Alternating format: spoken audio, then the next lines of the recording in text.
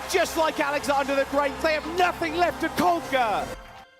Of course, there's absolutely not. This is my match. From Naga. Boop, straight in the bag. This might just be it. Nearing 99%, but Lib, even the devil looks away in disgust. We have the very best in the world fighting for this OWCS World Final. The Junker Queen comes in, and it's a triple catch. In the fight, and he's going to get another big down plus him. That's how they stay alive. They can't let go of the momentum now. Has to try and go for a rally to stay alive, but what a stick! What? Excuse me? What did I just see?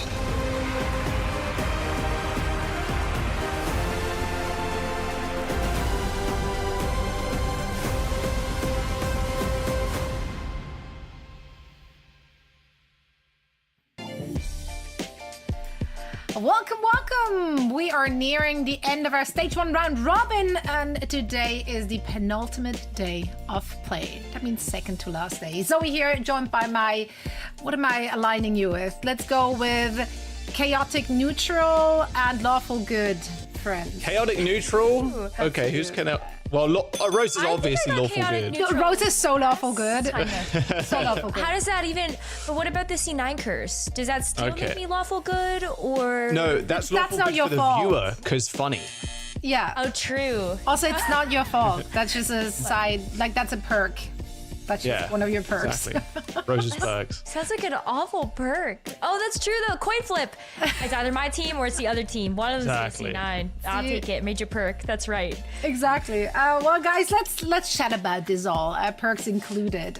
Starting with some of the other big changes we had heading into this season, of course, we added hero bans. Now, with almost 4 weeks of play, I want to take a look at some data, some hard data. I want to see which have been the most banned heroes in our respective regions. No big surprise here. I mean, it might be a big surprise if you haven't followed the last 3 weeks and you see Torb being such a must ban. that might surprise a few people out there. It's so funny because I think if you looked back at like 2023, 2024 or whatever, and you kind of remove the new heroes, Mauga, Hazard and stuff, you're like, okay, actually a lot of these make sense. Like Sojourn, very powerful. Tracer, Genji, very powerful.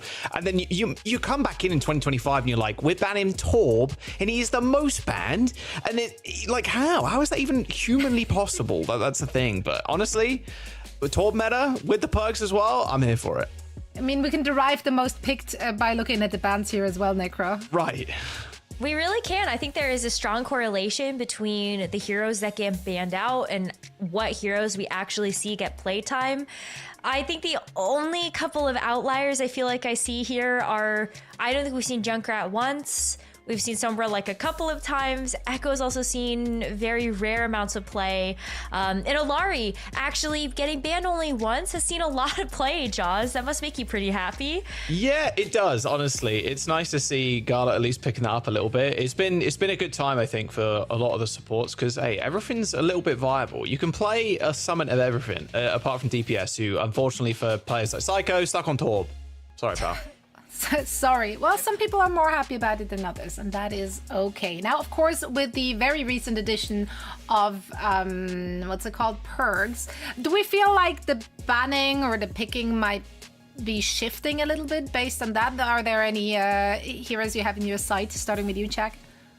Yeah, it's interesting. I don't think the perks are so overwhelming that it's making certain characters like busted OP, but it's making characters that already had like a place in the meta just a little bit stronger, or just making sure those weaknesses are a little bit shored up. I think Torb, obviously right now being the #1 most banned DPS, he's got some pretty sick perks, in all honesty.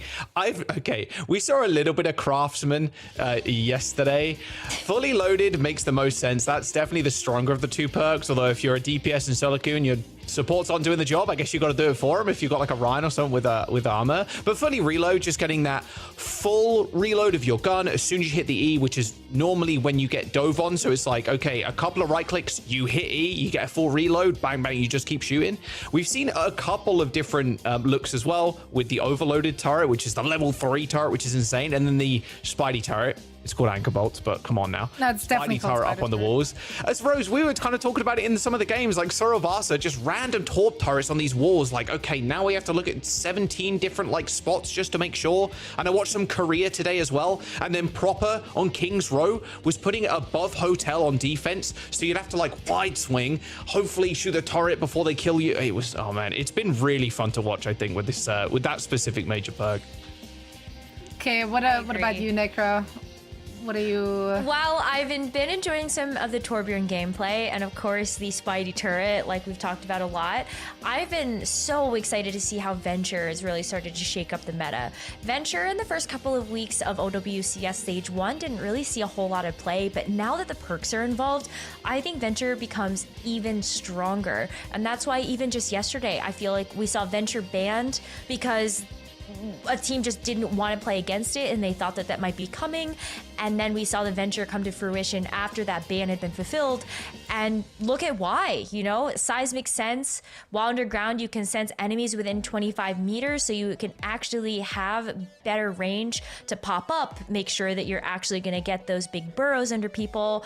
And then you also have excavation exhilaration, which is crazy because while Tectonic Shock is active, all of your cooldowns refresh 300% faster. And you can see that come to fruition with how often Venture also gets their ultimate.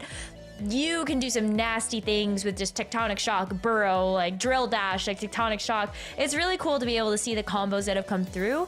And I think a lot of players have started to recognize the potential that Venture has to disrupt and are fully leaning into it with these perks. Yeah, they're extra annoying. It's just like a stall mechanic as well. If you have a ball and a Venture in your team, you're just stalling for days. Like, it doesn't stop. So annoying. It's so annoying and so funny at the same time. Let's take a look at our standings. We do have plenty of teams who made good use of Venture just yesterday, and other teams which really struggled to play up against them. Virtus Pro, almost the golden stage, do have some maps that have been dropped just yesterday, to everyone's surprise, but they still remain on top. That has not changed. Team Peps put themselves in a really fantastic position here as well.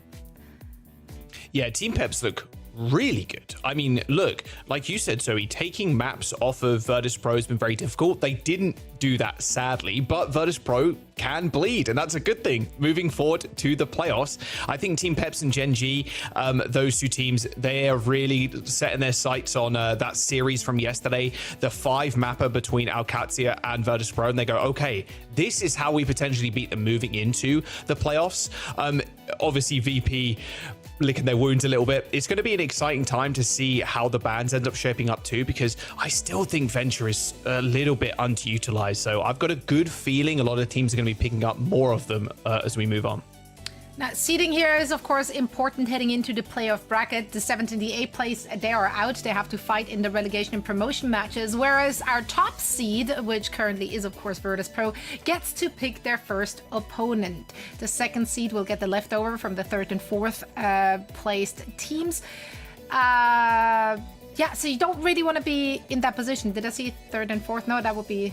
Yeah, 3rd and 4th, and the 5th and 6th, they are in the lower bracket, so they only have 1 live in the playoffs. There we go. We got there eventually. So seeding matters so much, Necro. It really does. And I think, unfortunately, a lot of these teams look a little bit locked outside of just that middle ground. We know the teams that are going into relegation. Unfortunately, for the Ultimates as well, I don't think there's a world where they can actually get out of one of those 5th or 6th place spots.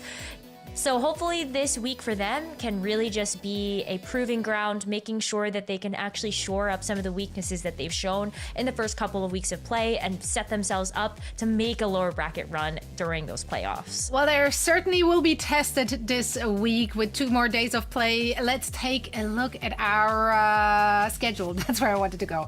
Schedule right here on our screens. The Ultimates do have to go up against Gen G, so that should be considered an uphill battle. Tomorrow they will be facing against Twisted Minds, so it's not going to get any easier for them. There's some good matches coming our way in both regions, but we're kicking things off with Sakura and Peps. Peps, we just talked about it. They looked phenomenal yesterday. They played really, really well. Sakura, they've shown us a lot of great stuff too over the past 3 weeks. They've shown us a lot of versatility as well with Hitori on that tank role. We've seen Hitori on Hazard, on Maga, on Ball. Like, she they did try a lot of different things. We know that there is a lot of firepower in this roster as well with Zoro and China. Yeah, I feel like they're definitely underperforming a little bit, considering a lot of the individual players' performance last year. I think China was a very big component of the teams that he was on. The Tracer looks very, very good, but in a pick and ban like era of Overwatch esports, like it's very hard to be like, okay, I'm extremely strong on this pick, because right now you're seeing so much flexibility in that DPS slot. We've even seen stuff like Echo, Farah, right? I think with Zoro too, dependable hit scan player, but at the moment they've just not found their footing, and it's been a real rough go, and they are facing some of their hardest competitions like later on in this stage. And Team Peps, I mean, taking TNG 3-1 yesterday was just such a good look for them. It was so good, and we want to see them roll with that momentum, because I think that does really shore up Team Pep's placement amongst these EMEA teams. If they can just get a very decisive 3-0 victory today, there's zero doubts that they're going to go into playoffs with a super, super strong mentality and confidence. And look at this team. Zoe, we saw so many good looks from them yesterday. If you're a Team Peps fan, this is certainly the stage where I feel like they've truly shown up. Exodial showed us a lot of versatility outside of just being a Cassidy main that we saw in OWCS last year, giving us the Ashe, the Sojourn, even being able to play Tracer and going Sojourn head to head with some of the best Sojourns in the region. Big star, and really showing up this stage. Yeah, Ice Gnome as well, and I feel like this is one of the teams which each and every single play day, they just looked better. Like the cohesion is there now. It looked more shaky early stages in the season, but now it seems like they're all on the same page, and they were able to swap in and out pieces as well, which were sitting on the bench looking at you soon. So yeah, I hope to see more of that in that trajectory from Team Peps. Sakura will be on the receiving end today, but maybe they can surprise us with, I believe that's their last showing. Yeah. That's their last showing for stage 1, and then they have to fight for their OWCS place after that. So still, of course, an exciting match ahead of us, and that's going to be the first one of the day. So please, Jack Rose, take it away. Thank you very much, Zoe. Yeah. Sakura's final hurrah here in stage 1 of OWCS 2025, if you forgot what year it was. And there you go, look at that, another tour ban. Make that 12 so far in stage 1. Juno banned by Peps. Now, Rose, realistically, what do you think the likelihood is Sakura win a series here? Just going on Peps yesterday, Gen.G definitely were fumbling a little bit. They didn't look good, especially on that Suravasa map, but maybe Sakura find a cheeky win on Peps, but it's feeling very unlikely. I don't think so. I think Team Peps right now need to look at being able to get a 3-0 victory in a convincing fashion, and hopefully they're going to be able to deliver that to us. If Sakura Esports is able to take a map, that is certainly a vote of confidence for them being able to move into those relegation matches. But right now, I'm looking at Team Peps and seeing if they can really pull out all the stops against a great brawl team like Sakura Esports. This is going to be a good test of strength for Team Peps to make sure that they really do have that coordination with these hazard comps. And so let's see it come to the fold here as we head over to beach. It's going to be that hazard for both teams, but the difference between the Sojourn for Team Peps and the Ashe for Sakura. Yeah, a lot slower is Sakura's comp with the Ashe. Exodial can really ramp up the pace. It looks like Sakura are going to try and take a bit of a nice spot on the point. Unfortunately, Pro Trends are going down. Looks like Ken and FD God managed to find kind of a crack in the armor there and run him over. And Tori also falls, yeah, without Proto. I mean, there's no healing on the point. Good shot from Zoro, though, killing Ken. I see China now trying to recreate that success for Strebel on the sidelines, but they end up retreating back to the rest of their team after the point cap. Point capture now, and Team Peps get to look at being able to kind of build up that momentum, start to generate that for the rest of the match. Ice, I love just being able to hold down this front line. You can see the split attempt that Sakura are taking to be able to get to this point, but look at how well Ice can just kind of chase after that. Kiriko already forces out the Swift Step to the point. Yep, Swift have already used. Here comes the aggression from Hattori. That wall's going to be good, though. Going to hold that for a moment. Proto using that Suzu, keeping everybody healthy as they try and pressure out this low ground. But you can see, once again, Ken, FT got off on the side. This two-man hit squad trying to find a kill, and they do. Strebor dead. And now, can they find anything else? Can they shore up the fight? No, they cannot. Exodial with 2. China takes down Zerion, but fight's already done. Yeah, these duels are going to be really important for both of these teams, but Team Peps are already coming up big, and in fact, FDCA is able to chase down a pick onto China. That's going to delay Sakura even more, as now we're starting to get some ultimates online. Zerion going to be first up with this Kitsune Rush. That's going to be a great thing to just open up this next fight. Holy crosshair. Oh my gosh. Giant. That's huge. Yeah, although I was watching NA yesterday, and Nenwai's crosshair on Kiriko is absurd. It's just a giant yellow circle. It's crazy. So this isn't nearly the most egregious crosshair we've seen in OWCS. All right, FTGOT does end up going down. Sakura, can they actually get another pick is the question. Good wall, though. The flag should end up dying. Yeah, no health back. I was taken a little bit earlier into that little 1v1, and here comes the point cap. After finding 2 picks, I think Ice is going to even attempt this. No, not without Ken on the field. Yeah, that was a crazy 1v1 for Ken to take. On Genji versus a Hazard, yeah, no thanks. I don't think I want to be trapped there. But it does leave Team Peps still with 4 ultimates to spare. FTGOD trailing a little bit and being able to get that sound barrier up, but I feel like it'll come in at the perfect time. Zoro, though, wow, what a pick. Yeah, that must have been a kunai headshot too or something. That was like an instant kill onto Zoro. All right, they're even going to commit the rush. So actually for Team Peps, that is pretty nice. Sakura burning 1 ult. They got 4 versus 5 ults from Team Peps. It's going to be a rather scrappy next fight. Things are going to happen quick, and we'll try and catch them as best we can. Yeah, double blade, and you have the sound barrier as responses to both of those. So it comes up again to the Sojourn in the Ash to see if either the Bob or this overclock can kind of make the difference. Sakura playing on this low ground too. Vittori is now going to use this Bob for a little bit of cover, I'd imagine. Rogan used by Exodial 2. Overclock, just turning Hattori to mincemeat. And there comes the blade.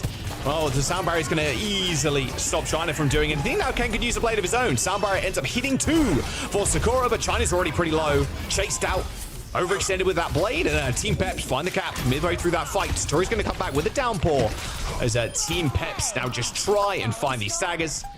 That should just be the round as well. Hattori should be able to get a touch at least. Does it not really boost, actually? I take it back. FD God taking that Sound Blaster perk. Booping Hattori high in the sky. Yeah, just no chance of Hattori actually getting in range of being able to get that overtime contest. And so Team Peps, pretty good round from them, but it wasn't exactly like overwhelmingly in their favor. You know, Sakura had some really good moments there. Zoro being able to get some nice picks onto Exodial, and likewise, I think we saw some really great flanks coming through from China. And Hattori being able to take some of those 1v1s did give them a fighting chance in that round. But now that we head over to Volcano, we could see the hazards again, but I really like just being able to switch it up in the tanks too. Ice has shown this Queen look before, so don't mind it. And then we're going to see Venture from Exodial, so very different. Really like the nice. Venture. A lot of survivability too versus someone like a Mauga. I love just being able to get the bleed as well. Yeah, a lot of sustain. Very hard characters to take down if you look at Peps' whole roster, right? Like, of course, Venture having a little bit more health than most other DPS. And then also, on top of that, the shields just kind of crazy from the Venture. Not, I mean, having to hit anybody, you just use the ability and you get those shields, of course. Yeah, you could also just burrow, make yourself a little invincible. And so, yes, like lots of healing that can come through from that Lucio as well. And you just have great mobility to be able to steal half pucks away. Sakura are just kind of biding their time here. Proto on the Moira of all supports, and that Coalescence might be able to come online quite quickly.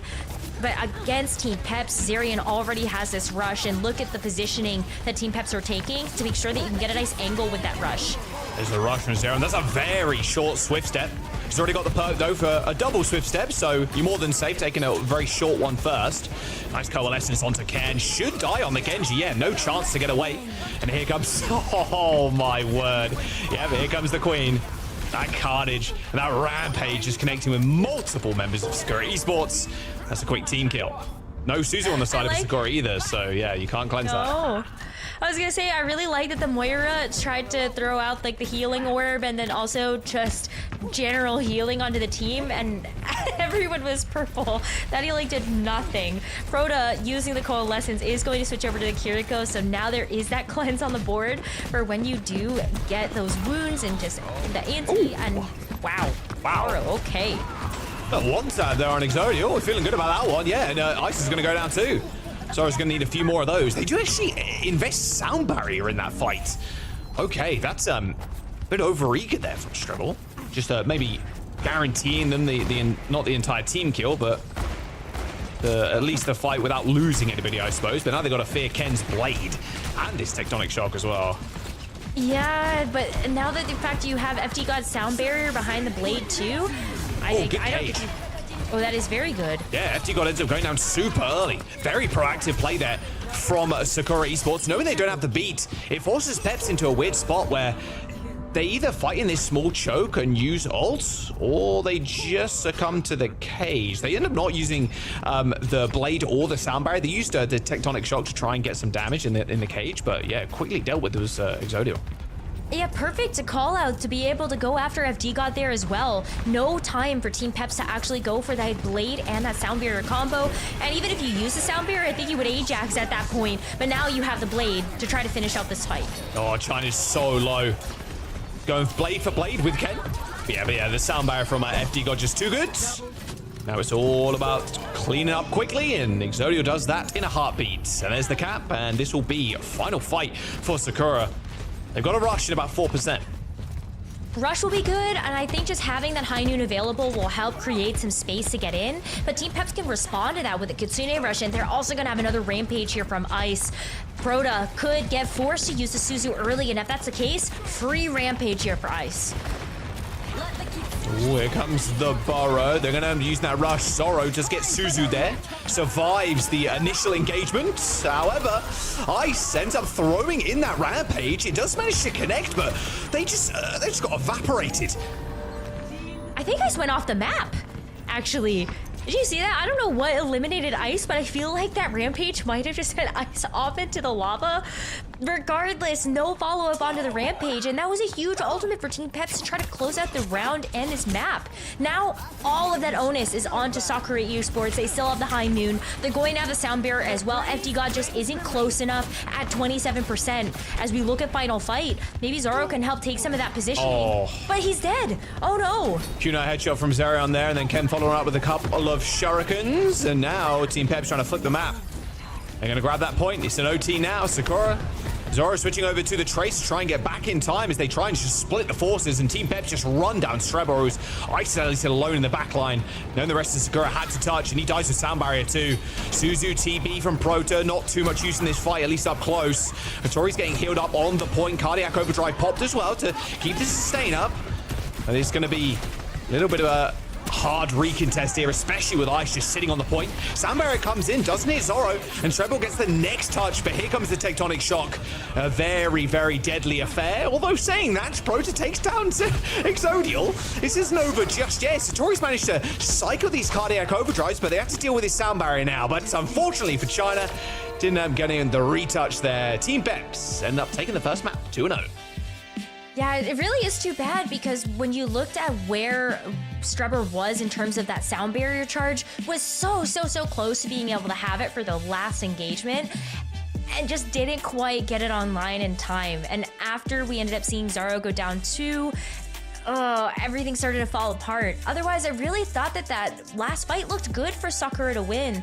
If they had that sound barrier online, they would have had that big advantage. Yeah, a bit unfortunate at the very end. I mean, this is Peps, honestly, just trying to get this 3-0, trying to get this match out the way. It's being their last 1-2 rows of the stage. And they're they're already sitting at 4-2. So they could be 5-2 after today if this match goes the way they want. And they're going to extend their match score lead as well. I mean, they're already sitting at +3.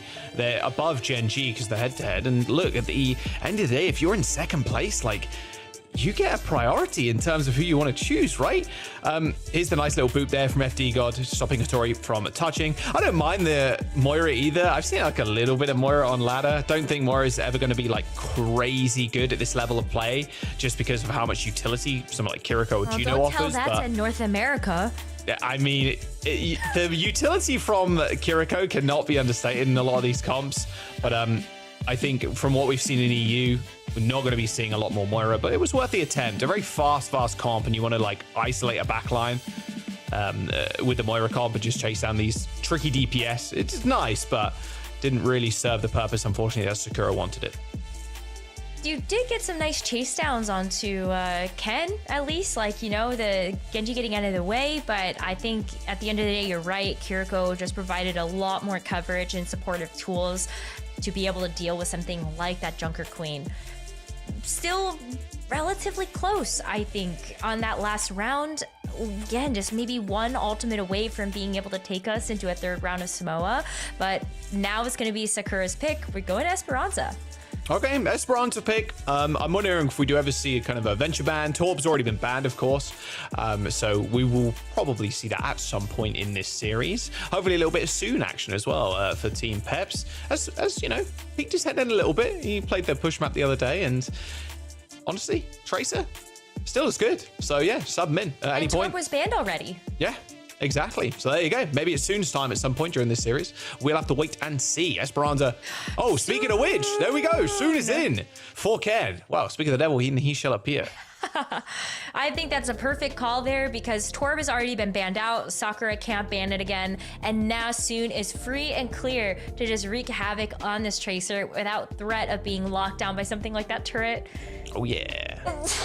And honestly, I'm allergic to Torb gameplay. What? Allergic? Okay, well, that makes sense. It's been banned like 12 times, so yeah, okay, fine.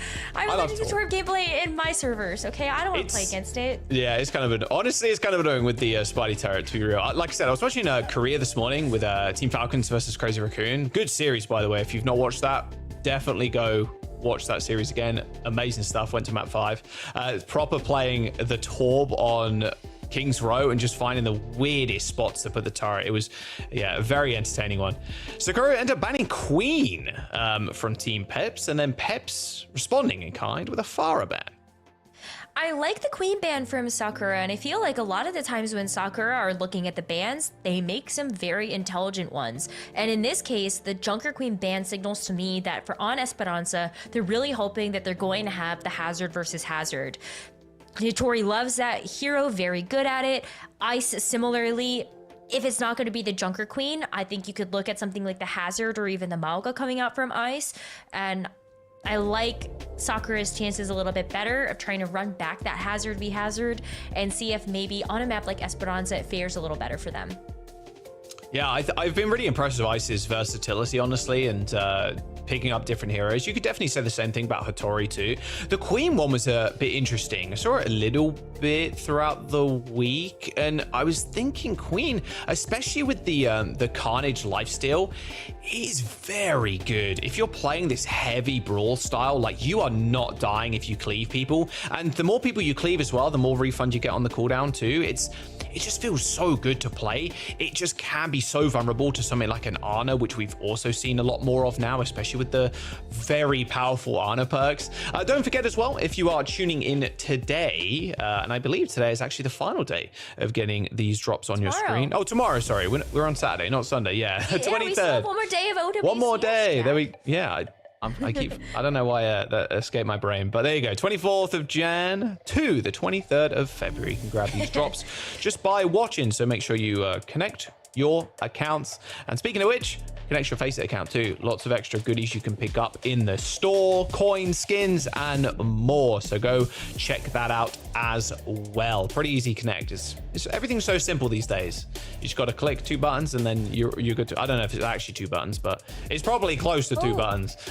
So yeah, it's pretty easy to do that. Esperança is going to be the map picked by Sakura. I was going to say, don't forget your loot box Discord quest. Oh yeah, I don't know how you feel about the loot boxes coming back in to the fold as well. It actually feels so good. I like loot boxes. Man, I like so loot bad. boxes a lot. I've seen some people get some wild stuff though out of the loot boxes. I think I saw somebody actually got the Juno Mythic or something. The Juno? Fancy, or like a legendary one. I was going to say, I don't know, what, the secret hidden Juno Mythic? That would be an insane no, thing. it was a Juno Legendary. I was going to say, but it was like the unreleased skin so beautiful. appeared in the box. Sorry, I'm getting sick. so excited about the Mythic that's coming. Yeah. You know, the Doki Watch. Yeah. Super cute. Kind of go. It just got two little I can't wait. Sharks flying around. I know. Now you have to play Juno more, Jack. That's what the game is doing. I know. It's so funny. I was like, I wasn't like a Kiriko hater or anything, but when he first came out, me and Custa, we're just like, we're doing for like months straight, but like, I was like, I'm never playing Kiriko, bro. Like, I'll play anything else but Kiriko. And now I'm like a Kiriko stan. I'm like, okay, I'll only play Kiriko. And now I think it's going to be happening with the Juno as well. Another sport comes out, and then I'll be like, oh yeah, I love Juno. Yeah, you think? Well, just so you know, you are required to play with the rainy day skin. It's that's also a pretty good skin that's come out recently. All right, let's jump into the game though. Soon.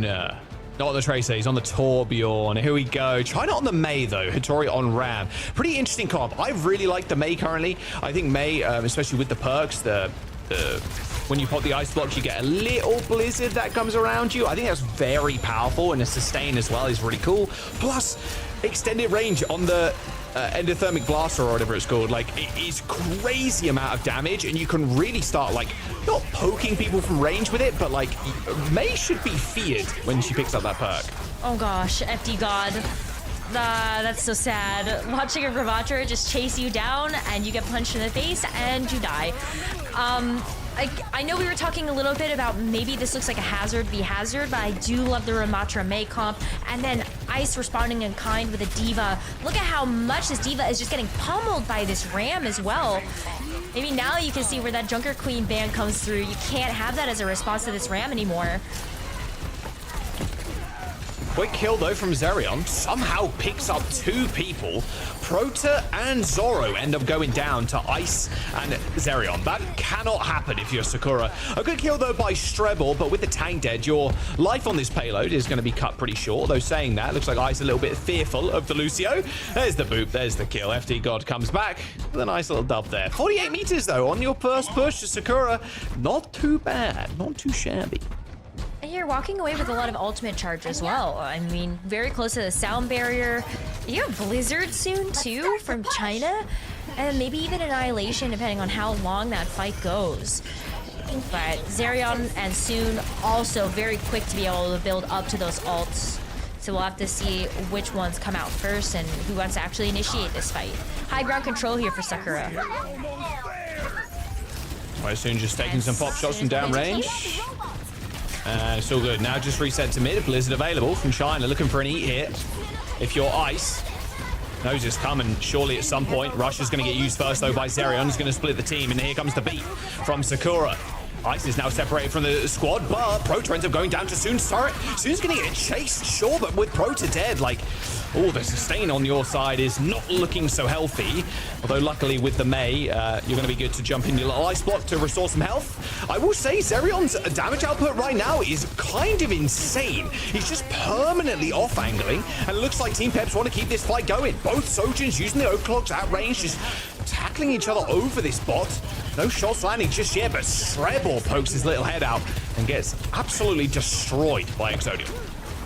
There's even more ultimates if you want to commit more to this fight. I don't think it would be wise for Sakura to do that here, but Ice using the D-Mech is fine. What is happening in this small room? Oh, Zoro almost died to the Molten Core. Okay, fight will eventually end as Prota uses the Ray. Surely Hattori doesn't go down to just Soon. They should get the Torb. There it is. Okay. That was a very scrappy fight. Wow. Ice ended up using self-destruct as they got ward in the small room. China says, okay, fine. Blizzard. Then the sound barrier came in from FD God. We couldn't even spectate that very well because everything was happening in like a 4x4 like Minecraft grid. I know, and then Hattori uses the Annihilation in that fight as well. Like, it was just crazy. Tiny Overwatch activated. Ice does go over to the Hazard, though. I think it has had absolutely enough of getting bullied on the D.Va mech. All right, good progress here from Sakura, honestly. Zerion's closing in on this rush. No ultimates from Sakura either. They just need to sustain. All they need to do is kind of reset. Their comp still works fairly well on the high ground, although it's much easier for Ice to scale that versus Hattori. You can see him just doing that now.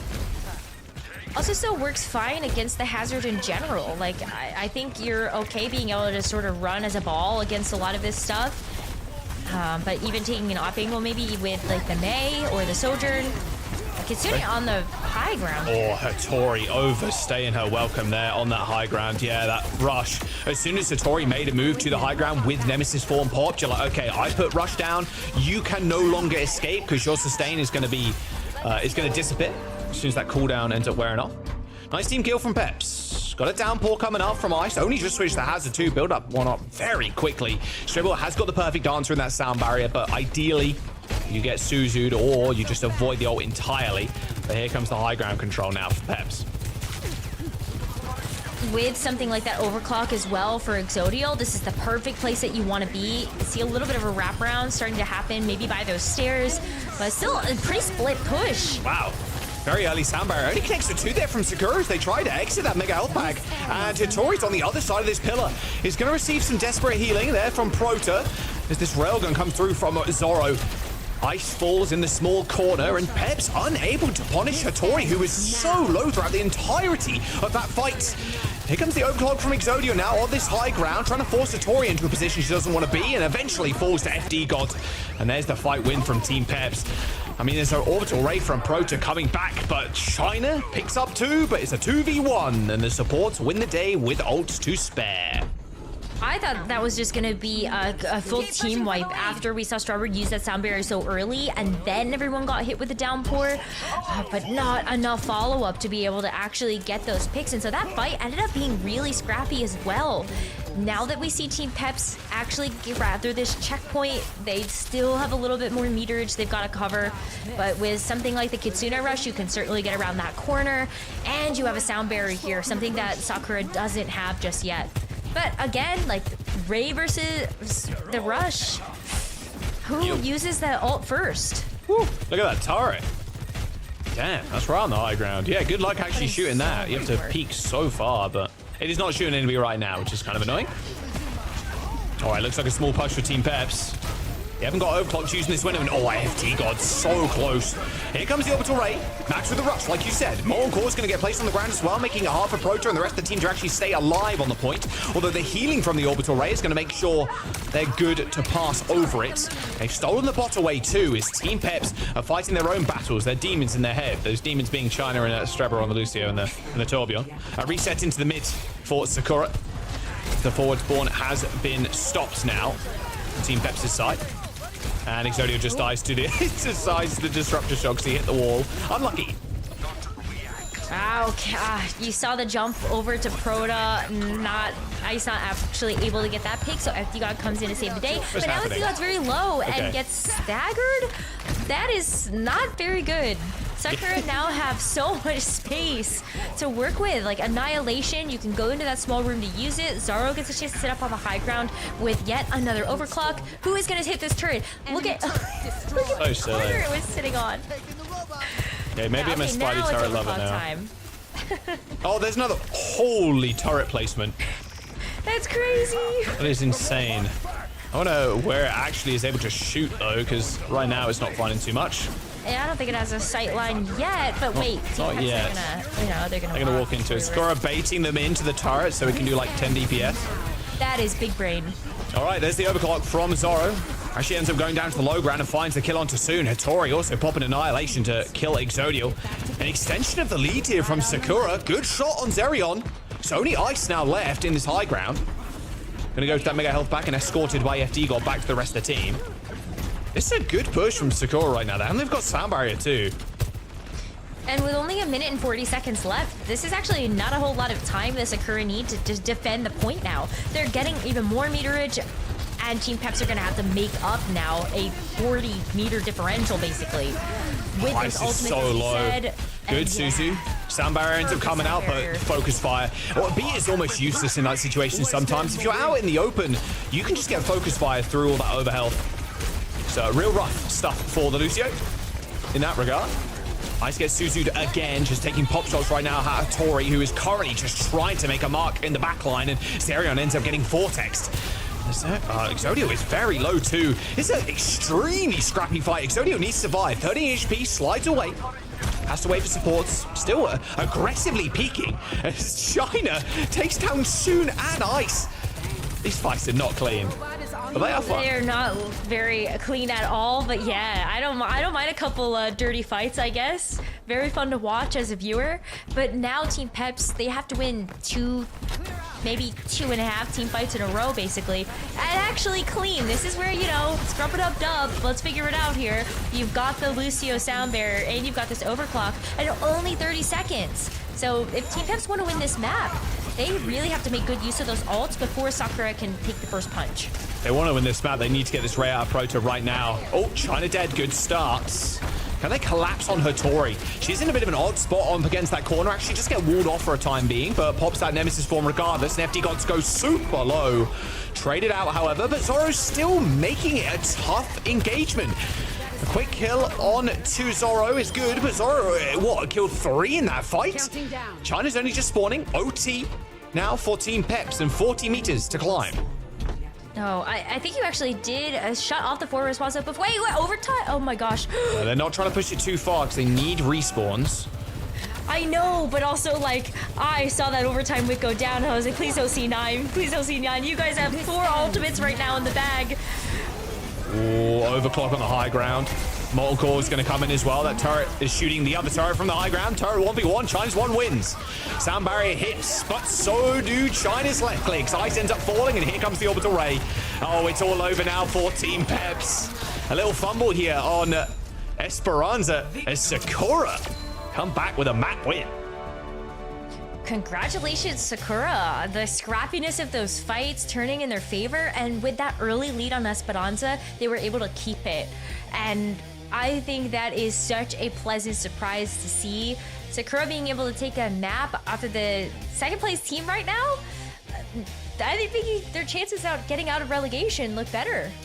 Hey, honestly, a win's a win here. Every map matters. Unfortunately for Sakura, they are still going to be in the relegation zone, and they cannot leave it, sadly. Out of the relegation matches, yeah, when that stage comes. Exactly. Like, that's a big confidence booster, right? Like, hey, you're guaranteed to be in those regardless, but, like, taking a map off Team Peps, who looked extremely good against Genji yesterday. Feeling pretty good. Yeah, this fight was just a mess. Like, what was happening here, man? Like, just insane stuff. Oh my god. I think a lot of it was heroics too from a lot of players. Like, Zoro in some of these fights picking up 2-3 kills at the very end, just finding picks and walking through the lava there, which was kind of funny. And I think in general, Sakura, you take this one, you run with it. Team Peps, who were probably expecting a little 3-0. I'm not sure how much they ended up preparing for this series. Even China there picking up another couple. Like, yeah, this wasn't exactly a clean fight, or any of the fights were clean for Peps or clean for Sakura. And Sakura just kind of clinging to that and going, hey, we can run away with it. We get some early meterage. The Avril prophecy comes true. You get the checkpoint first and you win the game. Yeah, you feel great, honestly. 0-6, but all good. Second place team, you take a map off of them. Great. I mean, the stats look even closer for that map as well. So Sakura really came to play today. Even though it's their last match and they're looking at relegation, they want to go out with a bang. And what better way to do it right now than being able to stick it to the second place team in the standings? And then, can that be a trend that continues in this match? You know, I don't know, I'm getting my anticipation, I suppose. Like, I'm really getting excited about, can Sakura maybe take another map or take another close map? Maybe. Is Suravasa going to be the map? Perhaps, maybe. We'll see. Peps choose Suravasa. Now, what do they ban is the question. You got to think of, like, their comp there, like Ram, Sojourn, like maybe a little bit of Torb too. Like, yeah, I think there's a very good possibility you just kind of ban Hattori out. I think we do see a sub. Yeah, I was going to say Soon coming out, Ken coming back in. Ken probably just jumping over to Genji again. Unfortunately, we're not seeing Soon back on the Torbjorn. This is so sad. Maybe we'll see him back again for a push map. Yeah. We just had the push that's map. too I was bad. thinking Colosseo, but maybe we see him for a Or like Havana. an escort. Yeah, Havana, which we did see him. His debut game was so sad though. It's like, okay, we just play full poke against Soon. He plays Tracer and just gets owned. But yeah, Soon looking a lot better now when he's not pressured out on the Tracer. It was good. Yeah, but having to play Torb too. I'm sure he's grinning ear to ear for that one. He's like, yes, my first foray back into like competitive, like OWCS level, right? I You're have like, to play yes, Torbjorn. I want to play. Well, especially when anything Soon was else. in competitive Overwatch. Like at that point in time, if we just go back a couple of years and look at where Torbjorn was in the meta, like that was a cheese hero through and through. Not almost non-existent, yeah. And Soon was just dominating on Tracer, and it's like, actually, Torb jail for you, sir. So unlucky. I think he's still pretty happy about it though. Hey, you come in, you end up losing the map, it's all good. Go back to the bench, have Ken come back in, play Genji again. Ken's Genji is clean with it. We saw what he could do on Samoa, like just Ken on the flank with the Lucio. You're chilling. Like you and the FD Gold can just pick off people that get left behind, and yeah, you find a win from there. I mean, it was a 2-on Samoa. It didn't look. It looks a little close, but not particularly, especially on downtown. But fights were still scrappy, and sometimes you just need a couple of those heroic plays, as you were saying. China also in the Torbjorn stayed alive for so long. Yeah. And so now that the Torb has been banned out once, maybe we just see more Torb. Is the Genji still safe to actually go for? I don't know. See. But Peps end up banning Tracer and a Kiriko ban here for Sakura. Okay. Little Tracer ban. Might make a little bit more sense why Soon steps out as well. yeah, but Suni didn't even play it in the last map. Yeah. Could have stayed in and played Torb. Yeah, that's true. It's very true. They're like, I don't no, know. you got to rest. You got to rest, big guy. You got to rest. Take a couple. Speaking of which, we're going to jump. Oh, no, we're not. We're scratching that. We're actually going into the game in a second. Sakura Esports. Banning Kiriko, which is, it's just going to be more Juno. I think the backlines right now, especially for certain maps, being like push, being flashpoint, you're always going to see like Lucio and like fast comps. Although to be fair, we've seen a surprising amount of Lucio bans on Suravasa. And then teams running more slow style, like Ana, like Juno Ana, Juno Kiri, or like Brig, for example. And I think it's quite interesting to think about because Flashpoint, the points tick up so damn quickly. If you don't have that Lucio, if you don't have that speed, if you lose first fight, it's tough to come back in and then get like consecutive fights, like 2 fights. Like you're looking at maybe one good one without that Lucio. Oh yeah, we've already seen that in play. These very interesting poke comps that actually do slow down the game a lot. You do really only get that one very clean fight, and that's kind of it. Now I wonder though, Jack, with the Kiriko being banned out by Sakura, is this something that actually comes back to bite them at all? Because Junker Queen was also banned already. You can't ban that. That's a free and on the table here for Ice. Without something like the Kiriko, how do you actually cleanse off all of the incoming damage? Yeah, the Queen does very much rely on that, yeah. Because you need the cleanse for the antis. If, obviously, the enemy team is running the Ana. The Ana is so good at the moment, too, with the Groggy perk, with the extra slow after they wake up. It owns Wrecking Ball, like, and it destroys Queen, Malga. Anybody that doesn't have like shielding or like, you know, like a Ryan is kind of okay on, but anything that needs to kind of get away after you've been slept, it's so clean with. So we actually don't see Sakura running out with Queen. It's going to be Hattori back on the Ram. It's actually Ice picking up Queen here. So I would love to see a Queen versus Queen. We have seen Hattori run Queen in the past, but not almost not the pick we just see her play too often. Yeah, but this is what I'm talking about, right? Ice already showed off a very proficient Queen on that first map. It ended up getting banned out, and now that it's back on the table, where's your Kiriko? So the fact that Sakura banned that out, I really hope this Ramatra is something that they feel confident enough in. And with this Brig Juno backline, you do still have that speed, but, you know, healing output's kind of limited if you're not up close and personal. Genji's traded. Tigod took the first blood there on the Lucio. Yeah, and now becomes the problem with Sakura, right? You're relying on Zoro now to get a pick, because stepping up into the queen can be quite tough. There's the shouts. Knife does go a little bit wide, but now you can sit all the way back if you're Exodial too, and Zerion. You're just so free to just farm the front line. Ice is quite low as well. Ooh. Wow, okay, they actually end up letting that one go. You saw FD got trying to jump in, get the retouch, but Sakura find a pretty much free flip, and they get space. Even better for Zoro on that Sojourn in the back, but that's not good in the front. Yeah, nice shout engage. I mean, that's really it. As soon as that Ram loses Nemesis form, you're dead. Like, you get shouted on, and then no one is dying on Team Peps. Everybody's so quick, and yeah, you just get run over there. Gonna be another team fight you win for Team Peps, and an actually clean one at that. It's nice to be able to see. So Sakura come back with this orbital ray, not an advantage for either team because Zerion's gonna have it as well. And look at how far forward Team Peps are playing. Like maybe this overclock actually catches Sakura by surprise as they actually make their way in. They are fighting so far off the point. It might as well be a different point. All right, here comes the orbital rays on both sides. How long is Ice going to really stay around? He's actually just trying to run at the backline right now. Oh, the rampage. Only connects with one, but repositions Ice, more importantly. Ken finds one kill with the blade, and as Sakura struggle to get to the point, they are cut down before some of them even make it there.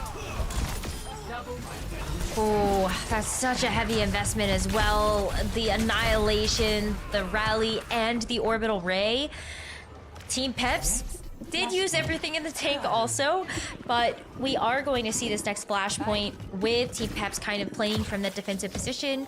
Sakura having 2 ults here, I like their chances a little bit better to be able to get in quickly with that Lucio and get these double DPS ults to do some work. Yeah, how much value can this blade get from China? Zoro's already in though. Wow, this is an aggressive angle from Zoro. Almost a distraction technique, I think, there. Ends up killing Strebel, but China with the blade ends up killing 2, hiding on the mini health bag, desperately looking for some help. Actually just claims the kill anyway. Okay, no help required there for China. No 3K on the Genji. Yeah, now Genji versus the Junker Queen. I like that with the blade. I think that definitely tilts that 1v1 into your favor. And Sakura only used the blade to actually take first control of this flashpoint. They still have that overclock that they can now rotate into for this next fight, where Team Peps are still building up to another rotation of ults. Well, now they're just going to try and extend this fight a little bit longer. There's the overclock. Quick disengage though from Team Peps. There's a nice little angle here from Zoro. Hits a headshot, ends up backing up.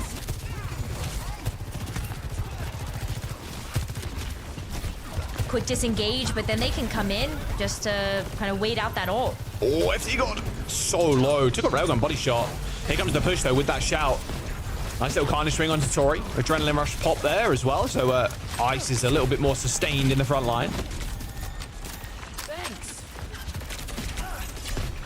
Team Peps taking the space, but now Sakura's job gets really hard. They can make this rotation, but this big space, look at the rampage. Feels so bad. Crazy. It feels so bad being here right now, and you know Ice is trying to line this one up. There's the rampage, connects with 2, Strebel and Hattori.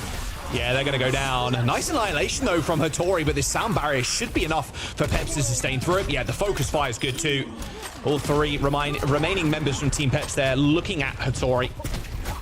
Maybe Team Peps getting over 60%. And still having the overclock as well. That can just seal the splash point for them. But Strebber may be able to get the sound barrier. I think China and Zoro are also very close. Just what a knife. Away. Zoro is so low though. Yeah, now they're just going to push this to the very limit. Just running it down. Pretty nice proactive play. I really like using ults at around like, you know, 75 to 80%, because you put Sakura and you put any other team on like the back foot, they have to like back up or face tank it and try and like overpower you. And then they're trying to reclaim the space that you've gained from using that ult. Right, whoa, that was fast. Oh my God, I've never seen someone move so quick. Slide through the ring, Jesus, that was a... Exodio almost hit like Mach 1 there. Yeah, it was crazy.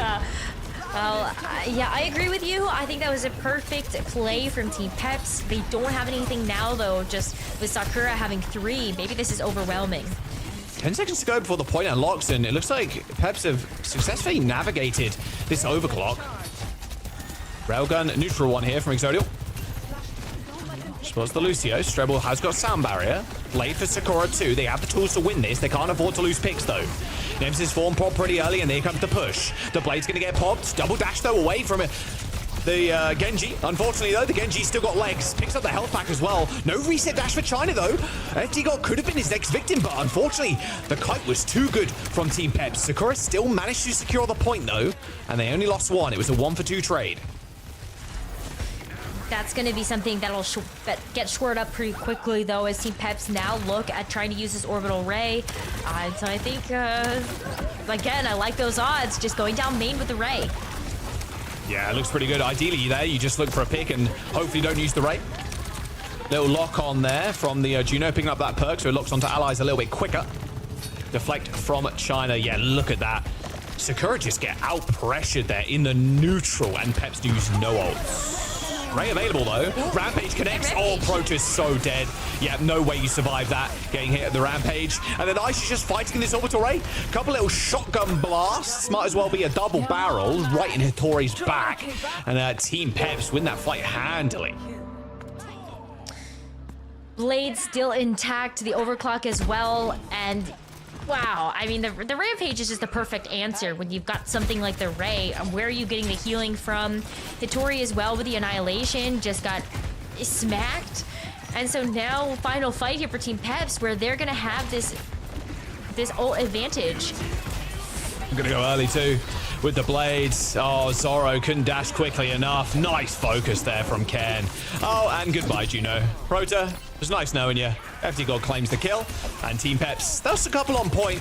But Tori's not really got the cooldowns required here to stay alive. Although I say that, Nemesis form was available. And China ends up picking up the kill. So regardless of actually Ken picking up 3 there with the help of FD God, they end up falling anyway. That's quite a surprising turnaround. They just have to go for the disengage because they know that Sakura is also getting close to that final fight territory. Proto has to come back on the Moira though. Ooh, I mean, I guess you can go after Ken at this point, but how are you going to deal with this overclock? I mean, you have to fade, but you've only got one of them. Probably not going to have this perk either. Online will be available pretty quick with the catch-up XP, but it's going to be a little bit of time before that actually happens. Nice body shot there onto Prota. Now can Zoro actually turn the tides. Looks like Exodio ends up going down. A good knife though into Zoro. A quick dash up into the high ground. That double dash perk really working out well. And here comes Sakura. They're in OT. They still got to deal with Ken though, but a good little swift boot there. Stubber was chasing the Genji around. Double kill for the Lucio. And Sakura on the board on Suravasa. Looking very good as well. I know, has locked into the Moira for a little bit. Maybe you've got some time to go back to spawn after and change back, but the Moira for now, I mean, these fights are working out for Sakura. You can take the Moira and the Genji, go on a flank. It could also just be like the Genji or the Lucio and the Sojourn. And it's looking quite good for Sakura, especially going into this next fight with 4 ultimates. As long as they can not connect with the Rampage. But the Rampage is now even offline. Ice can't get that because he's dead.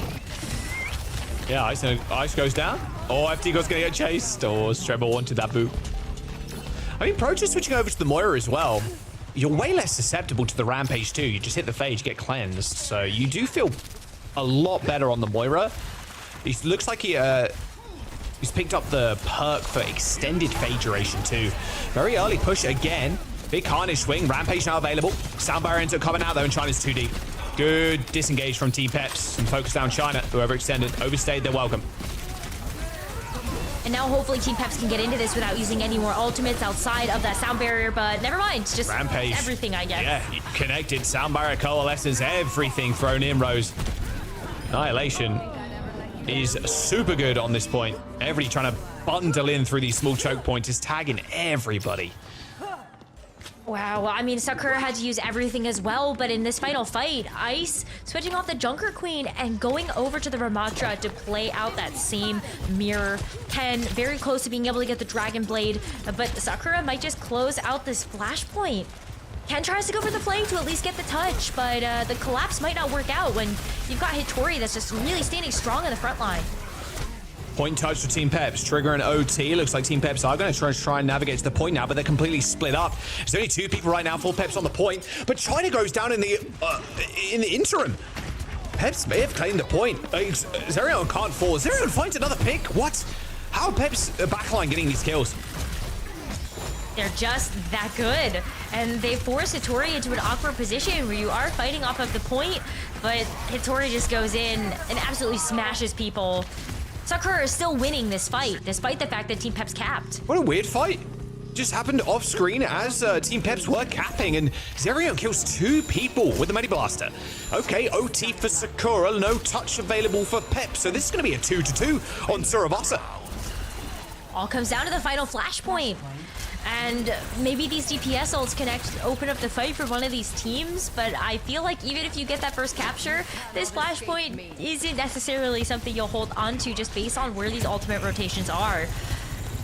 You're just hoping, I think if you're Sakura, you can win this without using anything, but Overclock here doesn't feel too bad. There's the Overclock's going to return in kind, though. Oh, Exodio taking the fight to Zoro. Zoro with the double dash, ends up repositioning pretty well. FD God narrowly escaping with his life as the rotation came in pretty fast. Dragonblade's going to get popped, though. Trying to trace down that Moira with the Coalescence. First target's going to be Zoro. Ken still quite healthy on the Genji. Is going to be able to re-engage in just a moment, but Sakura have made their move. They're on the point. Annihilation is popped as well, as Ice is just cowering in the corner. A sound barrier from FD God, though, is going to make sure Ice survives the unrelenting pursuit for Hattori to try and kill her like-for-like on the other team. All right, there we go. Team Peps with a kill. On to Proto will end the fight. Team Peps, though, Rose. Now Sakura have to be worried. They've got 2 ults, Annihilation and the Orbital Ray, just fight-defining ultimates, especially on this flashpoint that's so enclosed. Yeah, you can play so front to back with those 2 ultimates. The only thing that Sakura can maybe try to get a little tricky with is the fact that they have this Dragon Blade and this Sound Barrier combo. So maybe you send China on a flank. It's hard to flank on this point without being spotted. If he's trying to do it right now, Rose, he's trying to get an off angle, waiting for the signal to go in. FD got spotted, though. The blade's going to get popped. Where's the boop? Oh, FD God's out of there. Just disappeared like smoke. He's gone. Annihilation, Ray on the point. Now China has to scurry for the miniature health back, but a good focus fight coming through from Team Peps. Strebel, China, dead. OT swiftly approaching. Sakura needs to get out. They need to reset, and Hattori jumps off the map to make sure they maybe get a full fight. Oh, that's still gonna be quite unlikely, though. You're already at 90%, and Hattori and Zoro have not respawned. So China or Strebber have to go in and actually get a touch. And in fact, Zoro and Hattori, they try to switch over. Touches! There's none of them. Oh, Strebel, as fast as he could muster there, didn't get the touch at the very end, Rose. 3-2, though. You know what? Sakura are fighting back against Team Peps, who looked very good yesterday against their Genji opponent. And look, that was close. That could have gone either way. We could have been on match point for Sakura. I think anything could go down in this series at this point. Honestly, we could see a map number 5. Maps. Yeah, 100%. I absolutely am hoping for it. I think this would just be a really nice way for Sakura to end their first stage of OWCS. Already being able to take a map win, I think, is just such a vote of confidence for them going into those relegation matches. But even taking all of these maps as close as they are is a great boon for the team. This break seems to be doing wonders for them. It's almost too bad that they don't have more matches with perks involved, or maybe just like the matches could have fallen a different way in terms of who they actually played over the course of this stage. But regardless, great to see them really working together as a team today. Yeah, maybe the perks were all they needed. Like you said, maybe, just maybe, if perks were in a little bit sooner, they could come up with some series wins.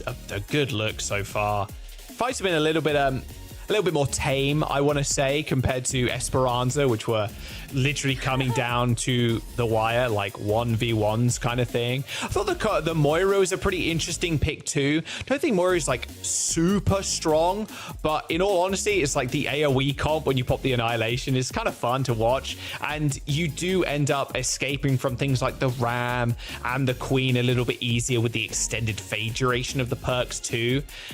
Yeah, honestly, good stuff. So look at the stats from that last one too. 43 deaths to 33. More damage done on the side of Sakura. I'm not too surprised about that, actually, considering how much damage the Ram does with the Annihilation, and the Moira too, to be fair, with the orbs. Yeah, I feel like these are still pretty close stats, all things considered. course, Team Peps winning that final flashpoint 100-0. I don't think it's too much of a surprise to see them actually maybe have a little bit, well, less deaths, obviously. But otherwise, like, it is close. The first 4 flashpoints were very close. Yeah. I mean, look, hey, map 5. Not going to call it. I kind of did just then, but I'm not going to call it, okay? We're guaranteed. I want to call it. Okay, we're going to a map 5, ladies and gentlemen. It's going to be map 4, and Sakura are going to win. Rose has already said it, so there you go. All right, we're going to go jump to a quick break. Give the teams a couple of minutes. Grab yourself a drink, and we'll be right back.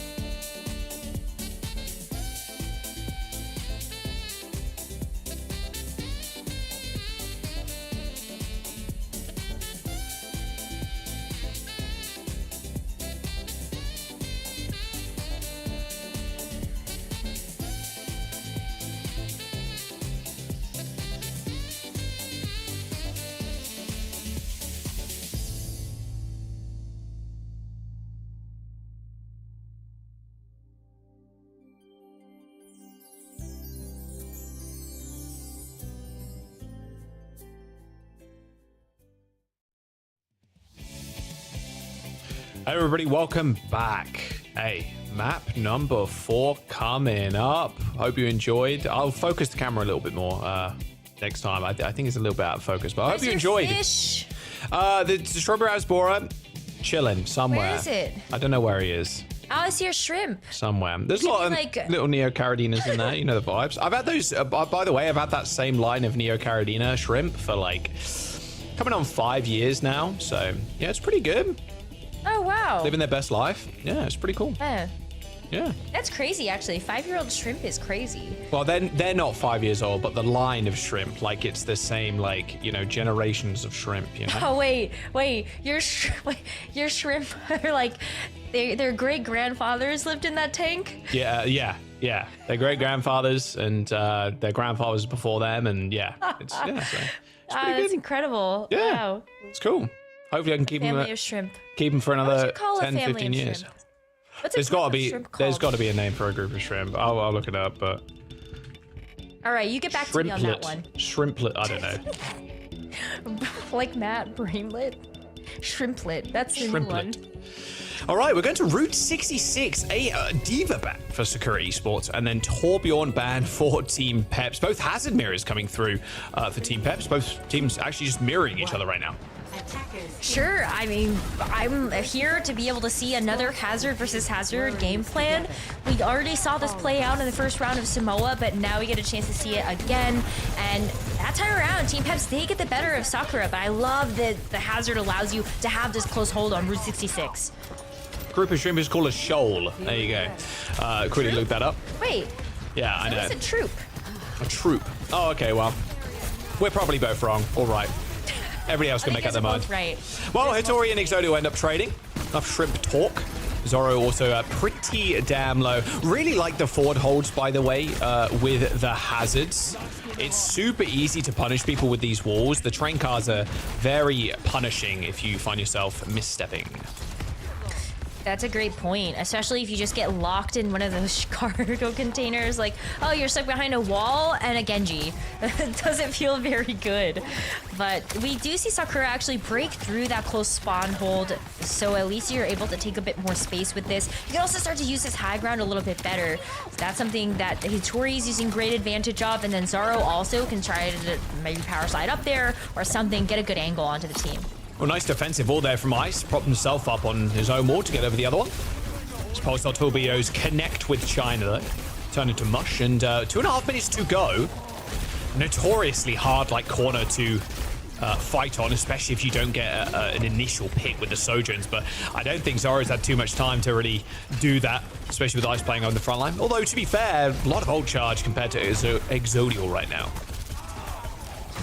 Ooh, Hattori going down though. This has to be a reset for Sakura. And I hope that nobody else gets picked off in the process. Crota going to have that orbital ray, so at least you have something to break through if a close spawn hold comes through again from Team Peps, which they can play aggressive here. Not only do they have the orbital ray themselves, but they also have that sound barrier from FD God. So great way that they can really just like amp up the pressure in this fight. All right, blade available for China soon. Here comes the orbital ray though. First ult popped in this fight, second being Protoss Ray. High ground control for Zoro. Had to dodge out of the way, though, of that downpour. He's actually on the mini currently, and Ice puts a wall between himself and Zoro, so Zoro couldn't even get a free shot off. Still with the railgun in his hand, this overclock needs to connect. A nice little double chop there onto Zerion, but FD God has hit that beat, making sure Zoro is dealt with before he gets a trade. 1 minute and 20 seconds to go, Rose.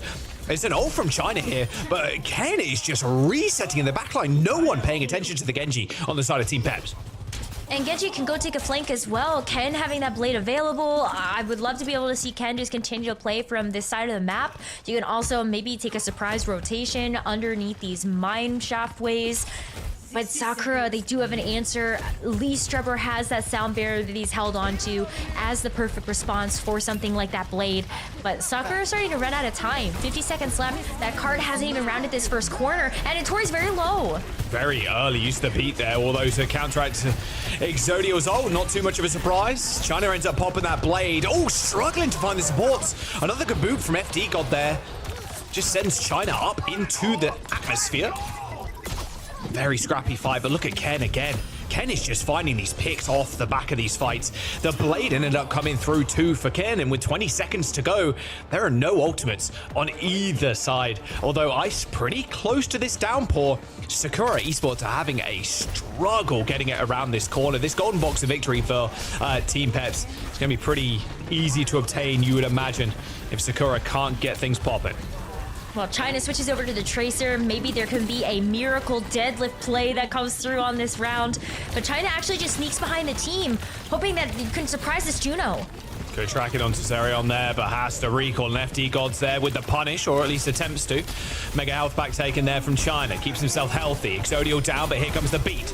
And now it's up to Sakura to try and find a way to survive through this pressure. A downpour even available too from Ice. Same with the Tori though. Downpour connects with nobody, absolutely nobody. And Ice can now just rotate through the Mega health pack, restore his health back all the way, and here comes the orbital ray. Okay, Prota bought some valuable time on the side of Sakura, maybe even grants himself a kill too, but it looks like Peps have managed to get out of the way, out of the sightlines of the rest of Sakura. Wow, even Hattori is able to escape with her life. A huge support play coming through from Strubber and Proto, but they don't have their work finished quite yet. They still have to get through the final couple of members of Team Peps. And Strubber coming up with some huge eliminations here. I think that's just gonna about do it. Jaws, this was looking pretty dire. Some kind of actually miracle. put that in overtime.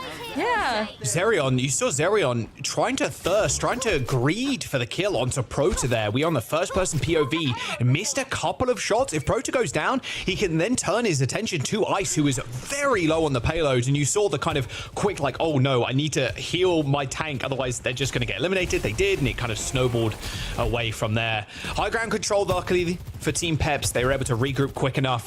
So Sakura aren't granted too much space off of that fight win, although the payload's still moving. Oh, look at that. Oh, barely misses the pulse bomb, but Hattori comes up with a big pick. Yeah, Zerion dead. That's must have been like a one combo or something. Maybe a railgun shot as well. Oh, you gotta be careful, Zerion. Oh, high in the sky. The Lucio boot perk cannot be understated how powerful that is. Good double shot on Exodial. Can't stand up to Zoro. 2 kills for the Sojourn. Quick dash in for the Genji. This is Sakura. Okay, here we go. 1 minute and 20 seconds again left in the time bank as they move on to second point. It's going to be a recontest, though. They have got sound barrier to deal with this blade from Ken. Great response there, and I think as long as Trevor doesn't use it too early, as we've seen a couple of times in this match, I think you're going to be doing okay. You also have the hazard wall here. That would be a good way to also shut off some of those entry points. Blade instantly matched with a beat. Yeah, Ken barely got a couple of slashes off there before he had to back up. Downpour comes in from Hattori. Not sure who managed to tag. It didn't look like anybody. And here comes the beat from FD God. 40 plus seconds to go for Sakura. Look at Hattori just struggling to actually confirm kills. A lot of decent damage on the DPS, but zero frags there for Hattori. And it's actually Ken that comes up with the goods again. Wow, 30% towards another Dragon Blade, and with only 30 seconds remaining, I think it's going to come down to just like Downpour versus the Orbital Ray. Is there a way maybe the Proto can get that forced out before we actually see Ice go into the Downpour? They're all going just kind of fit the map right now. This Downpour could be big. It does manage to connect, and oh, Strebor, just alone without hope, no beat, and there's an Orbital Ray going, sure, but it wasn't actually covering the Lucio at all. Ken escapes at 1 HP as China's holding down this payload. The Ray was at least good enough to get the kill onto Exodial. Pulse Bomb from China goes a little bit wide, only a tickling of damage there onto Ice, but it does end up getting chased down. OT for Sakura still. Support's available for Team Peps, and I still Suzu, keeping them competitive, but Hattori sticking to the payload like glue, ends up capping the point. He could have even used the Downpour there if he really needed it. Kind of unlucky. Zerion got that Kitsune Rush canceled. And so I wonder if that fight turns out a little bit differently if the rush actually goes through and Team Peps can utilize that. But Sakura, again, just seconds needed to be able to get that payload over the line. They have to reset though now. Okay, yep, Proto died. So I think 5 people from Peps jumped up into the high ground there. Good kills. Okay, 60 seconds in the bank. Still have the Downpour, and that's going to be a great pairing to go with the Overclock. Somehow China also gets taken out pretty late there, and Proto going to actually switch over to the Moira. So I think maybe just trying to lean into being able to play this Moira in some of these more closed off environments. I love just kind of the geometry of the map, allowing it to have more impact with the orbs. But still, like Downpour, Overclock, I think great combo here. But B-Blade coming through for Team Peps. Look at Zoro just running for the hills. Couldn't find him. Oh, the orb! Oh, the orb kind of rolled him. He was trying to like push forward there to try and deflect the orb. Oh, Ken, that is very unfortunate. And the most missed pulse one there from China, unfortunately, just hits the payload. Look at the aggression from Team Peps. Knowing that Ken is dead, no T approaching, they're just trying to look for any kill possible, and they're even just fighting them near the spawn doors. Ice Force to Proto of all things, and China is going to be able to get the touch, but not for long. There's no recall in hand, half HP, and same could be said for Zoro. There's a rush too for Team Peps. Looks like almost an inevitability now that they end up capping this point, but Sakura's spawns are pretty close. They end up using this sound barrier too, connects with 4, so now Team Peps are on the back foot. Wow, Team Pevs actually pushed all the way back towards their spawn, and after using that Kitsune Rush as well, comes down to Exodio with this overclock to hopefully shut things down before Sakura end up closing out the map. Good flank has to be dealt with, but he's got to heal it at his back. A little pocket, Kiriko. Coalescence comes through, and now the pressure flips for Sakura.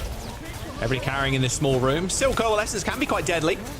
Orb coming through, Contamination Orb as well, chosen, which means you get reduced healing when that attacks you. So really helping in securing some of these kills. The healing reduced to almost zero there now as Peps lose both their supports. And an OT push from Sakura, Clutch Masters. Honestly, there should be a touch here. Exodio is switching over to Tracer. Oh my. Exodio just disappeared. No touch. There's the completion. 3 pushes in OT. Land Sakura 3 points on Route 66. Doesn't matter if it's overtime pushes, you just got to the end of the line. And that's what's going to matter most here. Sakura now have a very clear condition. Jaws, I think maybe map 5?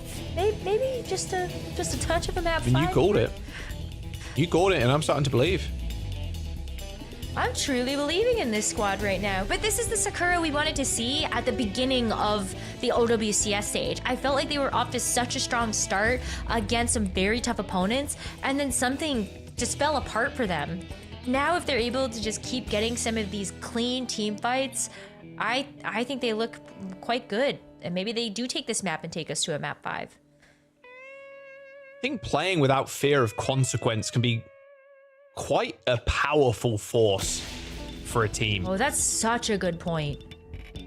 You're not in any kind of position where you can get back. You are going to the relegation tournament, but now you're up against one of the second place team right now, and you're like, if we lose, it doesn't matter. Like, we're still going down. We still have to fight through relegation to get back into stage 2.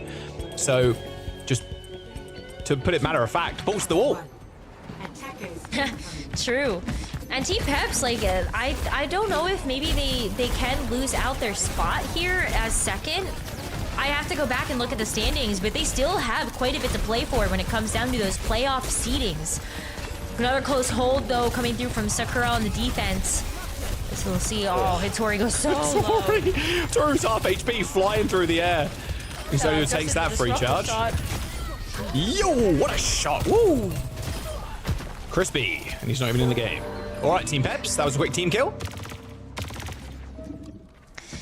Good close hold, though, allows Sakura to have, like, maybe 2 more defensive touches here.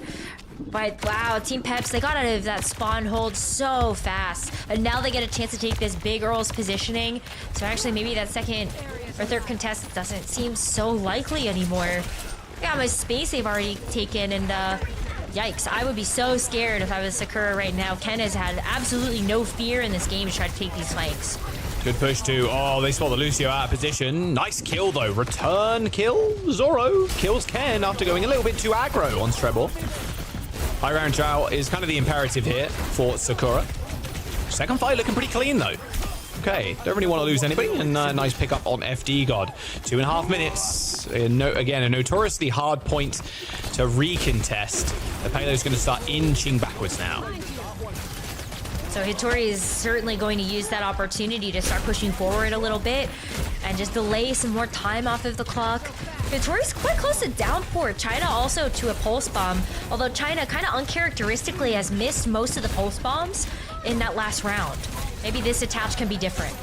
Well, it looks like China's changed skin, so this will be the difference maker. Zoro dies to the wall of all things, crushed, unfortunately. I got bopped up by the whole wall and died. Oh, goodbye, Hittori. All right, China does find a kill. There we go. No post-bomb used, though, especially with Hittori dead. Doesn't look like you want to stay in this fight all too much longer.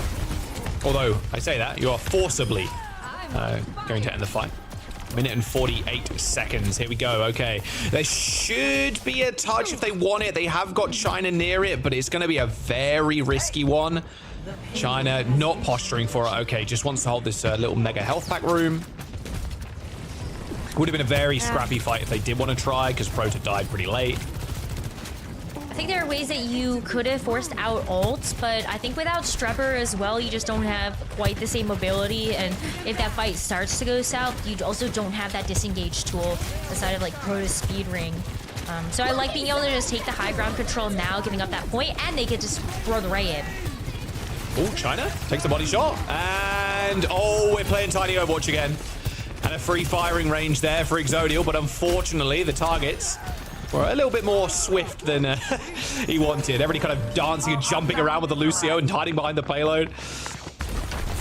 I mean, this is touch the spawn doors, why not? Sure. You got the backup, why not? Now you also have the health pool. Jeez. Good leap away. Yeah, decides better of it, goes for the disengage, but that gives Exodial some space to push everyone back with the overclock. Oh, China. Exodial there trying to hunt for Zoro. Sound barrier comes in for both sides. Zoro didn't get the sound barrier, so I'm not sure. Zoro is even going to peek. He's 1 HP right now. Yeah. Zoro did not peek with that overclock. Got hit in the body and then didn't receive the beat. So now just have to die on the payload. Kind of unfortunate. Oh, that really is too bad, because Sakura were looking so good in that fight, but now Team Peps, they're going to be the ones that have that ult advantage. Ken looking for that blade, no sound barrier anymore either, because Sakura invested it into that last fight. So should be a pretty free blade here for Ken, unless he gets kind of tricked out by okay. Well, I was going to say hazard wall, but... It's the second time that's happened to Hattori. She tries to, like, I'm going to leap here. I'm going to climb here to get high ground. And then they're just like, everybody from Team Peps looks at her. The health bar just melts.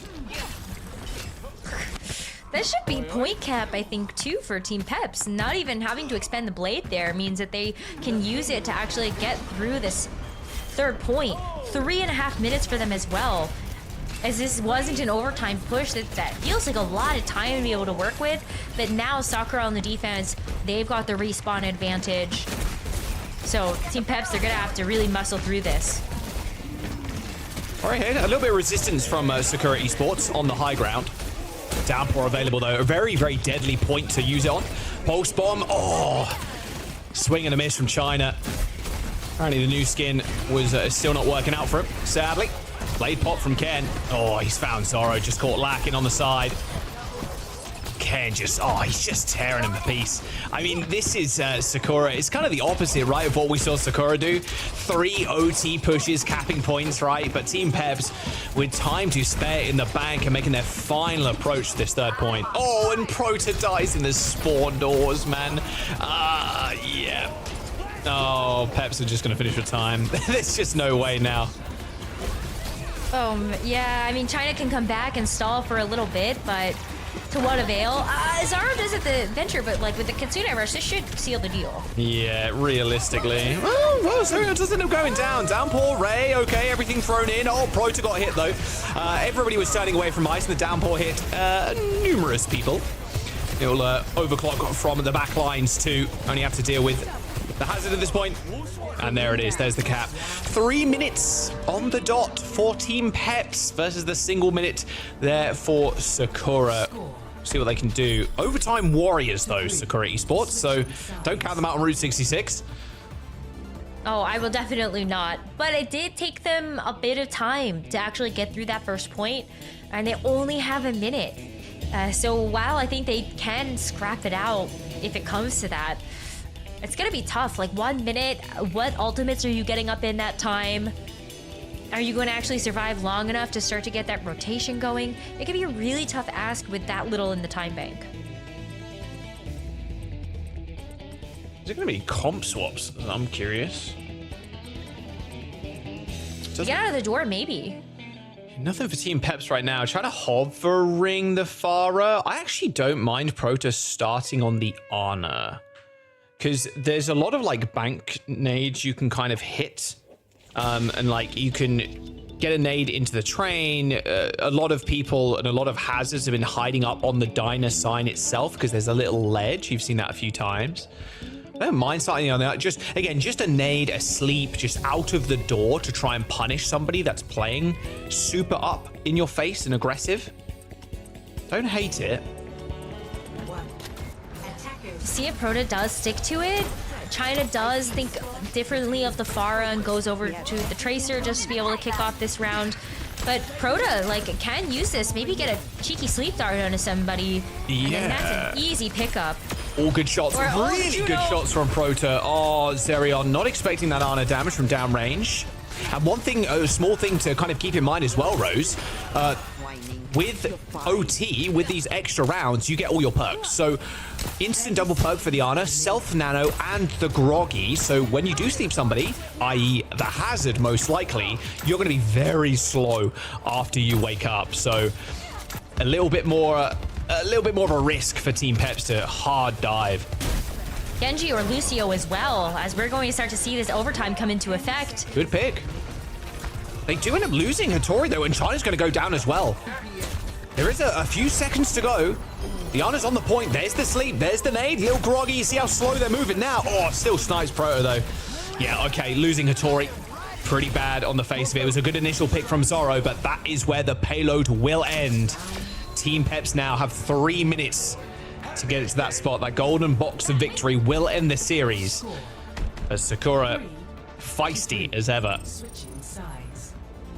Yeah, I think maybe we're not gonna see that map 5. Hey, you never know. Don't count them out just yet, okay? There could be there could totally be a fuller hope, but it's quite unlikely at where the payload is. Yeah, it's such an awkward spot to hold as well. Right? Like, if it's like, you would have loved it to be maybe a couple more meters. Yeah, if it's like near a corner, it's kind of nice because you can juggle the corner and the payload and you can contest from the corner. But when it reminds me of like the death spots on Havana where the payload stops like on the bridge. It's really hard. It's kind of like that. It's out in the open in a way and it's not perfectly on a corner and you can't juggle it. Very awkward to hold if you're Sakura. Same kind of comp here. China going over to Tracer. We'll see if FD God and Team Peps do the same kind of thing. Again, I do think, especially with these instant level 3s and the double perk pickup, it feels really good to play Ana like on these points. And one anti-nade can just win you the game. So, looks like Lucio though picked for FD God. Doesn't want to risk anything. Exodial hopping over to Widow though. See if he gets shot. No, not granted one. No, Sojourn feels fine. I think just Team Peps, what's been working for them has been working well. And if you do get delayed a little bit, you've got 3 minutes. You can totally get some ultimates here. Maybe that'll just be the overwhelming presence you need on this point for how close that payload needs to go. Have you got in the sky? No one's shooting him just yet, but getting a lot of damage in. There you go. There's the shots coming through. Don't want to spend too long up there. Oh, disrupt shot. Okay, FD has to get Suzu'd. Okay, well, that's one cooldown out of the Kiriko, I suppose. What is happening in the backline right now? Well, okay, that's what's happening. Just Ken things, I suppose. Just Ken things, and that's it. Okay, fight done. Wow, Proto just got absolutely dominated by Ken, who was trying to hold an off angle, and Team Peps have done it. Bit of an anticlimactic way to end that series, but Team Peps with a 3-1 victory over Sakura Esports. Sakura not being able to find a series win, sadly, in stage 1, although we're honestly fighting back. That Suravasa could have gone their way, and we could have seen a map number 5, but it was all Peps today. A little 3-1, despite how close it was. I'm still rooting for Sakura in the elimination games, so it's going to be a good time. The team has been fun to watch. Yeah, no, and I mean, a lot of people do. We said that about Sakura and plenty of other teams. Like, even if they might find themselves in relegations here, no doubt in my mind that they will be able to come back up and join us again for the second stage. That said, though, we got a glimpse, I believe, was it last week when we glimpsed at some of the teams that are currently playing in Faceit Masters, and there's some big names in there.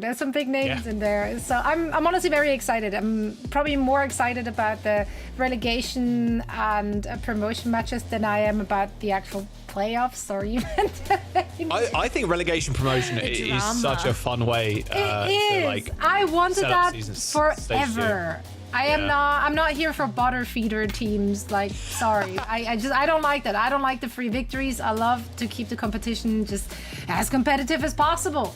And if that means that teams need to be relegated or promoted, then that's awesome. It's good to have a pipeline. of Pro-Am back in the day, and you remember where the Shock lost to Trick Room, I believe, and everybody was like, "Holy moly!" Like, oh my god! It's like, also good that the partner teams can be relegated. I think that's awesome. It was like, a very there's fun no guarantee. time. Yeah, Really exactly was. that. You know what else is fun? Winning, and Team Peps did it again. Yeah, obviously, today a little bit more scrappy than what we've seen from them yesterday, I would say, Necra. Absolutely. I think it was not as clean as maybe Team Peps would have liked. And I think just heading into the playoffs, we would have liked to see this be maybe a more decisive 3-0 victory. But major credit to Sakura for making it close. I think this is a really great look from them. I know they are such fan favorites as a team and for players. And so I can't wait to see how they're going to do a little bit later. But for Team Peps, with this win, they secure second seed in the playoffs. Could change after the next game. I don't know. I don't think so. I think if Gen G wins theirs, are they even then, or is Peps wins the head-to-head? Oh, they win the head-to-head. That's actually sick, given how the early stages of the season looked like for Team Peps to just rake up those map victories. Yeah, they looked kind of rough to start the stage. Yeah, they did. They really turned it around. That big win against Gen G was like, okay, Peps are here. Like, this is almost what we expected. I expected that series to be a little bit closer, although Gen G was fighting back. Peps look good, man. And look, they still got Soon on the bench. I'm ready for him to come out and just dominate playoffs, bro. On Torb, not Tracer. Dominate playoffs, bro. You know who has been dominating on the server though, not on the bench? It's Ken, and that's why Ken is getting the player of the match.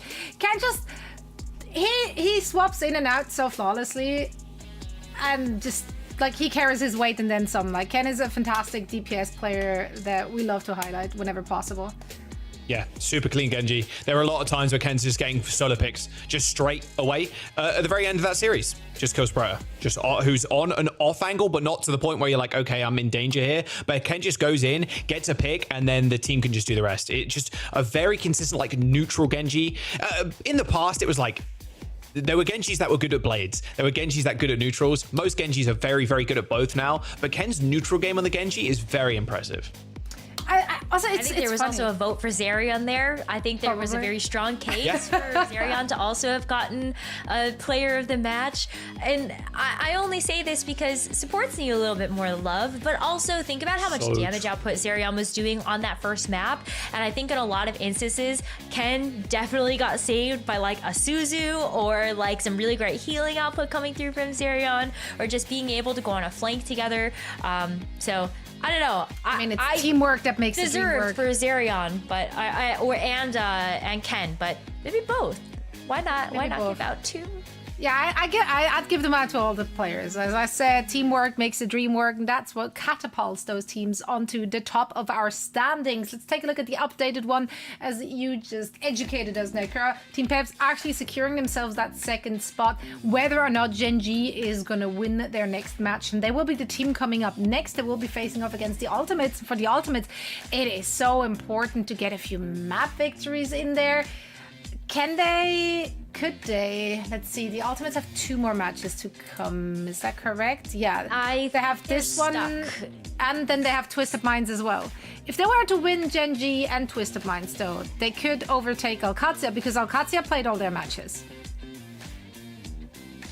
In theory. In theory. Yes. But they would have to 3-0 both right. I think. There may be some sort of slim chance, but I think it's almost guaranteed a 6th, because those games are not like pushovers, right? Gen G and then TM, like, you are looking at very, very hard games. You say that now, though. Like, maybe if they did their homework, looked at the match from yesterday and what went wrong for Gen G and what put Team Peps on top of that match, maybe. We don't know. We're about to find out, though, because we're heading into a quick break, and afterwards is Gen G taking on the Ultimates. You don't want to miss it.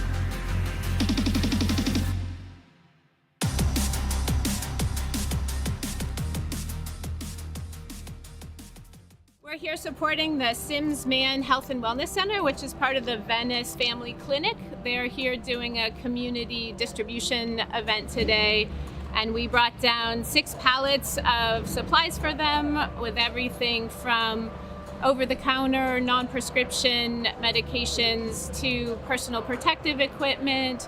We also brought down some glucose monitoring and insulin test strips, as well as important prescription medications.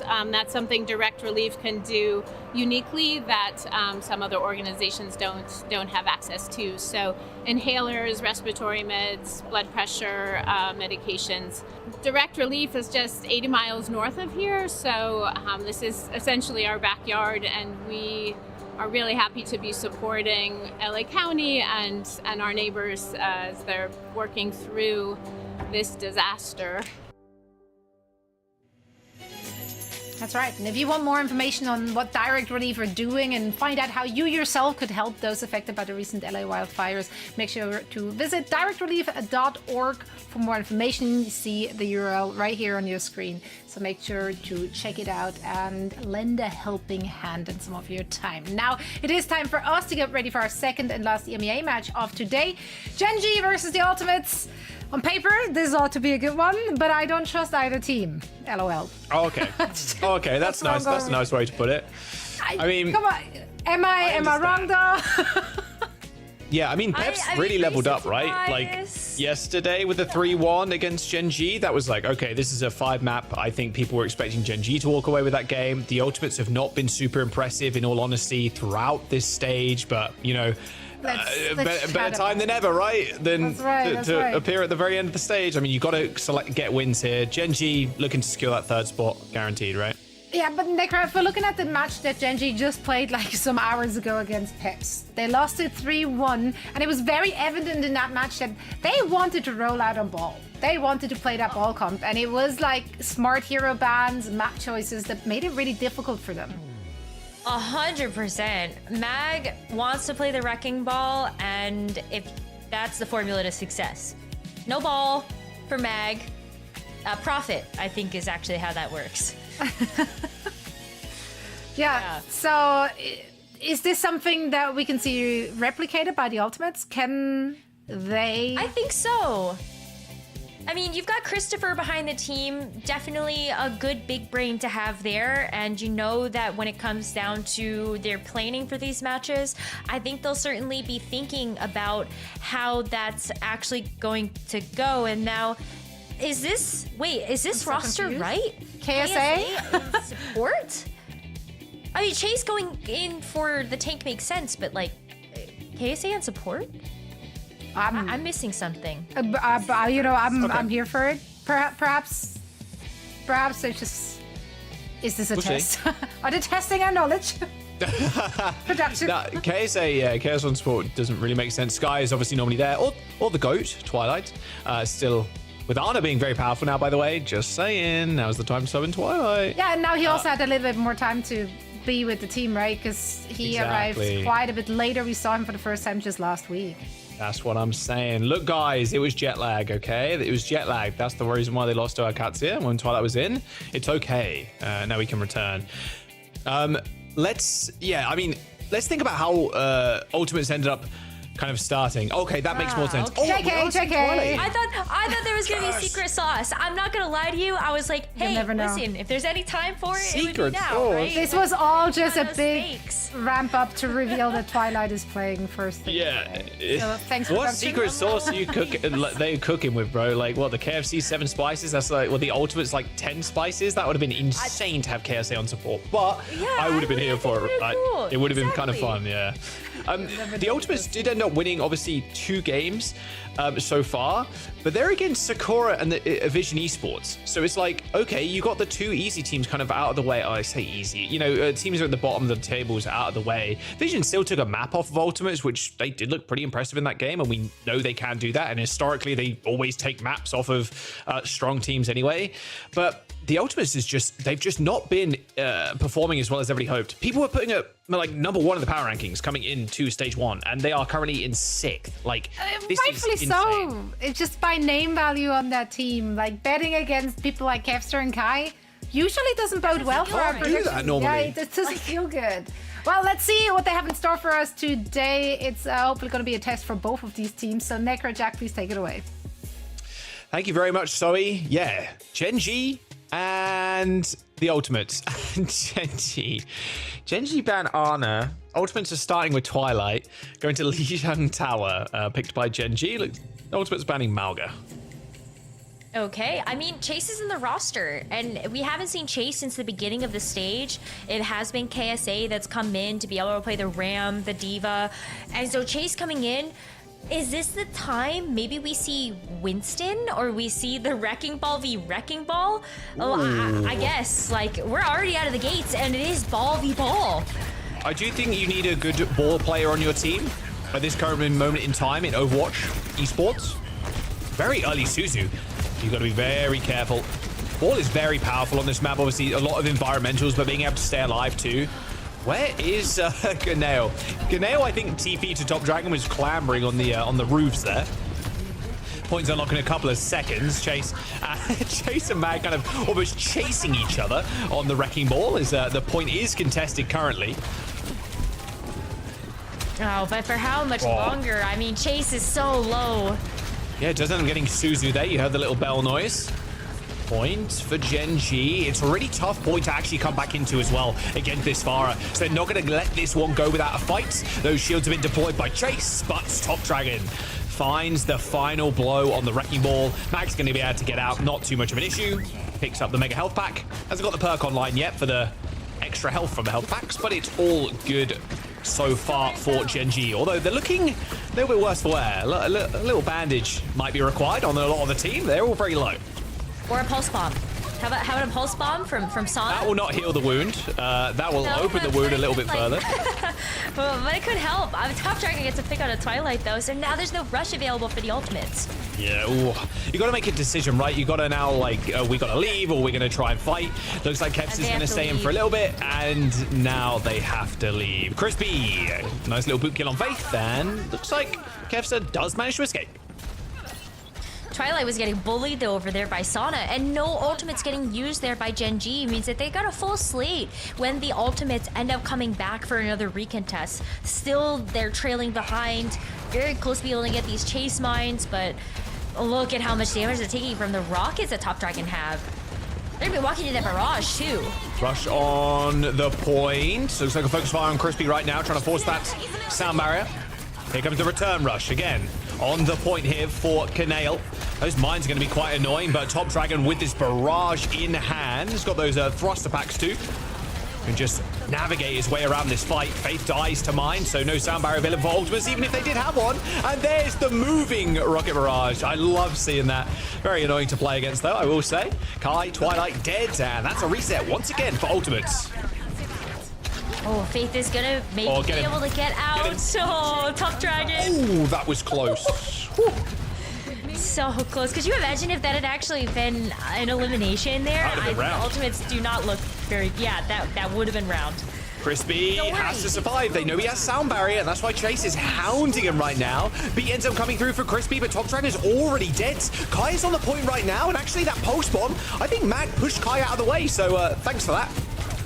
Twilight does end up falling to Crispy though, and Genji still have 99%. Mag manages to stay alive, picking up a couple of health packs as Ultimate still contest to re-trigger OT, but these caps are going to be so difficult against Wrecking Ball, and it's only a matter of time before Mag or Chase end up getting kills. Oh, and they don't get a retouch. No touchers?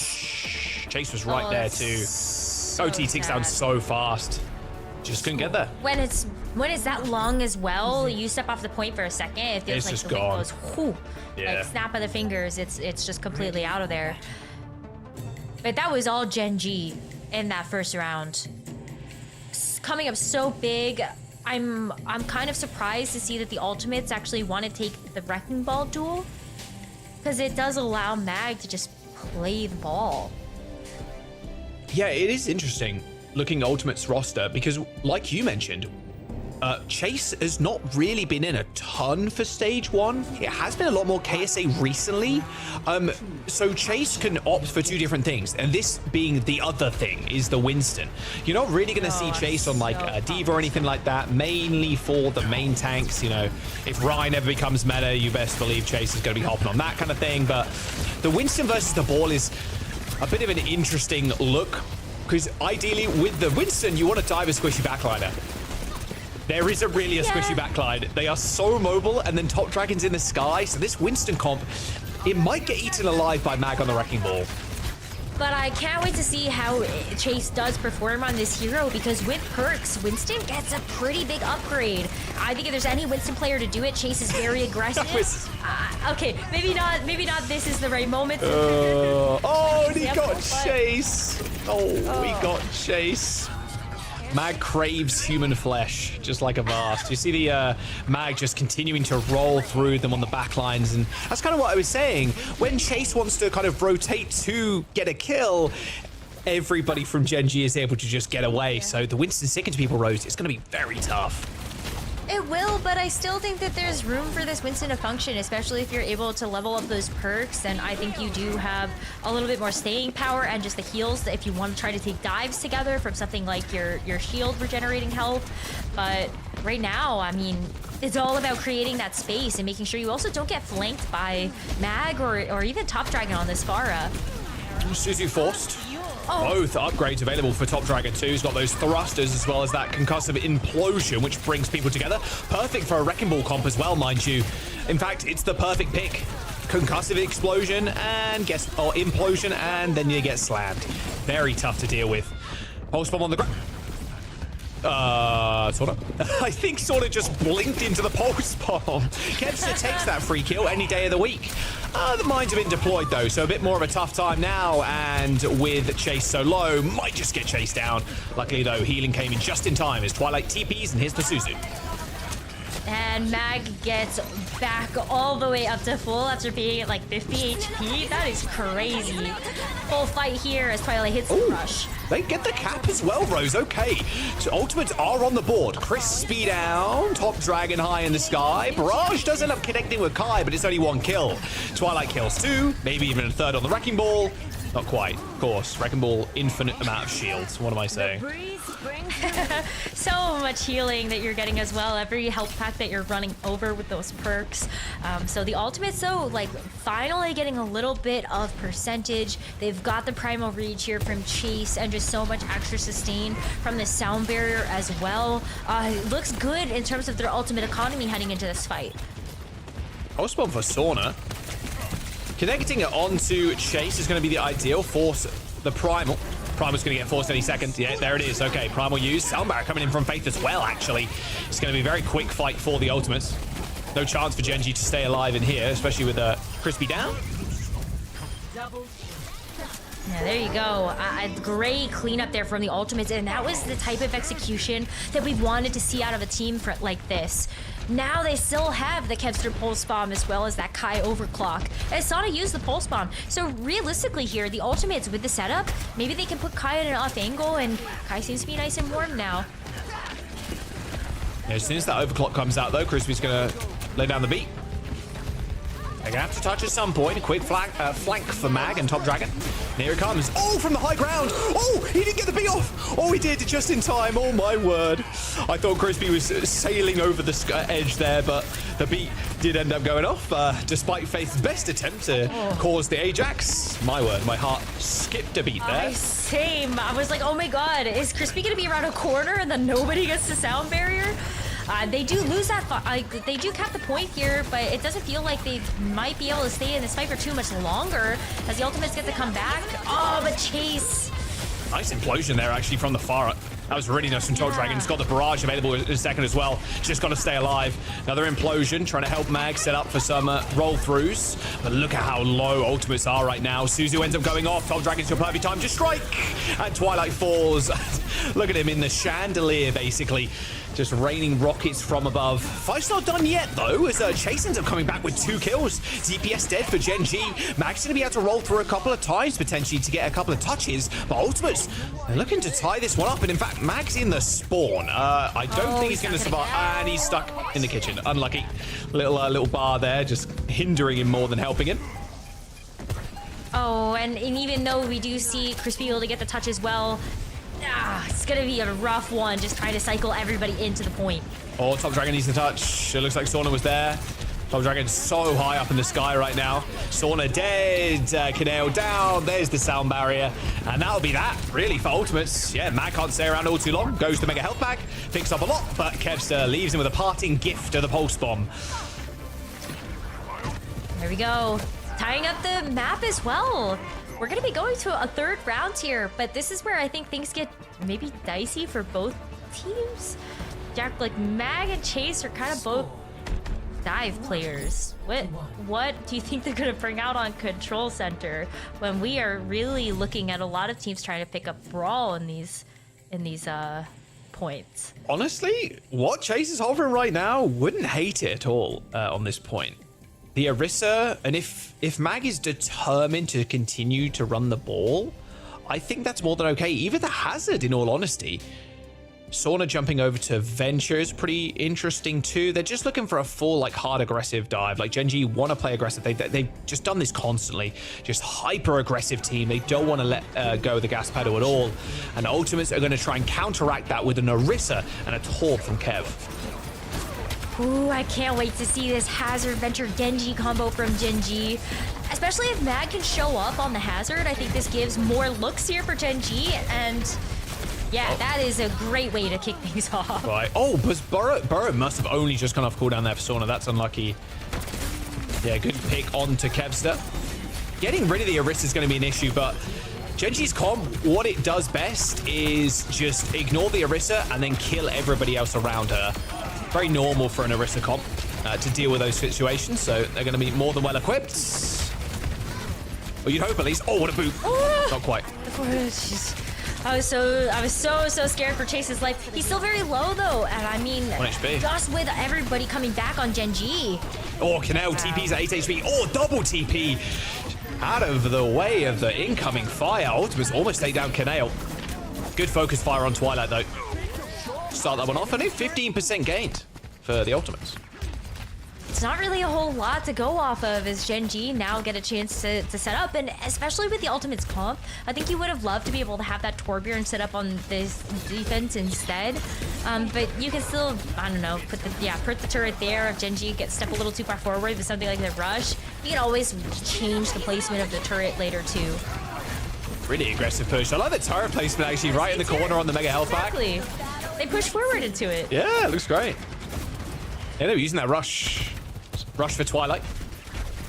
However, look how aggressive Gen G are already positioning right now. They want to go in. Here comes the rush. That Suzu's required, though. Oh, the wall actually blocks some of that. Looks like a bigger rotation, though, for the Ultimates. But Gen G have not lost anybody just yet. And a connection with the Pulse Bomb. And then the downpour layered on top, too. Ultimates, they're making good rotations, Rose. But it's so tough to get anything past Sauna with that Pulse Bomb. Little stagger onto Chase. Hits the reset. And what? Wait. Okay. I guess that was from spawn onto the little mini. Yeah. I mean, okay, disengage here if you're Gen G. You don't want to try to take this fight without Kaneo. But you have the Sound Barrier Blade combo. Oh, here comes the Immortal Core. This will definitely pave the way. However, this... Oh, nice deflect onto Twilight. Oh, he's going to die as well without getting that Mega Health back. Wow, Gen G, their pacing, Rose, is just so quick. I mean, the Ultimates just can't keep up. And they're going to try and stagger out Chaser as long as possible as well. Oh, he can't make it nice edge stuff before Mag takes the kill. And now, with just the time that's left, they're putting the Ultimates into a position again where they have to stagger themselves onto the point. There's even a hazard wall there just to try to block their entry. Chase switches over to the Wrecking Ball just to try to get back to point. No one can touch. There's no touch. Yeah. No touch for Ultimates. Good pick off on Kevster on the sidelines there. The Ultimates don't get a touch again. They went over to the Wrecking Ball. Man, what a pace that Gen G is setting right now. They are very much just full force. They want to go just in over and over and over again. There is nothing really stopping them. And Ultimates just couldn't keep up. Even with the more defensive comp, with the Orisa and the Torb, like, they just can't keep pace. I think what Gen.G also did really well is not even just setting the pace, but they noticed, hey, if we need to give up a little bit of space, not a big deal. Or even maybe we just don't utilize the rush fully because we see the turret placement, and so they disengage and they're like, okay, no worries, we stalled a little bit of time and now we get to go back in with something else. But yeah, I mean, it just didn't look like the Ultimates had quite the right answers versus that Pharah, but the Winston did look good. I mean, Chase is so well known for the Winston. I think that is certainly one of his best heroes, but yeah, I mean... Sort of blinked into that. That was kind of funny. That was too bad. Oh, man. Yeah, I mean... What do you think they can do, though, really? Is it a KSA swap, you think? Oh, this is the boop as well. Oh, that was thought he was close. going to be around a corner. That was so close. Really heads-up play there from Faith, booping the enemy Lucio. That's what, like, the top-tier Lucios are looking for that. When the enemy Lucio has beat, you're kind of marking him, checking him, making sure if there's a possibility, if they go for that sound barrier, that you're there with a boop, either to boot them up or boot them away, boot them around a corner. Very nice play. And it shows the veterancy, actually, in Faith. He's been playing the game for a long, long time at this point. Absolutely, and it made that team fight so much easier for the Ultimates to win as well, just because of how delayed that sound barrier ended up being. Maybe there is still some fight in the Ultimates left, and to go back to your question that you asked, like maybe does KSA come into the roster? I think it definitely depends on where we go, and certainly I could kind of see it on Blizzard World going either way. Chase being able to play the Winston here feels like a very viable option, or even the Wrecking Ball if you want to try to run that back. And conversely, I think if KSA does come in, D.Va can work quite well here, or KSA plays Sigma. There's a lot of different options that the Ultimates can go for. Yeah, I'll have to wait and see who gets subbed in. I don't mind sticking with Chase, like you said, though. Yeah, the Winston does work out pretty well on Blizzard World. I don't think they're going to match Ball again. It feels like a bit of a fool's gambit to match Mag on the Wrecking Ball. But wait and see. Oh, we are getting subs, I'm hearing. Who's it gonna be? It's gonna be Sky in for Faith. Okay, double flex then in that case. So I like it. Which means Twilight is staying in, which means Ana is gonna be played because Ana was banned on the first map by Gen G. So they take away one of the goats of Ana, and it's like, okay, that's fine. We'll play the Kiriko. They end up losing that map, it's whatever. We'll go next. Sky is gonna come through. Maybe even playing the Zen. We've seen a lot of Zen on this map in other series. Looks like Lucio ban for the Ultimates, which makes perfect sense. This happens all the time on this map, is that one team wants to play super slow with a Zen and an Ana, or a Zen, Juno, Zen, Kiri, whatever, and then you just ban the Lucio. Yeah, perfect stuff here from the Ultimates. They are telegraphing what they want to play, though. Gen G are going to ban Winston in kind, so taking that away from Chase. It just probably ends up becoming more Wrecking Ball things unless Chase decides to run back the Orisa. But I just don't really feel like I like Orisa's place in the meta right now. It felt really lackluster on that last point of Lijiang Tower, and just so much high ground here. I think you want to be able to take that space with something like the Wrecking Ball instead. It just feels too slow. It's like old Orisa, what made her so good was the other bits around her, right? You had the Reaper, the Mei, the zombie slow. I'm falling asleep talking about it, but the zombie kind of slow comp. Very good for the Orisa because you're in the fights for so long. You're just cycling cooldown, cycling spear, cycling spin.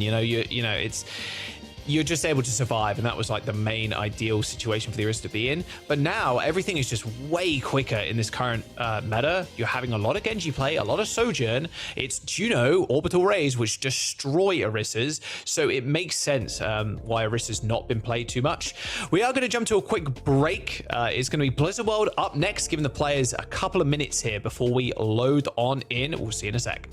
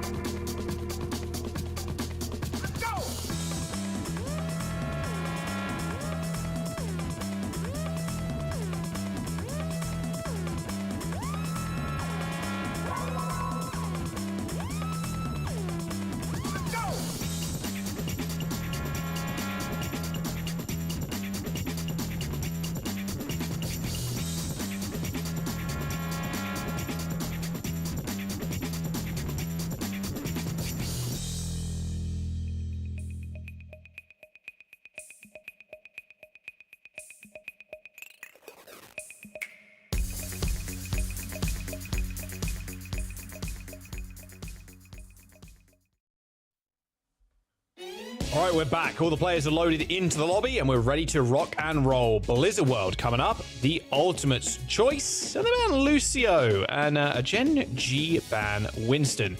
Now, we did see, if you've only just joined us, Twilight and Sky are going to be in the roster here for the Ultimates, with Faith taking a back seat. So banning Lucio, double flex support, a little bit slower, because Gen G have just been kind of pounding them into the dirt when it comes to the speed game at the very least. Very quick engages, very fast, very proactive play. It has been lightning fast coming out from Gen G, and it certainly put the Ultimates into a tricky situation. Do you try to match that pace, or you try to slow things down a little bit? It looks like they're going to try to use the bans to help them out in that way. And when it comes down to these hybrid maps, I feel like we do just in general see the pace of the game slow down. Like against things like a control map or even like a flashpoint map. And so as we see them come out of the gates, Gen G on the defense are actually going to put Mag on Sigma. Okay. A rare sighting, little Mag Sigma. Okay, it's like, okay, you want to play slow? Sure. We can also play that style. Top Dragon on the Torb, Sauna back on the Tracer. Like the Tracer pick here, ideally, you're just kind of sitting on an off angle, and then everybody the rest of Gen G, maybe apart from Crispy, who might be trying to off angle with Sauna, can just sit behind the Sigma shield and start poking away. The Ultimates, on the other hand, Rose, they're the ones running the Wrecking Ball, at least for now. We'll see if Chase ends up switching real quick. I think Chase could consider it, knowing that Mag is actually on the Sigma, but at the very least, it looks like for this first push, they are just going to stick to that Kiriko on a backline and a bit more of that dive with Kevster on the Genji and Chase sticking to the Wrecking Ball. On is so nice as well, because look at just how much burst healing you're going to be able to do to something like the Wrecking Ball and help out with the dives a lot with those anti-nades. Okay, well, that was quick from the Ultimates. Kevster finds two little one combos. Oh, and dodges the rock. Fancy footwork. From the Genji. Sky, though, overstaying the welcome. I mean, he's got, I think you were double tapped by the Torb. All right, 3 minutes. There's still a recontest here from Gen G. Yes, 5 people up as well, but you've got the Wrecking Ball booping everybody away. But there's still a big contest, so you only get 2/3 here. Okay, wow. Just barely missing it. Gen G are getting all rolled. Yeah, Gen G are getting rolled and smoked by Kevster. Like, this is just Kevster apparently just, well, being Kevster apparently. It just, what was that, 5 or 6 kills? And then the Gen G just fall? I mean, look at that. Mag instant swapping to Wrecking Ball. I've had enough. No more Sigma, no more slow play. Why not, right? Because I feel like if Chase is gonna opt into the Wrecking Ball, why would Mag not be able to do the same thing here? You get a chance to play fast if they're going to. And the Sigma was just getting absolutely pounded by this ball. So Gen G switching over to the Wrecking Ball, and they're also going to switch Top Dragon over to the Sombra. So really good answer to this Chase Wrecking Ball. And even the Kevster Genji, like if Kevster comes after you, Virus or Hack, the Kai could also snipe you out, so that is one way to also deal with the Sombra on the other side. Yeah, you don't get slowed down in Sombra anymore when you get shot. You do remain invis though. So yeah, if you're revealed slightly, you best believe Kai's ready with a railgun shots. Oh, doesn't want to stay around too long. Yeah, good presence of mind there by Chase, knowing that the Sombra on the other side's almost waiting to hack you as soon as you try for a play. Nano is ready though from Twilight. I mean, they got Nano Blade. Good sleep. Oh, here comes the Blade. No Nano yet for Kevster. Don't think he's going to get it now. Sauna down, however. And now looking towards his backline. Someone save Twilight, please. Sky's already dead, and looks like Mag is taking care of them. Quite handily, almost. There's a triple kill for the Wrecking Ball. A little bit of revenge for Chase, but I think, unfortunately for him, the damage is done. Especially with this position as well for Gen G. Very far back. Kanao can just sit in the background of this game, basically, on the Ana. Very free. Very little threat outside of maybe getting dove on by like a Sauna Mag combo or even Top Dragon going after him. But you've got Sky that can go for the peels. Suzu's going to be so nice. And if you're also just setting the pace here, if you're the Ultimates, just get a better dive onto their backline on Gen G. High's available for Chase. Same with Mag. Straight the high ground. Oh, what a hack. Hacks don't last all too long. Nano deployed onto Kai. Overclock pulled. Can he actually find any kills? Ends up sliding away. It's a big EMP too as Kai just finds 2 of Gen G caught lacking. All right, 3 minutes. Mine's on the point. A lot of defensive countermeasures there for the ultimates. That EMP from Top Dragon. It did manage to connect, I think, but it's just no follow-up. I mean, Kai got nanoed and well, he just slid away from the EMP, and that was it, really. Yeah, it's the perfect response. Top Dragon even uses the EMP and says, oh, okay, I think it's Torbjorn time. Now you get a chance to shut down that flank from Kevster, but also I think you're providing a lot more damage with the turret, aside of kind of slowing things down with getting that Sombra set up in the right place. But the damage is done. I mean, the ultimate's at 4 minutes heading into the 3rd point. And Mag actually switches off the Wrecking Ball completely to go to the D.Va. Ooh, that's a good start, though. Good little stick from a Sauna. Yeah, good luck, Kevster.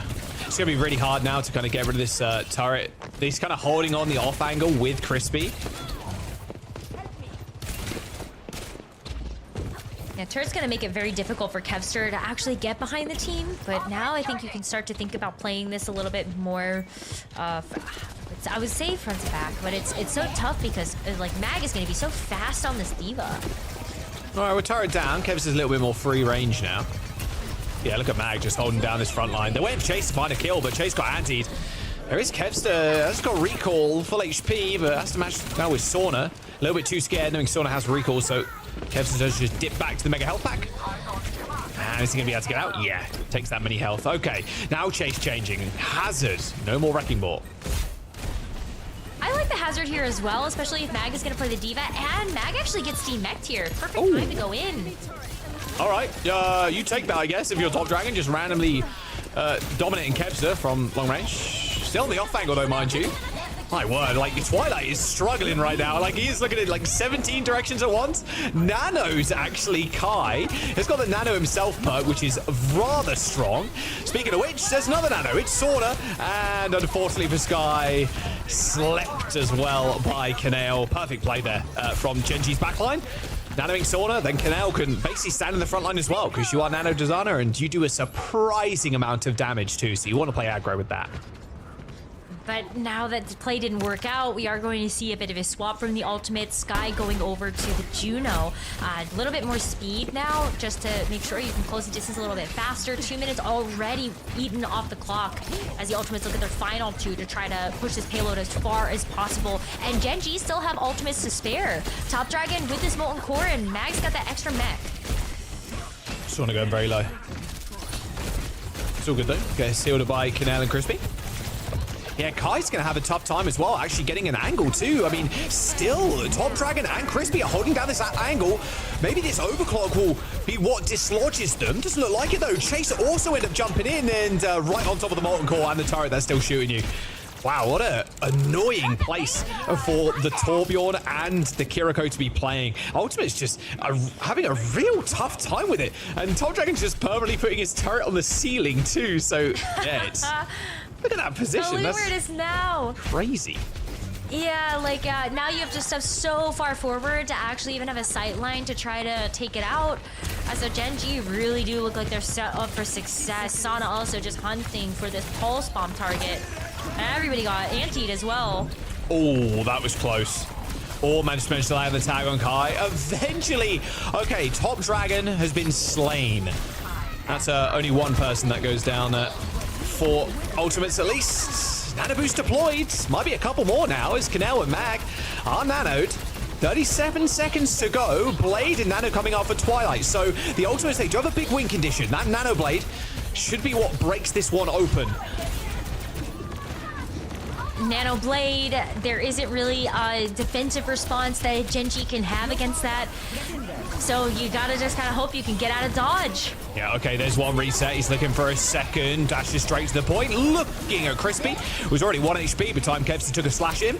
Ray on the point. Twilight Karen behind the Ray and the payload to avoid that self-destruct. As Mag, doesn't manage to escape with his life. If he gets Mega Health back there, that's good. But now you are Baby D.Va versus an entire team of ultimates that you have to walk through to get back to the point. Ooh, Top Dragon gets a chance to put down a turret, though. That's kind of like an extra person. Yeah, but the Molten Core, not sure that's going to help them anymore. OT push for the ultimates, but they still managed to cap. Oh, Sana tried to. Actually did get the pick on a Kai, but with the Molten Core, yeah. I was hoping maybe that would, if you were a Gen G fan, help to soften things up, but the Ultimates do a great job being able to push over that line. Really felt good to have the 4 minutes heading into that final objective, so you could have that time to work with. But already looking better, I think, on this map, and we'll see if they can keep that momentum going as now it's their turn to actually go to the defense. Yeah, we'll see if Chase wants to continue on the Wrecking Ball or maybe go the Hazard. Mag Ball here just makes so much sense for them. Yeah, and I think Chase Ball as well. Just Yeah, at least to start things off on the defense, and then you can think about switching when you get to that third point. If you get to that third point. So weird too playing the Wrecking Ball on first, especially on defense, because you're not really holding down the point at all. You're just trying to play as far up as you humanly as you possibly can, and then Twilight and Sky holding down the point from high ground with Kai. Kevster kind of aiding in that dive too with Chase. We'll see if Gen G want to pull out any surprises here. A Torbjorn and a Sombra might not be too bad. Of course, Kanel and Crispy also going with the Anakiri. We'll see. Looks like, yeah, Mag's okay. Just satisfied with the Diva pick. Potentially knowing already that Chase is on Wrecking Ball. Maybe saw out the spawn doors somehow. Doubtful, but maybe it's like the Wrecking Ball senses tingling, you know? Like from one Wrecking Ball player to another. You just know. Okay, they got the turret. This is so sad. You saw as well, Mag walked out of choke and looked directly upwards behind him to make sure that Chase wasn't hanging around. Quite literally hanging around. Wrecking Ball senses. Exactly. He knows all the spots. Oh, fully charged Railgun for Kai. Just to get a nice little pop shot though, just Kaneo. Top Dragon pretty low. Just as like a sometimes Wrecking Ball, especially when they do that, it looks like a meteor going across the sky, you know? It's just like, oh, there he goes. And can't do anything about it. Yeah. Oh, good shots actually onto Kai in the back line. Good peel though. Micro missiles? No, Sauna gets the kill in fact, but Mag is desuited. You need another pick here if you're Gen G. You've actually got 2 ticks already. Chase kills 2, but they've forgone already 2 ticks on the point. A sleep and an anti as well. Chase is going pretty low, but shrugs off the anti eventually. Couple of kills should come in just in a second, but that's a really good push from Gen G. Their first one gaining 2 ticks like that is honestly perfect. Oh, what a sleep! Oh, Chase is gonna die. Oh, Chase overextending. Oh, the cooldowns resetting there for Kaneo, and Chase dies. Especially when Kaneo also beat him to the punch on the health pack.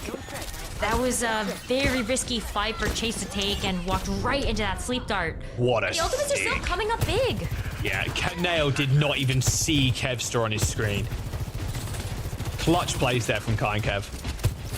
And this is what we've hoped to see out of this dynamic DPS duo all stage. And it finally feels like this is they can keep it up. It's like that's what we came here for on this team.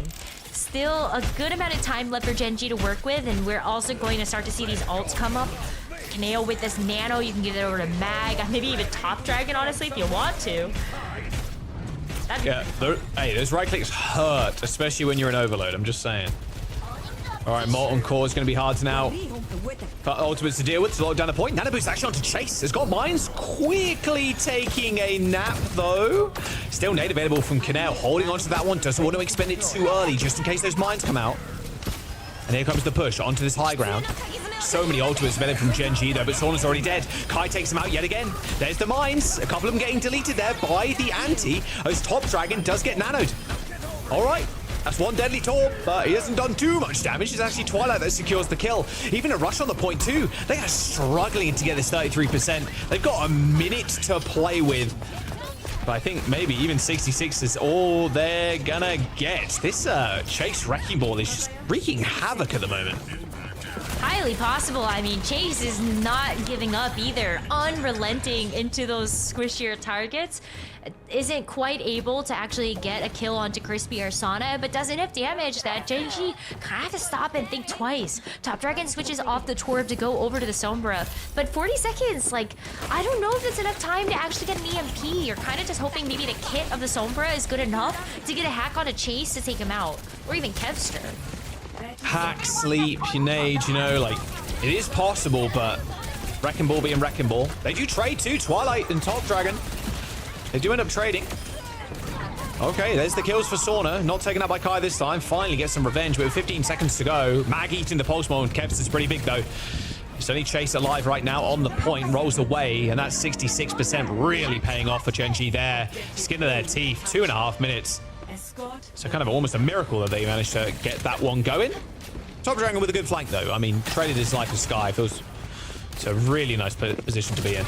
Oh, totally fine trade. You absolutely take that if you're Gen.G. And now Top Dragon, I could stick to this hero. You still have some really great flank routes to take on the second point.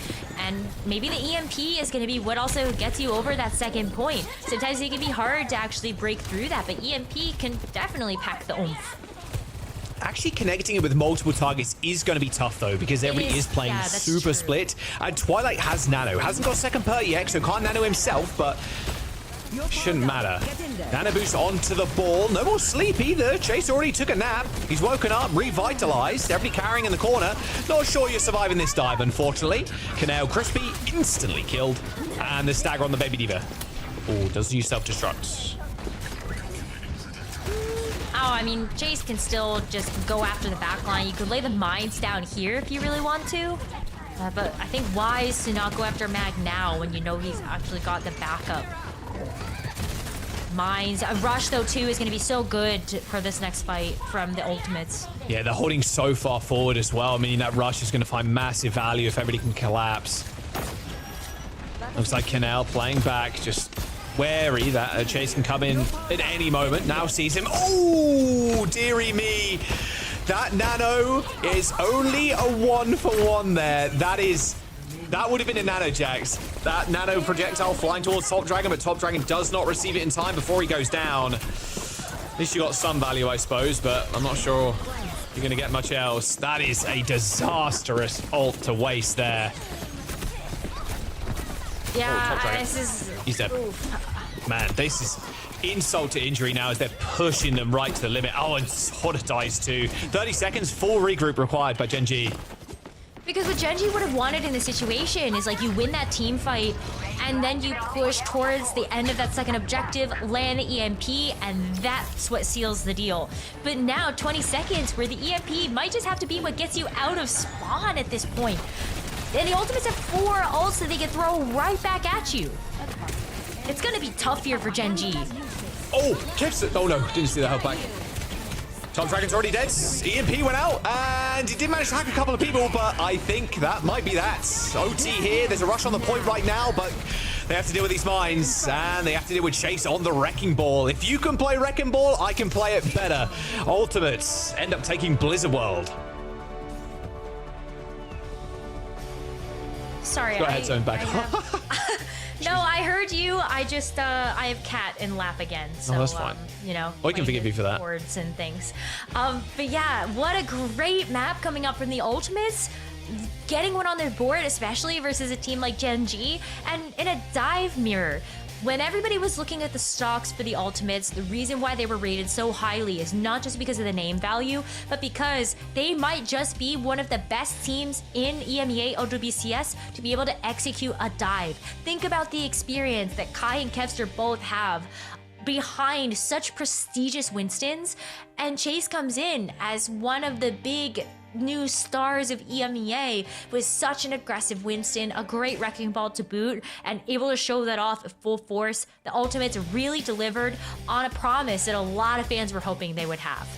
Well, here we go. They're tying the series up now. But is Twilight going to stay in? We'll have to see, because Ana's still extremely strong. I mean, you've got to, again, wind it back real quick to that Nano that was missed, too. If that Nano goes on to Top Dragon survives there, gets EMP, hits the EMP on someone like Chase, that is a very different story. Top Dragon had to go for, like, a more risky, like, I wouldn't say more telegraphed, but a little bit more of a... Oh, that EMP dodge was crazy. It ended up hitting 3 there from Top Dragon, but Kai getting out the way with that dash was just a monumental feat. Yeah, like I was saying, like, Top Dragon goes for a more of a risky EMP, tries to get value with it, but they just cut short. I mean, Crispy's also on an off angle there, trying to deal with people. This looked like a very, very coordinated ultimate. It feels like, especially this map, compared to their games they've had recently, this looks like a new team. 53 deaths on the side of Gen G to 28 from the Ultimates. A pretty one-sided affair, especially as the stats are concerned. Yeah, the Ultimates crushed on that map. And I'm hoping this bodes well for just trying out some different strategies that'll take them into playoffs. They are guaranteed to be in the 5th or 6th seed heading into the playoffs, which means one life. That's all you get in that double elimination bracket because you start out on the lower. So right now, take all the maps that you can get, take all the learnings that you can, maybe try out different iterations of the squad now that you've got Twilight and you get the chance to play with Chase. I'm excited to see if the Ultimates can also kind of live up to the hype from the script box. Yeah, we'll see if there's any substitutes either, because there could be a possibility we see KSA jumping back in. Just so much depth on their roster. Unfortunately, we're not going to get too much cat cam. We're going to jump to a quick break. Suravasa, chosen by Gen G, going to get the players in the lobby and ready to go. Just going to give them a couple that they require. So yeah, we'll see in a sec.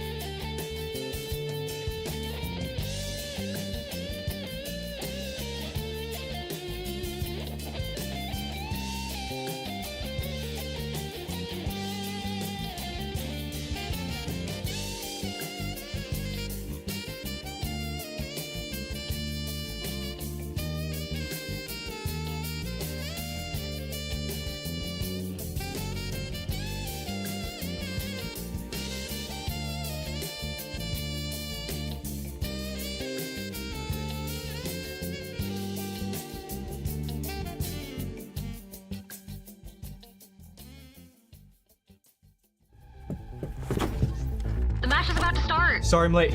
Let's do this. Widow's up top. I'm on point, dude. Genji, you want Nino? Okay, guys, lock in. It's overtime. Let's stagger. On me. Yeah, I'm dead. Down. My ult's ready. Xander. Dead. Pushing, I'm pushing. No, pull back. Hold car, we're down. That was so bad. Yeah, we suck. Yep. Let's try something new.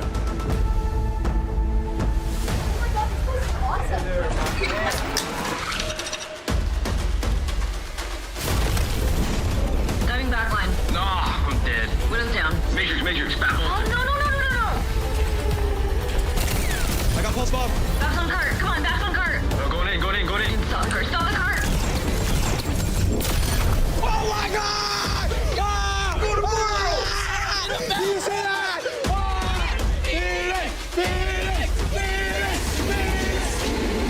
Making their OWCS World Finals debut, please welcome to the stage, Team Phoenix! Are you ready? Yeah. I'm ready.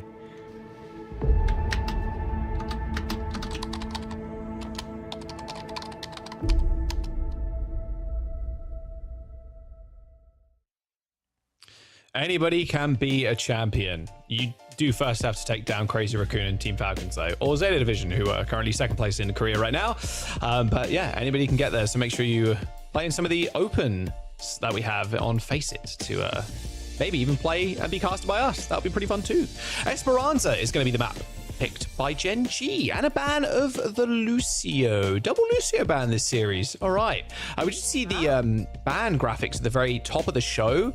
Lucio was up there in terms of bans. Same with Venture on the other side for the Ultimates. Venture is a hero that we've started to see a lot more play from in the latter weeks of the OWCS first stage, and so maybe there is a world where Gen G was thinking about playing it for a map like this. But the Lucio ban, I don't know if Faith was going to come back into the roster for this map, but that is typically what we see. So if that's a swap that happened, then Faith is going to have to be relegated to Brig duty. But Faith is a great Brig, so I don't think you're too unhappy about that. Yeah, Especially exactly. with dives too. You're not too fussed about it. And there you go. So yeah, Faith back in, which is probably going to mean the Brig. Brig has a lot of good perks now as well, to be fair. The cat is so cute. No, look at him. He's so handsome. Aw.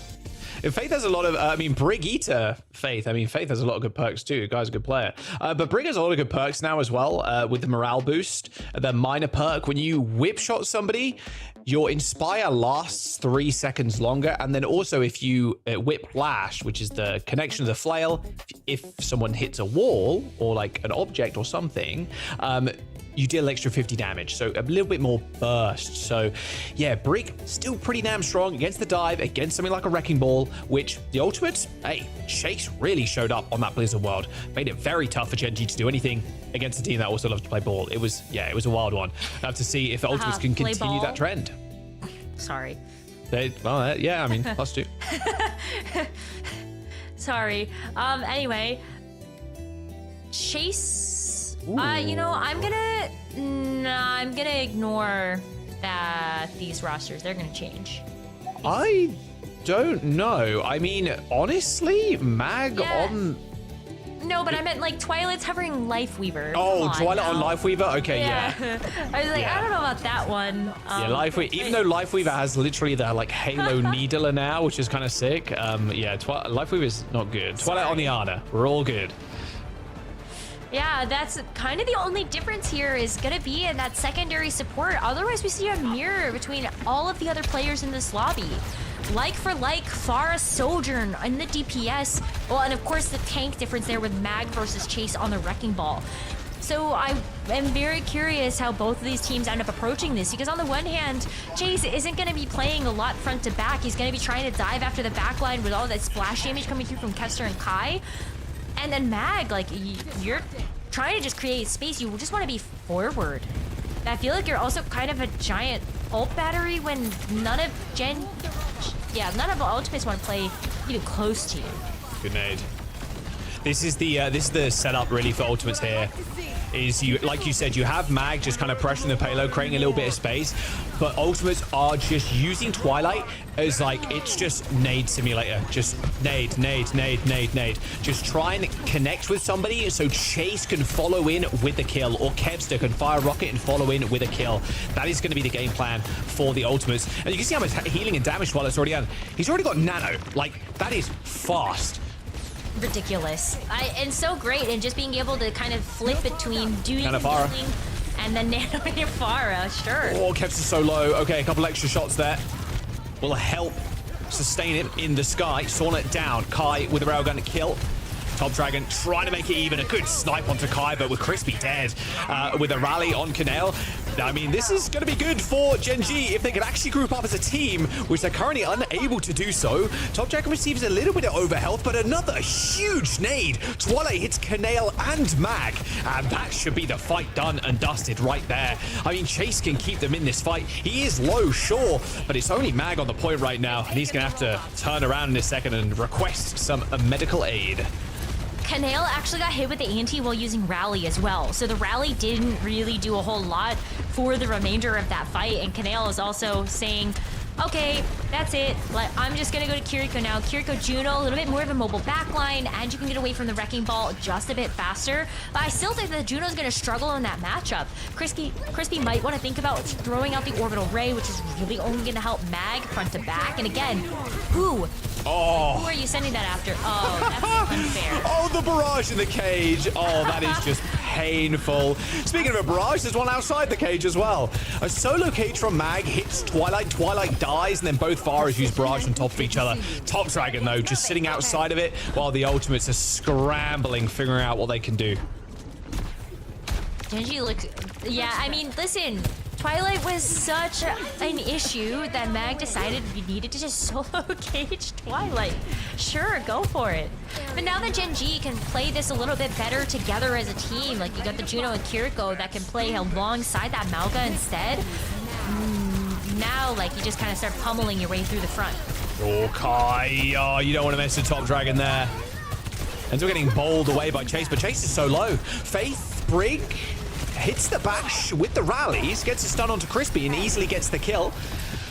Checkpoint, though, is so close for Gen G. Can they actually stay in this fight any longer? They want to get this badly. Kaneo even uses the rush. This Wrecking Ball is pretty low, too. Kevster does end up getting Nano to provide some additional support, but can he actually do the damage required to see them through this fight? Kai uses the railgun. That OC clearing 2, stopping that checkpoint from being gained by Gen G.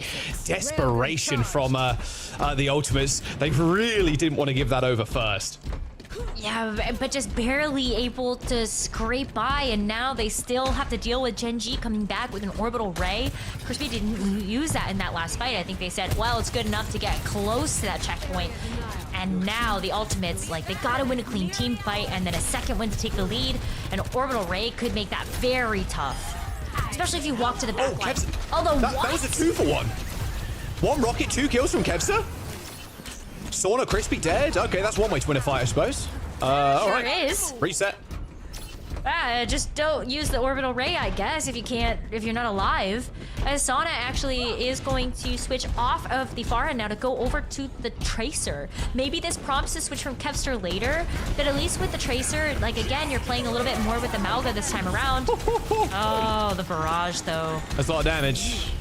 Implosion taken, as well as those thrusters from Kevster, so we can move in the barrage. Able to get to the high ground pretty quickly there. Flank from Sauna. How long can you stay? I just heard the sleep go out too, so... Chase dead. Nade onto Mag. Kevster now trying to chase Sauna. They are stealing the bot right now. Bastille's so good as well because you've got a cage. If Mag can lock down literally kind of any target, and I think they could get checkpoint too. Look at how far back they push the Ultimate's backline. Oh, and Chase is alone. No.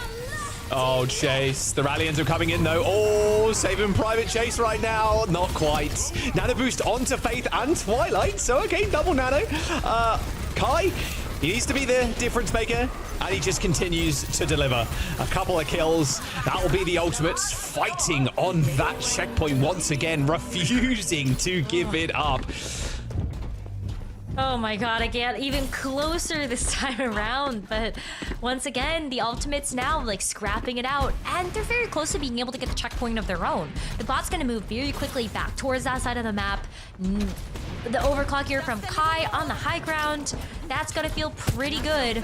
As Gen G, though, Tough Dragon, I mean, they're coming back with 3 ults. It's still gonna be difficult for the Ultimates outside of just getting big picks. Kaneo, 1 HP. Wow. I'm surprised he got away with that one, to be honest. And Faith kills Sauna? There's the rush, yeah. Sauna dead to a flail. A little whip shot. Top Dragon playing so aggro. Look at the position. Oh, Kevster tried to give him the ring around, but nope, Top Dragon. He's familiar with those games. 2 kills for Gen G. As they move on. Ultimates, they need something here. They need a kill at the very least. Again, this checkpoint is so close. They tap it in, it's good, but look at the nade from Twilight again. Scores 3. He cannot miss. Twilight cannot and will not miss. Oh my god. Yeah, like Chase being able to bowl through the back line, that's exactly what you want. If you want to make sure that this point doesn't go in favor of Gen G, but you gotta keep stalling, and Chase was that last there it is. Oh. despite the kills from Kai as well in that. You just got this Mauga that could be so difficult to dislodge from that bot. And it was a matter of time before you muscle your way through that. The ultimates, though, it's still a very close game. 2.5 minutes left, and the ultimates are going to actually have tools to work with. Kevster with a barrage soon, Chase with those mines. And, oh, come on, Twilight with another nano on himself or someone else? That's coming up soon, too. Oh, what a sleep. Oh, see you later, Sauna. Yep. Perfection. That's a Twilight moment. Nano boost available. Double nano coming out. Oh, hello. Top Dragon. Yeah, you gotta run, buddy. Oh, maybe a little barrage here from Kevster. Gotta do something. Nice implosion there, directly walking into Canal. Implosion from Kevster, rocket, melee, double rocket to kill Crispy and Mag. That's all she wrote. Ultimates walking up. They've got this high ground control, most importantly, and they are 3 meters away from that checkpoint. And Genji's comp is not quick, so they are gonna give this one up. First checkpoint captured. Top Dragon comes back on the Cassidy too. And so maybe a bit more of a consistent way to try to deal with this barrage. Well, there's the orbital ray coming through. It is a tied game, by the way, currently, as both teams have capped the checkpoint but not extended their lead whatsoever. Kevster can kind of stay in this. Chase with those mines too. Top Dragon ends up going down, of course, like you said, swap to the Cassidy. But these fights, they're so scrappy. Nice implosion once again from Kevster, forces a Suzu from Canale. Sauna trying to check Kevster in the sky, but is unable to kind of continue that pressure. The fear of these rockets coming through. Is even a rush too? It's a 2v4 rush coming through from the ultimates. Faith doesn't get the Suzu off in time, and now it's only Kevster in the sky. Eventually, Genji, they do win the fight. However, ultimates, I think they had forward spawns here too, or at least 1 or 2 people did. So there's an opportunity to touch without giving this up, maybe? Oh, it doesn't look like it. No, they're gonna... No, they're a little bit too far away. I don't think anybody got forward spawns there, so there is the lead for Genji. Just respawned as well, going over to the Tracer just to get back to the fight in time, but 30 seconds left. This could be final fight here. Genji at the lead, and the ultimate's got to claw it back. Well, the prophecy dictates the one who caps the checkpoint first ends up winning the map. Kai using that overclock, trying to find a flank angle here, but against the Diva, it's going to be mighty hard to find value, especially with...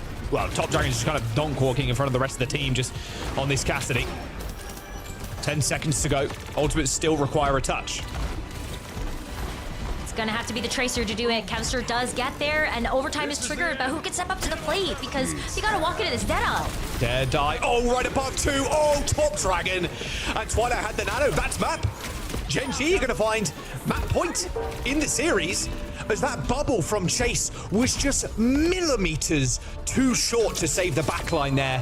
What a Deadeye from Top Dragon. Genji 2-1 in the series. Oh, it's so close though. And this is the type of competitive play we wanted to see out of the ultimates, and especially against an opponent that's as tough as Genji. Really good look here from the ultimates to make it as close as they did. It came down to just like one team fight.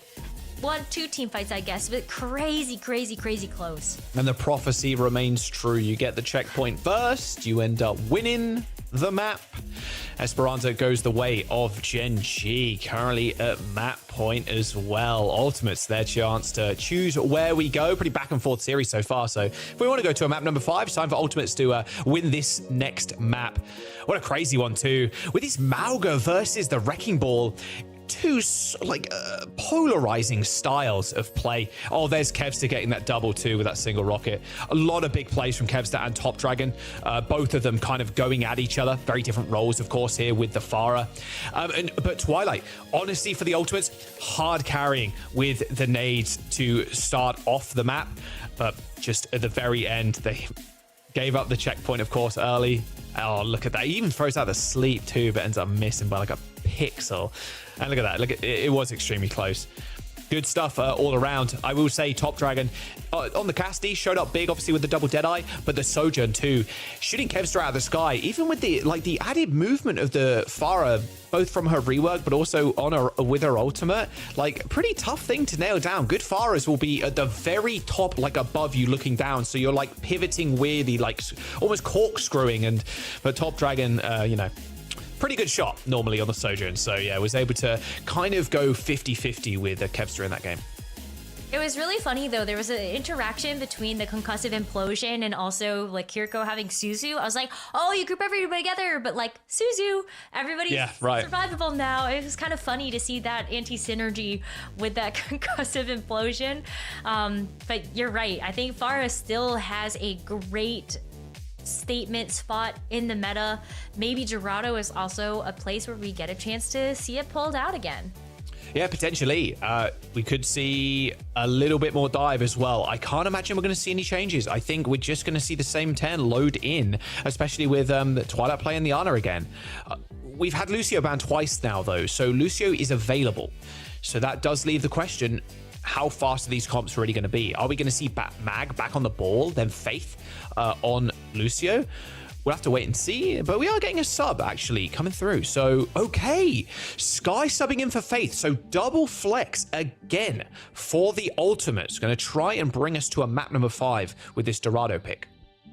I like it because you can play Ana Juno. I think that does feel like a pretty good backline, or you could see Ana Kiriko. Sky has a lot of flexibility just to be able to help support Twilight on the Ana.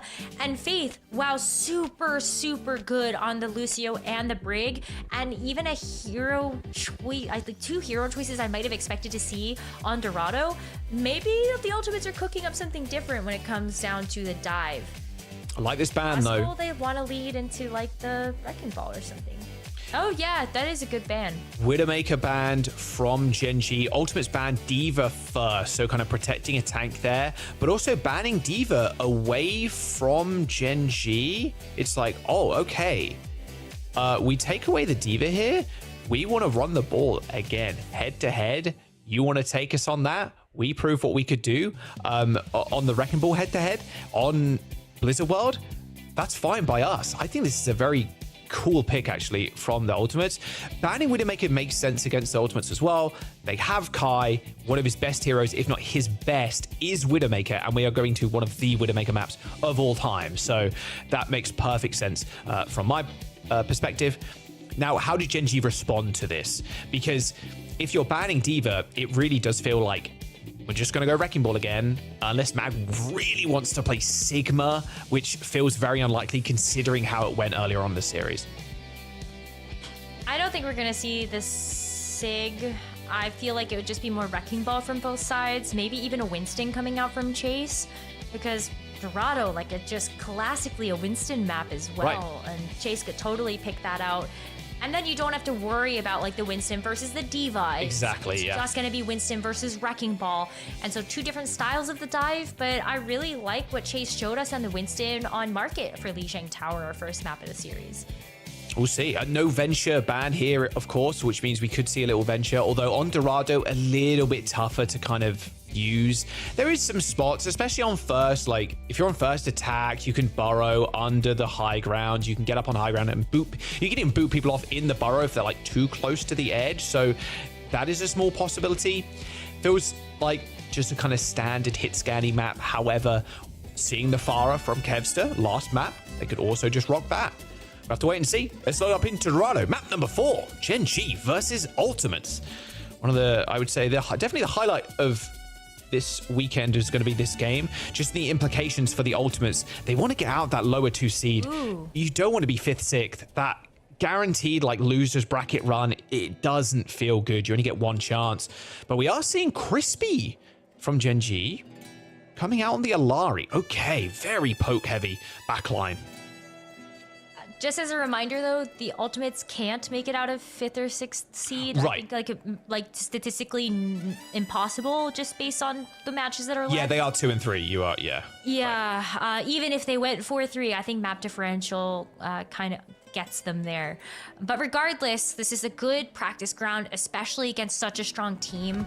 Not only winning a map, but also making these dives look competitive is a very good fortune for them, I think, heading into the playoffs. But as we see, yeah, Alari there from Crispy. So, hey, like that's gonna be a nice pick for them. I think just making these, but I still feel like the Alari is kind of susceptible to a dive. What do you think, Jack?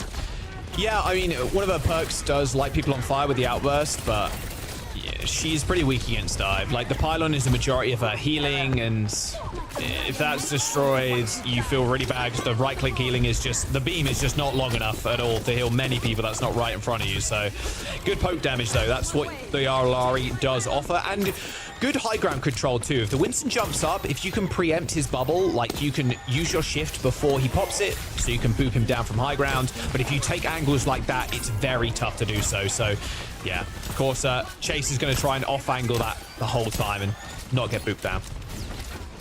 There has to be a rotation that comes through from Genji, though, and I feel like this rotation is, like, slightly too late. Because look, like, Kai catches Top Dragon out, Chase as well. After all of the healing investment that Kaneo and Crispy put into both of those DPS, you've got to see them run away. Chase is getting all of the supports to the spawns as well. Oh, proving that tank have aim there. Touch with a tracer is possible. Nano boost available from Kaneo. Built that one up pretty quickly. Same with Twilight, though. Good nade from Twilight. Where did they even come from? Oh, he's on the sidelines the whole time. Uh-oh.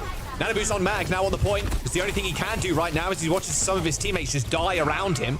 Had to stall because 0.46 meters, that's pretty much capped. Mag, Sauna, the last two left remaining. No supports to be seen, even a Primal Rage from Chase, but doesn't really want to use it. Should be just a matter of moments here before the Winston's dealt with. And there it is, and there's the point. Ultimates, 4.5 minutes in the time bank. It is a lot of time. I mean, it was just a well-executed dive. You saw just how much focus fire the ultimates put onto the DPS, and then all of a sudden, Chase is taking this 1v2 versus the supports, and they're still pushing them to the limits. I mean, the ultimates went up to the spawn. Kepster tried to get that pulse bomb. It at least takes out the healing pylon, and Genji have to get a bit of a different reset. But look at how far back Genji have to play. I don't think you want to play in the stairwell. It's not what you're going to get collapsed on by a Tracer and a Winston. Really interesting perk choice, by the way, in Crispy. The pylon sets up 300% quicker, and its cooldown is reduced by 1.5 seconds. Oh, nice Captive Sun there by Crispy. Cats his Kai out. You're slowed up when you're hit by that. Oh, Crispy. Goodbye. Yeah, ideally was wanted to go on the high ground there, but didn't quite make it. Neither did Sky. A little bit of a messy fight. Yeah, the other minor perk from the Alari, which Crispy is now not on, is the speed when you hit Captive Sun. So when you hit the ultimate, when you hit Q, not when you like connect with Captive Sun, but when you hit Q, you're a little bit quicker in the air, and you also are in the air for a little bit longer, which is kind of the ones I've seen a lot of Alari players taking, including myself. But the pylon up time is kind of nice. Building quicker, cooldown, it does feel good. But as you said, not relevant. Yeah, not relevant. Yeah, I just wanted to waffle. My ass waffling. Yeah, I know you love Alari. But Top Dragon actually unleashes the Bob, and so that's going to give Genji just a little bit of space on the defense, but not before Chase goes in and absolutely smashes Sauna. I mean, this is the type of aggression we've wanted to see out of Chase on this Winston. Yeah, you're going to need a lot more of the Tylenol to solve that headache that he just gave you. All right, Kai dead.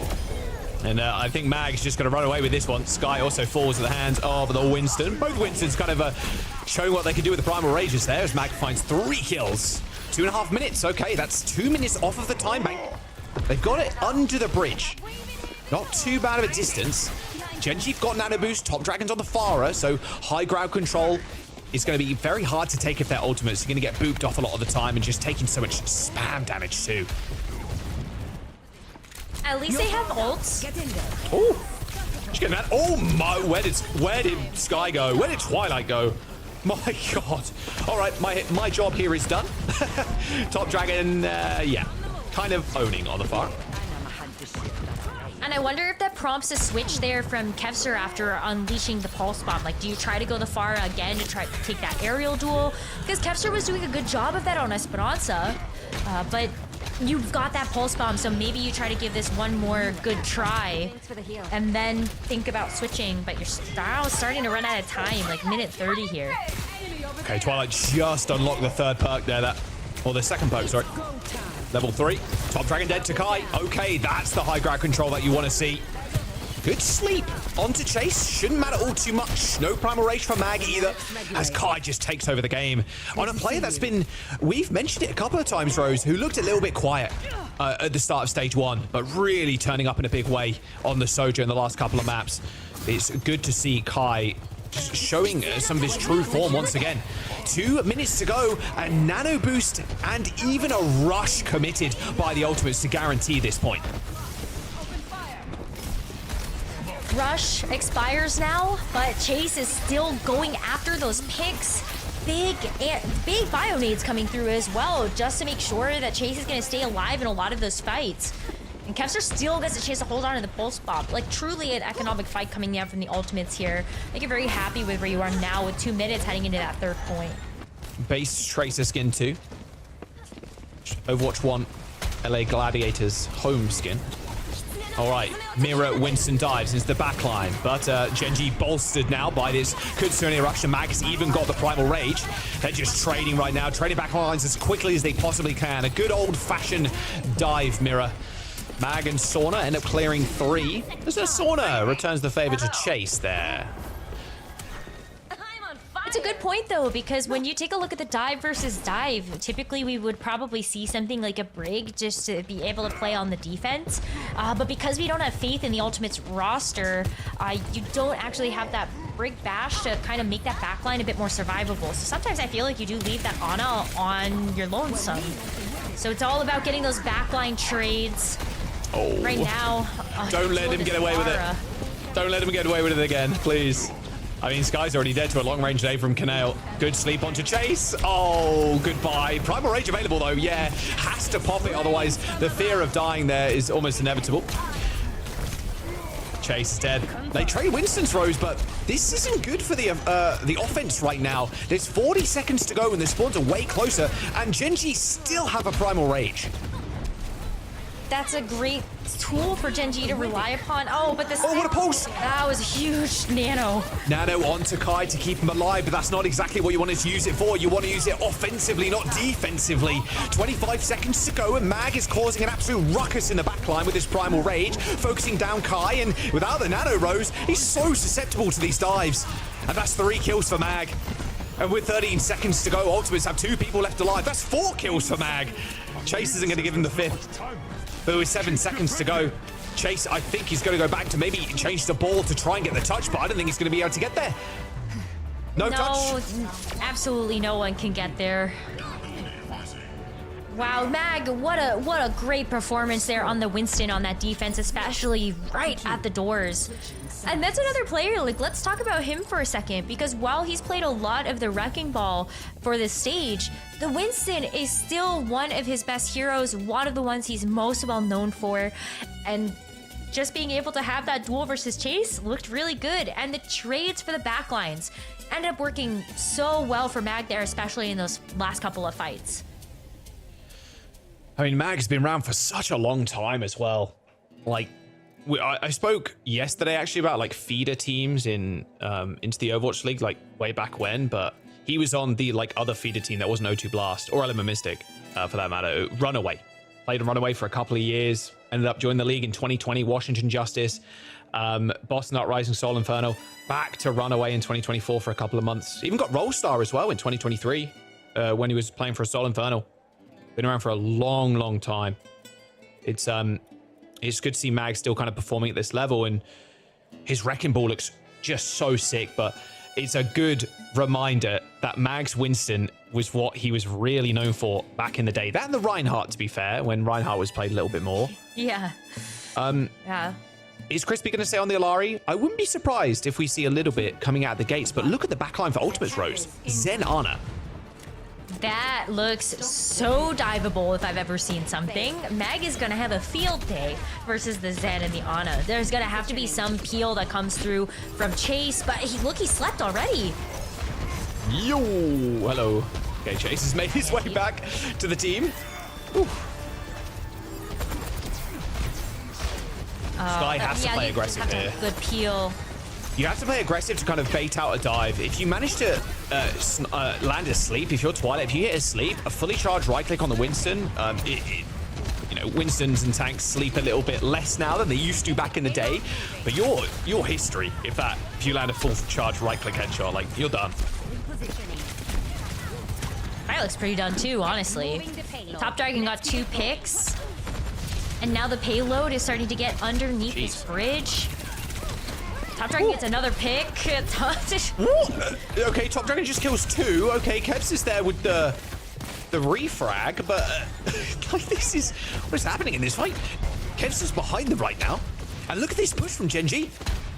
All 4 of them up on this payload right now, and there's a forward position from Mag as well, who can drop onto people, and Torn is even holding the roofs. Very good positioning here from Gen G. You just have all of this aerial support too coming in from Sana. And yeah, I mean, Top Dragon just came up so big with these staggered picks as well. Good snipe though. Early nano boost once again for Twilight. He has been in the 1v1, as you'd imagine. Twilight kind of beating Kaneo to those nanos. 2 and a bit minutes to go. Sky has Transcendence and 10%. This is going to be key for this nano dive incoming for Gen G.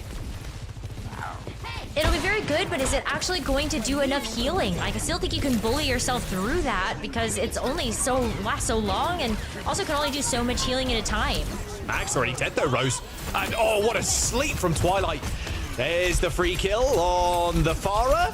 2 dead for Gen G. Transcendence enabled Sky to stay alive during that dive. Oh, well, Kai dying in the sky there. He was antied, to be fair. Good land from Kaneo, and obviously the dynamite there from the Ash. Whoa. What? A captive sun? Now? Doesn't connect. They were hiding away. Too far away, in fact. Oh, he's so scared. He doesn't want to challenge Twilight. I mean, I wouldn't want to either, to be fair. Twilight taking a lot of damage. Perma-pocketed, though, by Sky the whole time. The orb was on him. Top Dragon in trouble. Oh, Chase! Just hand-delivered that kill onto Mag. Oh, my God. Chase with 2 kills. 1 minute and 10 seconds to go, Rose. Kaneo and Crispy switched things up completely. Even Top Dragon, too. Kiriko, Lucio, now Echo for this final push here for Gen G. Yeah, 1 minute left, and Gen G ultimates can actually just meet them there. You got the Nano as well as the Primal Rage, and you also could just do like Nano Tracer if you want to. Got a ton of different combinations, or you could just be Kevster and pick Kaneo before you come in with a clean team fight. All right, you heard the sleep dart there go off from Twilight, so Mag was safe to chase. Okay, here it is. Gen G opening this up. So many ultimates on the side of the ultimates as well. I mean, they had 4 going into this fight. And Gen G only need this Primal Rage, apparently. Just neutral kills are going to do them just fine. Chase, however, with the Primal, the stick comes through, pops the Primal instantly, 300 HP, and he is running. Overtime in 10 seconds, Rose, but ultimates are back. That Primal Rage was exactly what they needed to stall, and now Kevster and Kai come back. Nano available. Kai gets Crispy. Sky gets Kaneo. No.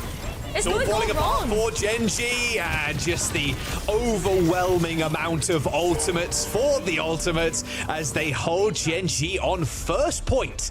Dorado. That's going to be a map number 5, exactly what we all wanted. Great dive look coming through from the ultimates as well, and just another feather in the cap for why the ultimates and kind of where the ultimates can find their strength. Good look from them. I really hope that this is going to be something we get a chance to see more of, but Jack, I'm a little worried taking a look at the map pool and what's left. Can you actually go to an... Oh, actually, I feel like the Gen G can go to an anti-dive map for sure, or an anti-Winston map. Yeah, the Winston's the big problem here for them. Like, that last map. Also banning something like an Ana, which has already happened from Gen G, right? They've already banned the Ana. They banned that on the first map. So you got to think... Winston. Yeah, 100. I think that's where you go, 100%. You got to think that Twilight's staying in here. And I love what I'm seeing from their backline. Twilight and Sky being able to play double flex. I think double flex is looking stronger and stronger the more I see it. Lucio, of course, you do need a lot of the time the speed, but there's so many maps in the pool that you can just play that. Oh, what a nano from Twilight there. Saves Kai. It did ultimately end up being the reason they lost this push, but still a good nano. But the Winston has been banned once before, but I think maybe you do that again. Rose, this could go either way. I'm not sure how to call this because, well, actually, let's just look at the maps. Because you go to like this anti-dive map, you take Chase away from that, but then it's like, okay, fine. Like, what about KSA? Why don't we sub him in and play a Diva and play a Sigma, play something slow, you know? There's so many ways Ultimates can pivot depending on where Gen.G end up going. But I think if it's working, don't break it right now, because at this point, Chase is kind of on a roll, sure. Especially when you take a look at just how many maps in a row Chase is getting practice. I think subbing in somebody for a final map that's a little bit maybe cold, just looking at the 4 maps that have been played already, I just don't know if that's the smartest call. Yeah, hey, that's why the coaches are there, not me, right? That is a big risk, yeah. That is a really big risk, subbing in someone for map 5. It's been done before to great success. I mean, I'm thinking of like Lethal last year, just going nuclear after they call him. He's in the supermarket, like, yo, we need you to play, bruh. And he's like, say no more. And then he just dominates on Widowmaker and Junkertown. Like, looks like Faith is coming in though for Skyrose. So we're going to see a bit more Brig and /or some Lucio, I'd imagine, for the Ultimates. I think we're going to go to Control then. Either Control or we're going to Coliseo, I guess, because it is going to be Gen.G's map pick. And they won on Control. Also, I think I don't know, like the Space Station problem, like they kind of always lost Control maps, and like you've got some Space Station players here, maybe psychologically, yeah, like yeah, maybe. Control is so finicky. It looks like we're going Suravasa. Yeah. Okay, Gen.G banning Mercy, so that's definitely a protection ban, protecting the backline for Gen.G, and then a Farah ban for the Ultimates. And honestly, fair enough at this point. I mean, we've seen both Gen.G DPS being able to pick up Farah and just kind of roll with it. So Farah, I'm more than happy with. I wouldn't say Farah is a mainstay on Suravasa. Definitely can play it. It is possible. But I think we're just going to go back to some old-fashioned dive when we'll see where Mag wants to pivot. That's going to be my big question. Is it going to be back on the Wrecking Ball or the Winston Mirror? Because we're seeing chasing, so KSA is not going to come in and play Diva or anything. So yeah, it remains to be seen. I think you're right about the DPS though. You have Genji, Venture also on the table. So maybe actually do we see Malga as a possibility for Mag? Maybe you try to go with that all-in style. It really depends. But the fact that this is a map 5, I think anything is on the table at this point. I don't think Gen.G want to lose here.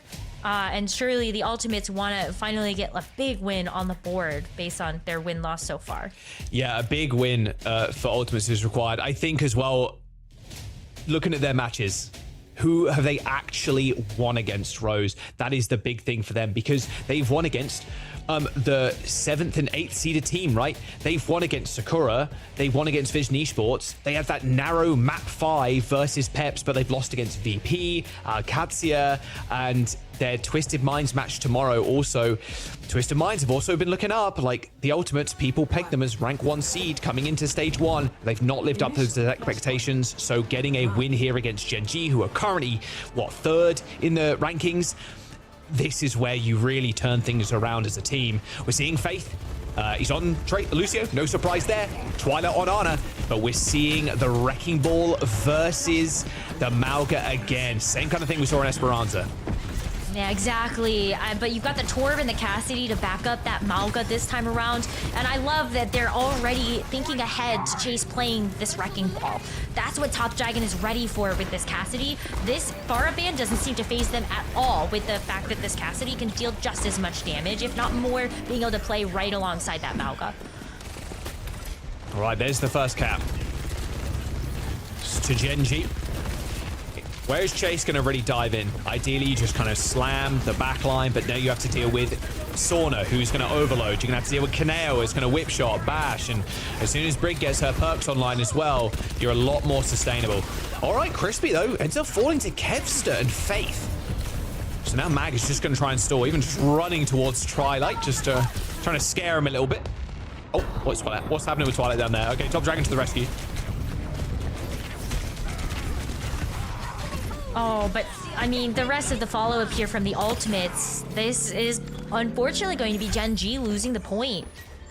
now look at what the ultimates are going to have.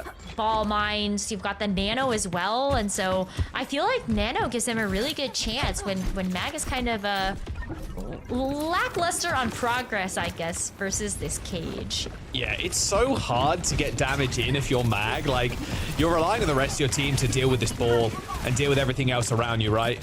And that's why the mines are up so quickly. Ooh, okay, Top Dragon with a little headshot onto Kai. Does send Kai all the way back as they move onto the point ever so slowly. Cardiac overdrive used. I heard a pulse bomb go off from Kevster. Doesn't like it found anything as High Noon has been popped. Oh, boots back into the mines though, and straight into the LOS of Chase. Nano boost onto the Wrecking Ball as well. Once again, Twilight comes up with a really early nano, hits the nade in the front line as well. Gen.G struggling to stay up even with this rally, Rose. Oh my gosh. I mean, the rally, like, it should help to seal the deal here, but it's actually just going to be Kai going in with the overclock as well after Crispy forces in the orbital ray. Orbital ray, yeah, pushes them forward, gets them on the point, triggers OT. Kai dead. Now they just need to get rid of Kevster, who's going to take their mega health back there. Should be a cap for Gen.G, but at what cost? Kaneo's actually in a little bit of trouble. Top Dragon and Crispy helping him out. I actually think that they're okay, though. Gen.G are a solid team of 5. The ultimates are going to be the ones that are trying to get back with reinforcements. And Sana's got this molten core. That's something you just lay over the point. And I think that could secure the flashpoint for you if they can't get the sound barrier up in time. He's so close. But you got Cage to contend with now, too, from Mag. Oh, here comes the long call like you called, Rose. And even a Cage? Well, I didn't hear anybody, but I guess it stalled out for a little bit. Sound barrier from Faith hits 2, himself and Chase. Chase pretty low, though, on the periphery of this fight, as Gen.G are holding the fort down here. Kevster ends up falling. A couple of left clicks shot out by Sauna, and look at the health bars for Ultimates right now. They are dwindling, and that'll be point for Gen.G. If they can lock these points down like that, Rose, it's going to be an easy game. Chase has a tough time securing kills. It's tough because, you know, you want the Wrecking Ball and the Sojourn to be operating together in some capacity, and even Kevster to be able to go in and actually help finish up those eliminations, but it requires such precise timing. And at the same time, Gen.G, like, you're putting the pressure on a lot of that dive because of the turret from the Torb. Also, with just Top Dragon being able to deliver the same type of blows to your own backline. So it's a tough thing to have to balance out. You going for the dive and protecting your backline. Well, Twilight doesn't need any protection, I don't think. He's got that pulse bomb. Nano boost. That was a pulse bomb from Top Dragon. DNA all over the pavement there as Kai headshots Top Dragon. There's the nano boost onto Chase. They're going to go aggro again. They've already killed Top Dragon, mind you. So they're just, again, kind of guaranteeing this. Gen.G have the cap, and they are, too scared to face Chase when he's nanoed. And a man disadvantage, and only the Torb here as a DPS. Yeah, not looking great at actually locking someone down. I don't think it's too bad. Oh, but the disruptor shot from Kai. I hope this could be a finishing blow from the ultimates, but Kanil goes in with the rally. They feel confident about this fight. No recall there. Yeah, Rally's going to look good going into this, and they actually get the cap. Yeah, ultimates don't touch. Oh, Top Dragon. Oh, dear. Orbital Ray ends up getting thrown out by Crispy. You might as well. You want to hold down this point for as long as possible. Ultimates don't want any of that smoke. They're backing up. Ray dead. Or disappeared, I suppose. I suppose a Ray can't really die. Oh, goodbye. Goodbye, Sorta. Straight off the edge of the map. Faith with a nice little cheeky boop there. Top Dragon's not going to live all too long. Just looking to stall for as long as humanly possible. And Twilight again ends his life. The ultimates make a pretty quick work of that fight, and also with ultimates to spare. You've got the sound barrier for the next one, and basically a full team of 4 if you look at Twilight and Chase not too far behind from securing their ults as well. Nano again. So quick at building these nanos. Especially when the ball is taking so much damage, Rose. You're building up nanos at light speed, and you want to catch them on the cross. So I think that's what they're going to try and do. Absolutely. I mean, this is just a great look from them, but yeah, see, Chase gets Top Dragon, and there's the nano. Oh, nano onto Kevster as well. That is a nightmare fuel, if I ever did see it. Ultimates, they're capping the point. They're going to tie up Suravasa. Looks like a Top Dragon switching as well. Little Cassidy for Top Dragon, of course, has been quite a boon against the Wrecking Ball. With the cage, Gen.G They can lock down somebody, sure, but again, actually getting on top of someone, even Twilight has been very hard, Rose. It's been so tough because you just have Faith to be able to speed you away. Also, Top Dragon is going back over to the cast. He started on that hero at the beginning of this map. And so maybe just kind of feeling like it just has to be the right Wrecking Ball answer, Chase giving them too much trouble. And that is kind of how they secure that first flashpoint. We're at Yeah, 5. I mean... There we go. Yeah. Mines, sound barrier, cage for Gen G. Point unlocked. Gen G currently doing what their comp does best and sit on the point. Cage deployed, but so is the mines. That is a very dicey looking cage. Malgus going to get bowled away as Chase actually just leading him to the rest of his team. Rally available now for Kanale, and he ends up popping it early. Ultimates do control this point, Rose, and actually Top Dragon goes down. Kanale almost booted into the mines and has gone low. A nice little two-person stun there as Faith and Chase on the receiving end. Sauna now trying to fight out against Kevster, and the pulse bomb is a bit of a swing and a miss. Ultimates, Rose, their stall game is just so good. They cannot be dislodged unless Gen G get a minimum of 2 kills. But there's the one that's gonna actually seal up the fight. Chase, that's the stall factor. That's the one that you really want to make sure that you take out. Okay. But yeah, I mean, Kevster too can go in for the touch, but I think it's Chase you gotta dislodge first so you can actually get the clean fights. Fancy footwork there, but no, Oh, wait, he's back. Chase again. He's back. Oh, what a sleep onto Sauna too. Oh, surely that's a kill. No, hits the recall. Okay, eventually they put Ultimates on the back foot. 72% though. The idea of the Ultimates comp is catch Gen G on the rotation, and then when Gen G gets to the point, stall out for as long as possible, and that was a perfect illustration of that. Really was. And Chase just having enough time to get back and go for a second contest is crazy. And now Twilight's got the nano to be able to gift over to him or Kevster again, and just like a ton of damage. You do have to deal with this orbital ray though. Crispy, if you could send that out now, I mean, yeah, or maybe you don't need it because you got Kevster out already.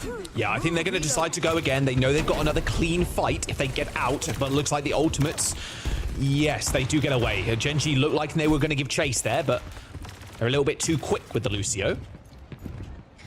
Just quick reset as the Ultimates get ready try and go. with this nano. Oh, well, Crispy can just go for the orbital right now. High Noon boot back. High Noon cancelled. A nano boost onto Chase and Twilight. Top Dragon trying to find a target to actually shoot at in this raid. Point has been touched. OT in session now as Gen G now once more just try and get on this point. This is the hardest problem for Ultimates, actually getting the point back. A rally in the corner for Kanale, just protecting himself, no one else. But that's all that's required for Gen G. Just Kevster left. Even a cage deployed. All right, okay, really making sure they seal this one tight. And there it is, 2-1 for Gen G. As Ultimates, they've still got the mines. They're going to have a sound barrier and even a pulse bomb. And is this Mag switching? Is Mag switching? Diva now. Diva. Perfect. I mean, the defense matrix to eat up some of those mines. I think just being able to have that Diva also allows you to have that defense matrix for a pulse bomb from Kevster, the overclocked shots from Kai, or just charged railgun shots in general. And what about Twilight? Let's not forget the defense matrix capabilities versus the sleeps and the nades and everything else. So I love that choice. Oh, Kevster. Oh, has to hit the recall too. He's got a couple of blinks. Thankfully, that perk coming in clutch there refunded all of your blinks. And he isn't fighter. Nice little 2-clip there on Sauna. Okay. Kind of made up for that pulse bomb a second ago. Unfortunately for Ultimates, though, like you said, Twilight's going to be a little bit more vulnerable now. Sound barrier coming in for the Ultimate, and Top Dragon just locked in the locker, slam shot on his face, and he is history. And these mines on the point, impossible for Mag to do anything about. This should just be the point after they get the D-suit.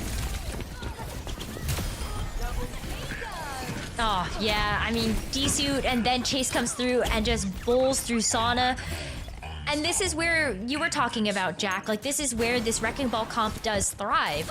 You want to have control of the point, not trying to take it back after the other team has secured it. And so the Ultimates have a lot more staying power now, as Mag does go back to the Malga. We're actually going to see a switch here from Kanale as...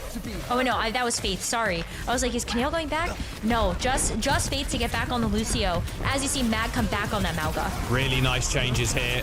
Honestly, from both sides. A good pulse bomb, and that's fight over with. Oh, a parting railgun shot over the edge of the map there from Kai. Kills Kanale. We'll take that. Add that to the stats. Ultimate 70%, and of course, they're going to go early. Mine's in 10. Nano boost for Twilight. A big slam into the backline will do it.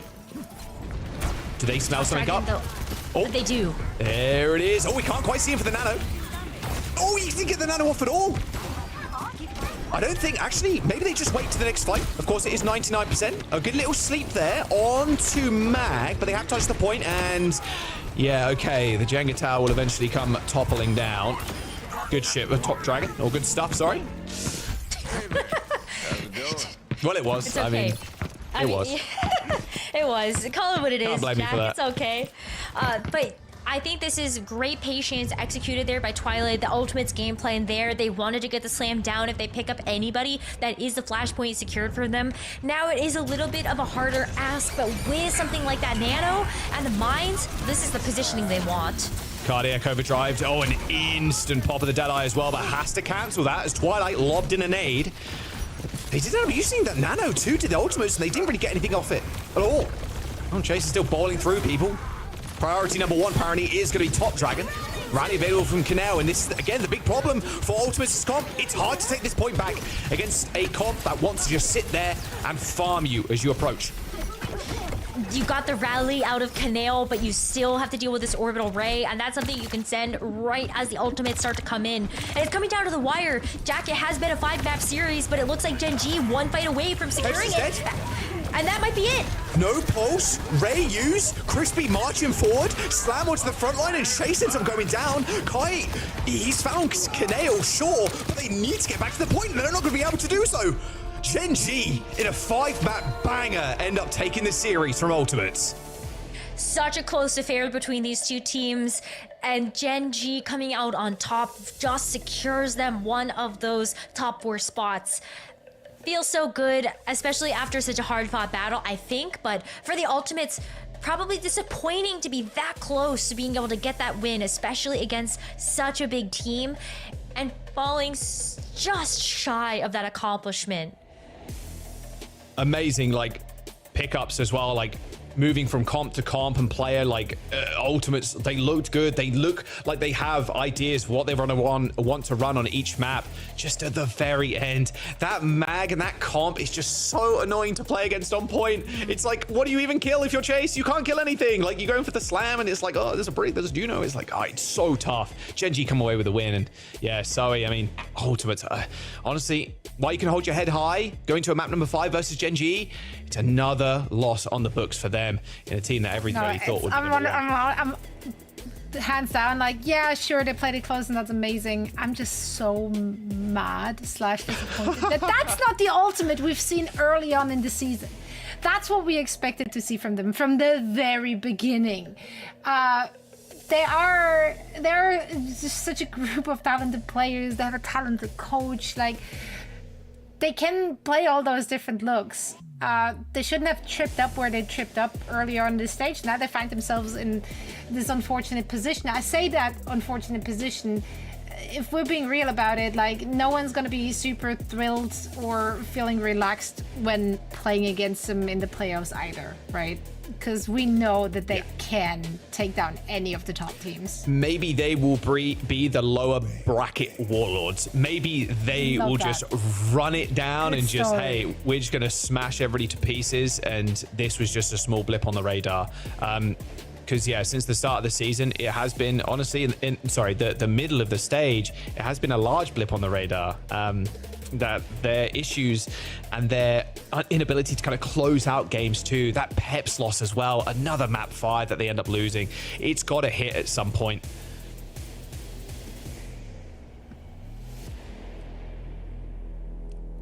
Oh my gosh, these clips from Kai, I think it just looks so much better from the ultimate, and I think a lot of that also has to do with just the individual players feeling like they also shined a little bit more in these series. Zoe, Kai, like, again, the Sojourn that we remember, and Kevster on the Tracer. Again, the Tracer that we remember. I think this was a series that, if anything, we started to see those signs of life from the individual players again, outside of just their coordination as a dive team. Yeah, that's the thing, right? I feel like in previous series they played the last few weeks, it was just either or were switched on. I think we talked about this either last week or wherever. It was like either Kai was stepping it up or Kevster was stepping it up, but it was never like the whole team stepping up to the task. Yeah. So unfortunately falling short of that victory, but they will be a force to be reckoned with, so no one's gonna go into a match against them very confident. Now, speaking of confidence though, Top Dragon, he is earning themselves the player of the match honors with that victory from Genji, and I mean, quite frankly, Top Dragon is just like a walking, talking highlight reel whenever he takes to the stage. He is, yeah. Yeah, super flexible player, looked so good on the Pharah and looks like good on anything that he chooses. Like, there's not too many flaws with Top Dragon, honestly. Not that I can pick out at the very least. Yeah, very well deserved.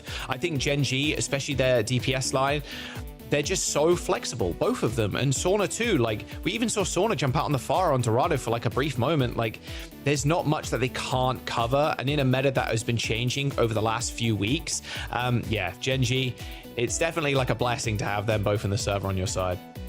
It is indeed. Necro, if we're looking at the standings here, we don't really see a big shift after today. Tomorrow can still make a change for, I guess, Twisted Minds?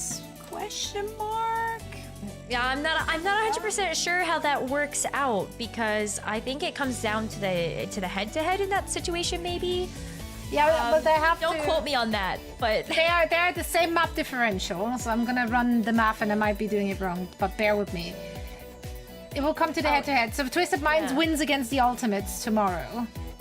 Yeah, so Twisted Minds will be 4-3 if they win against Ultimates, but they lost against Alcatia in week 2, so the head-to-head between those two teams, Alcatia takes the 4th spot, and then Twisted Minds takes the 5th because of that head-to-head. If Twisted Minds win tomorrow. So this, yeah, then we are locked, right? Yeah, apart from the score lines, the win-losses and stuff, this is locked in, yeah. So what you're seeing right now is going to be the placings currently, because of that week 2 game between Twisted Minds and Alcatia. That was a 3-1. When the past is coming back to haunt you. I know, yeah. It's just like that one loss, man. And if you even look back to week 2 and even stepping into week 3, like, there were like 4 or 5 teams like in the center, like, okay, someone has to break away. Someone at some point is going to lose to someone else, and it was so competitive. And this is how it ends up rolling down, just to those head-to-heads, because the score lines, they don't always mean and don't always tell the full tale. It just means to me that every single one of those teams deserves to be at the very top here and participate in the OWCS. Let's see who's going to come out on top of our playoffs. But of course, we still have one more game day tomorrow for EMEA. But that also means that we're going to say goodbye now to Necra and Jack. Thank you so much for calling the action. We see you again tomorrow morning, bright and early. For now, we're heading into a quick break. But it means it's also time for another battle of the bots. We got a talent tussle today. 7 talent members are going head-to-head in a FFA. That's right. Everyone against everyone. Let's see which baddie is coming out on top. Make sure to spend your channel points to let us know who you think is going to take this one. And we're going to see you on the other side of this. I help point. Move on. Nice! Go.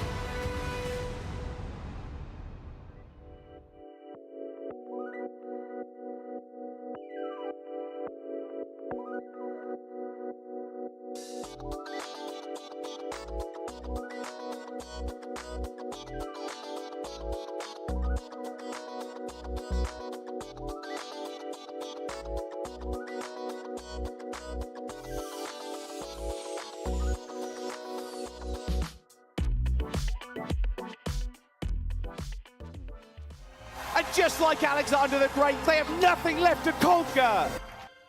Blue ball falls as Sugar Free just carving them asunder. Oh my God! Merit again. This might just be it, nearing 99%, but Lib, even the devil looks away in disgust. We have the very best in the world fighting for this OWCS World Final. The Junker Queen comes in, and it's a triple catch in the fight, and he's going to get another big down blossom. That's how they stay alive. They can't let go of the momentum now. Has to try and go for a rally to stay alive, but what a set! What? Excuse me? What did I just see?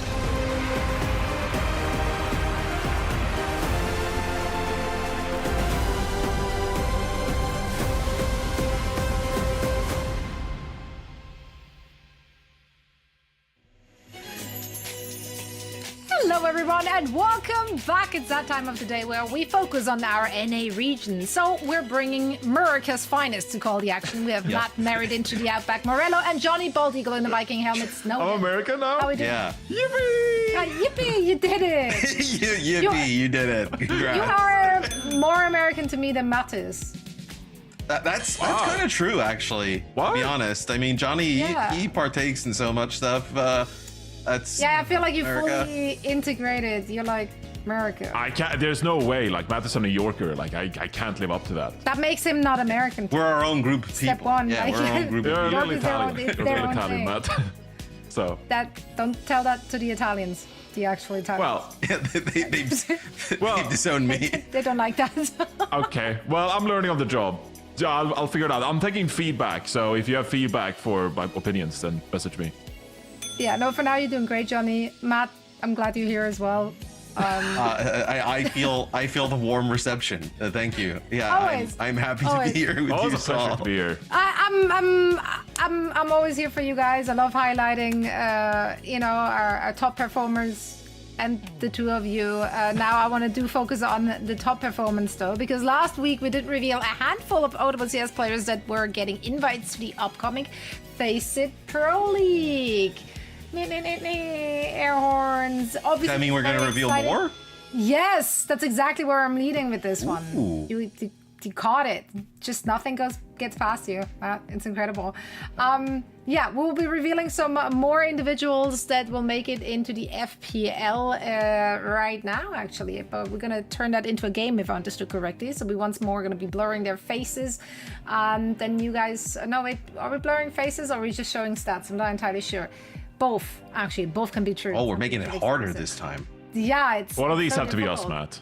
After our performance in Facebook. Yeah, I'm sure both of your invites, they may be lost in the mail. That must be the problem. I actually can't even get on the Face It platform anymore. I think I'm just banned. Yeah, that's super unlucky. No, they didn't ban me. We did just play one match in season 4. Yeah. Then, yeah. Maybe next time. It was a special match, though. It's okay. It was. Speaking of special things, who is this? A Minecraft speedrunner. Wow. There is more than one former Minecraft player in the OWCS. Yeah, because Dante was like our go-to Minecraft. Yeah, he's the Minecraft player. But not apparently there was another one on the block. Oh my god. I mean, Matt, you've been doing this game before, so you know which well, I did not do this. Can we phone a friend? Can we phone a friend? Okay, I'll give you a hint. I'll give you a hint. His hands are blessed. His hands are blessed. Oh, Syrian God's hand? No. Wait, what? FD God? FD God? There God. Yes. There we go. Yes. Nice, Johnny. Minecraft Nice. Speedrunner. Okay, I do. Sure. Yeah. Why are FD God's hands blessed? Just because. Well, she was trying to make a God reference. It's just. Okay. Anyway, on to the next one. I thought these were people who play in North America because we're coming up on North America. Okay, he's also his large muscles. Good job with the blurring. We kind of saw that one. It's like there is one person with this. It could have been anyone. He's a tank. All right, next one. We revealed 4, I think, overall. Okay, right. Cool.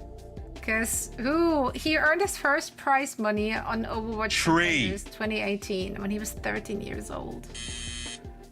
No. Sugar free. No. Oh, they're 13 years old. Maybe brother Jwoo? I don't know. I'm just saying. Shutting out everybody who exists. Maybe you can guess by the hairdo.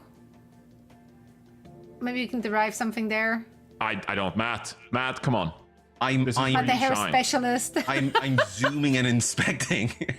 You're zooming. Enhance. Okay, I'm passing. I can't figure it out. Sorry. Yeah, I'm not sure. Someone in chat is molding right now. They're not getting this right. Yeah. Do we get a hint? Oh well. Top Dragon. Top Dragon. I knew that. Yeah, you definitely knew it, and then you just decided not to say it. I've seen if Johnny could get one. That's really nice. That's so nice. You're a real team player. All right, this is the last one. He also plays for Winthrop University. Okay, that really whittles it down. Yes, perfect. Yeah. Yes. See? Nice. I helped. That's the one. That was good, Johnny. See, I helped. I helped. Well, I helped. Look, I'm just. That was so sad. It was it's like I want to be useful, guys. I was here. I did it. I did a thing, guys. You're giving me a hard time, Matt, but I really do think that I contribute sometimes. I would never give you a hard time. I think you guys are doing fantastic. Absolutely crushed again. Never Yeah, these are 4 more invites, not interviews. You know, you took away my ability to talk because that's what happens. But I've also been awake since like 5 in the morning, so all is okay. All is well. Let's take a look at our standings. How about that? Let's just move on with the show, shall we? Standings, of course, yesterday, everything was just like 4-1 across the board in our top 4. Now, a few teams are starting to kind of move away. Obviously, Nightmare and Timeless having a fantastic map differential, so they probably cannot be caught. That said, though...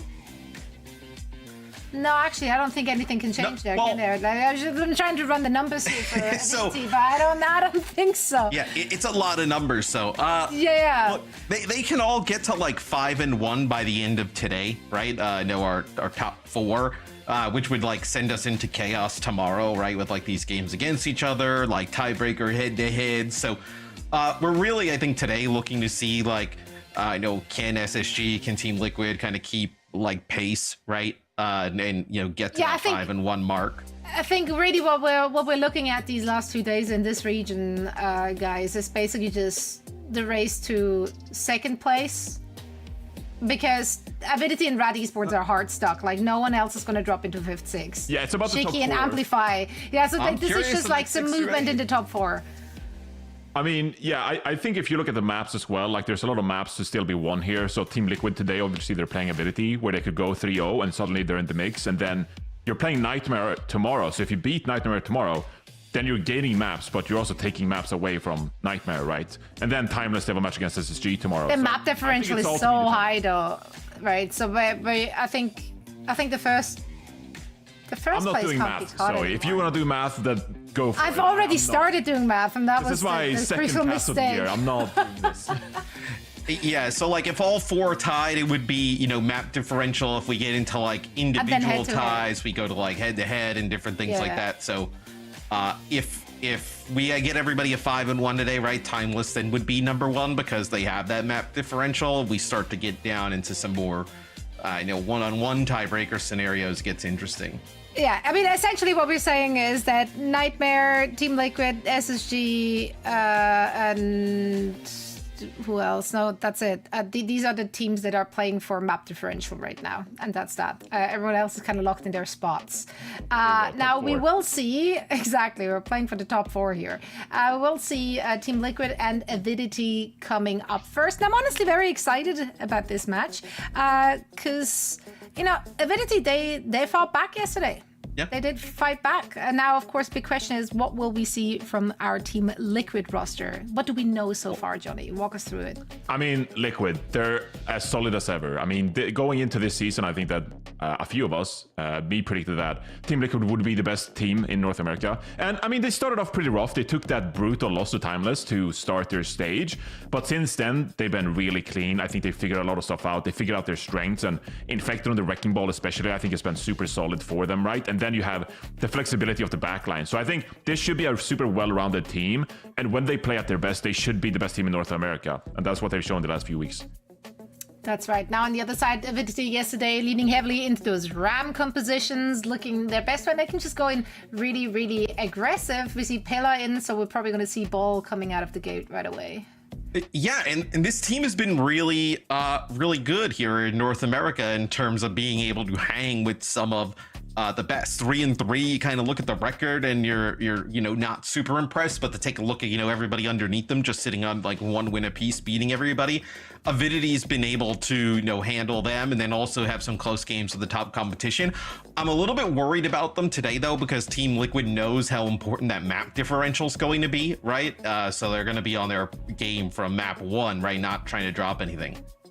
Absolutely. And now, of course, Team Liquid already has some tape on Avidity as they just played yesterday, and Team Liquid had one more day to figure out how they want to interact with perks and whatnot. So let's see what they have in store for us in our first match of the day in our NA region. So Johnny, Matt, please take it away. Yeah, thanks so much. So, Johnny, we're going to be jumping right into this one. TL, they'll get the map selection first. It'll be Lijiang Tower with a Curie ban and then also a Tor ban on the other side. Does this tell you anything about some of the comps we're going to see here early on? Well, I think the Tor ban is quite interesting because we have seen WUB, for example, brought out the Tor quite a bit. And so I think as this series kind of goes on, then maybe we'll see WUB flex over to that Torbjorn. Also interesting that we're seeing Somba in the lineup for Avidity, I think, because, yesterday we did see NVM in the lineup against Timeless. Yeah, sure. And so they've been moving some stuff around. And that was a good look for them with NVM in the lineup as well. So we'll see later on in the series, maybe NVM will come in for Somba. Well, we also saw Twals yesterday, right? Instead of Pela, pretty much the entire series. I actually do think the entire series. So curious if this is going to be potentially a ball mirror, which we have not had a ton of ball mirrors, right? It's usually one team just kind of dominating on the ball, the other team making some adjustments to it. But it'll be wrecking balls here at the start for both sides of things. And then it'll be Tracer and Pharah in combination. So I was watching Tree's stream. He was putting some nasty clips with the Pharah. Seems to be a hero. He's kind of going with at the start here of perks. Is a pile driver here from Infected, just pushing some of the supports out back to the choke, and they're going to get rid of WUB. So that's a large source of damage gone for Avidity right away. Yeah, and this is what we're going to be looking at throughout this compositional matchup here on Night Market as well. How can the Wrecking Balls combine with the Tracer? WUB is actually immediately going to swap over to the Echo before the point has even been capped. And Echo going to be a good hero to deal with Tree's Far as well. So I wouldn't be too surprised to see Tree maybe swap off that Far as well. But the fight is still going. Point really hasn't been capped so far. No, they kind of got Liquid off of the point, right? They end up losing Vega, and now Pela gets control of the point. So it'll be Pela knocking Vega off the side. So 2 quick deaths for Vega at the start of this one. Zombo finish off Infected, and that'll be the point here going over to Avidity. And yeah, I like that WUB just realizes straight away, like, let's go over to the Echo. It's a bit better to kind of duel that Pharah up in the sky and then just kind of chase down with the focusing beam. The focusing beam so strong, whether it be against tanks or even the squishy targets, where Knife will actually rotate around here, try and get a touch on the point. Pela will get back right away, get right in his face. They do not want to give up the point, and Tree making a switch over to the Sojourn finds a pick on Scuff. So you lose your honor right away. You're just gonna have so much healing here for Team Liquid. Eventually, the battle of attrition, they're just going to end up winning out here and taking the point. It's just a matter of when. Finish off the last kill there on Ninwai, and that'll be the point over to Team Liquid. 35% though, over to Avidity. Not terrible. Yeah, it's a good start. And Tree with the early flex over to the Sojourn. I mean, that is going to be great to deal with the Echo as well. And it really does feel like we've seen the meta so far this week with perks. Sojourn and Tracer has been the go-to damage duo for a lot of these players, right? And so Tree already on a hero who's pretty comfortable playing with. But we have a lot of ultimates coming up here for either team. The mines are going to go out on the point from Infected. That's going to be a good start to put some point pressure on here. WUB going for a bit of an assassination on Knife, but Recall is going to be forced. Doesn't quite get it. Yeah, going over the top there, just trying to find the assassination. That minefield from Infected just going to buy them some time. Zombo with the pulse bomb actually connects onto Infected, and they're actually able to find the Wrecking Ball. Wrecking Balls on both sides traded out, though, so you're not going to have the tank here for Avidity either. There'll be a dupe from WUB trying to get another Tracer on the field, but man, it's going to be Tree here with a Nano on the point. It's only a 2-player sound barrier here for Avidity. You're going to get your tank back in the fight, but man, it feels like, Johnny, you should have held on to that sound barrier.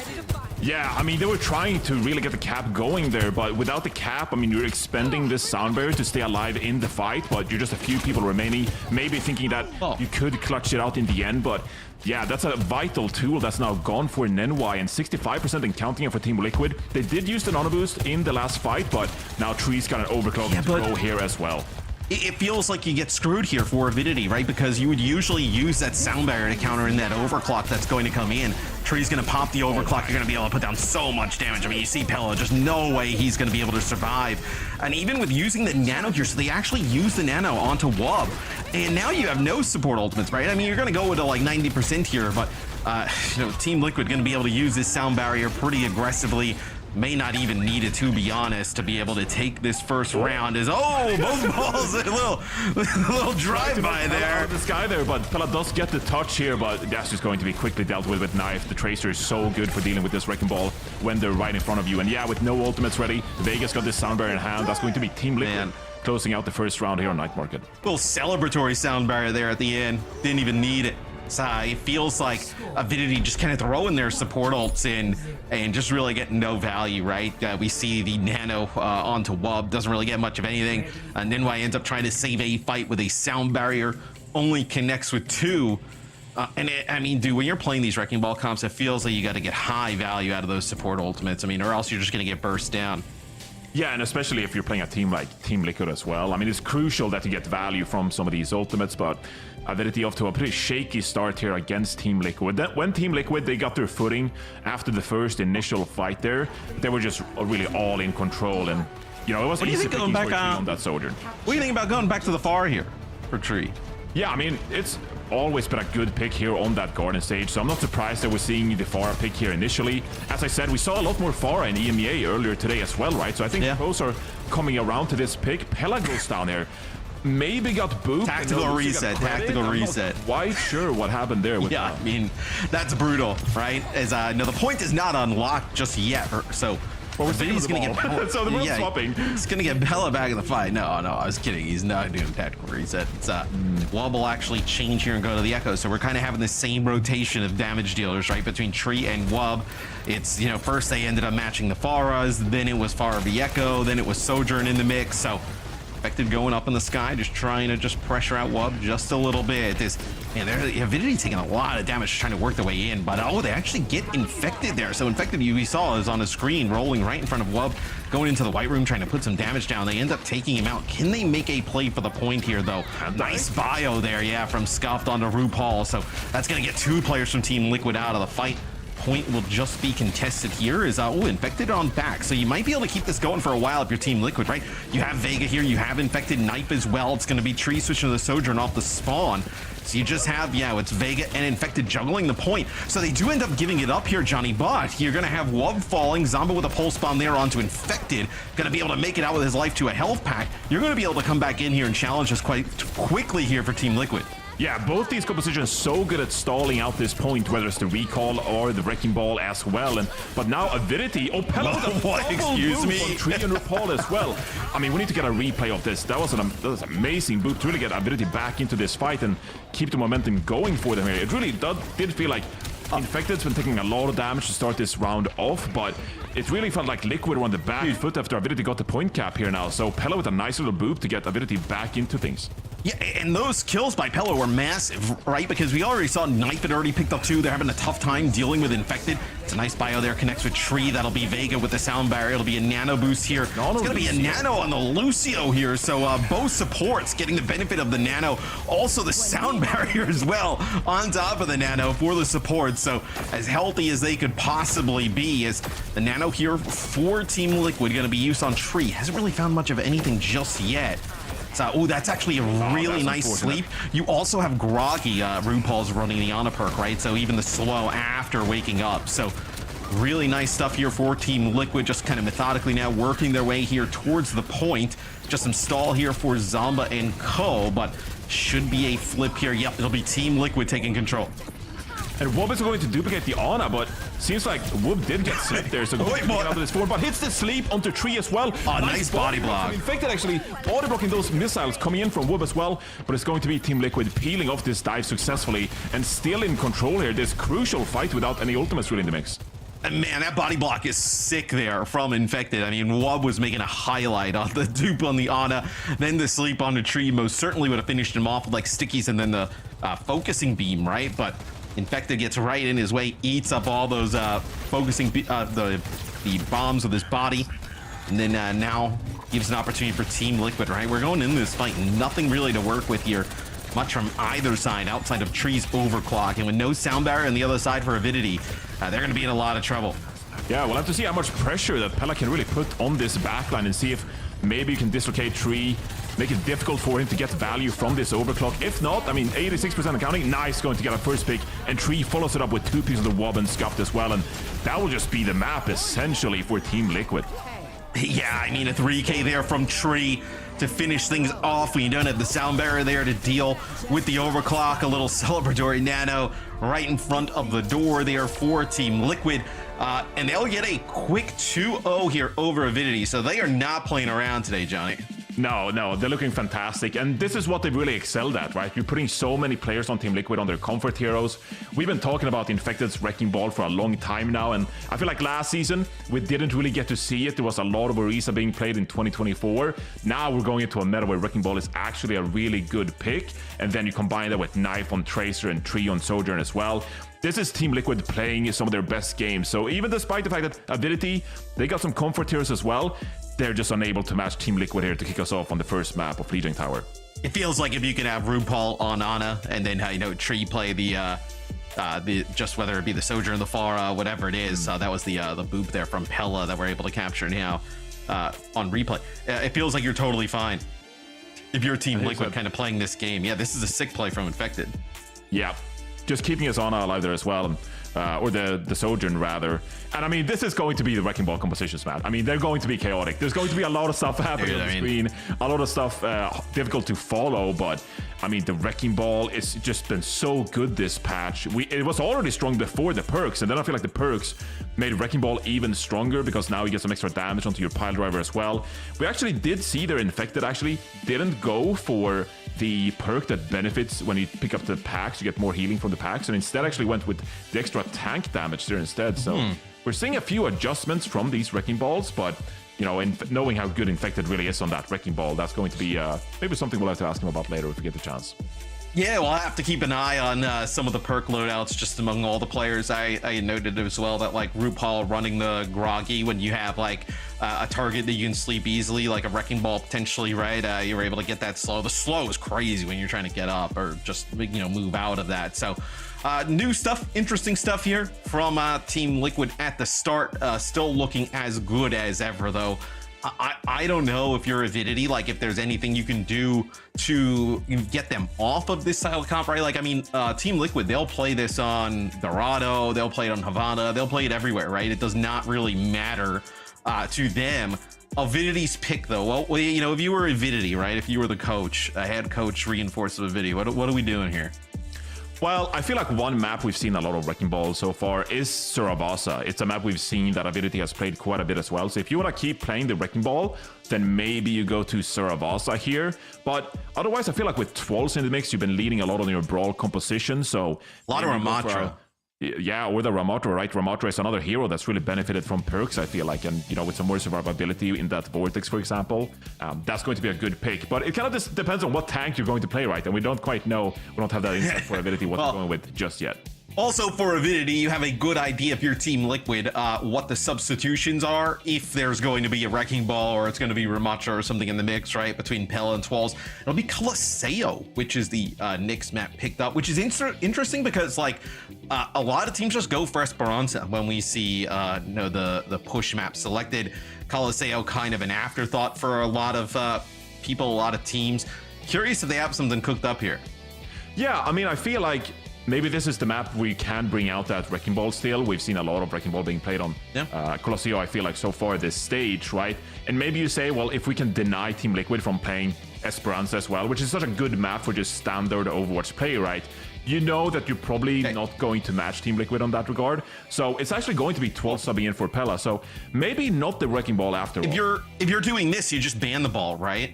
Like if you're making this substitution to take Pella out and putting 12s in, I probably just ban the ball, see if you can get one on the board, right?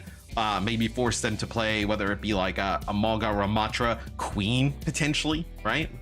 Maybe sneaks her way back in. We'll have to see what they decide to do in the ban phase. So it'll actually be okay. So wait, they ban. So this is actually Avidity banning the Ramatra. So Ramatra goes here.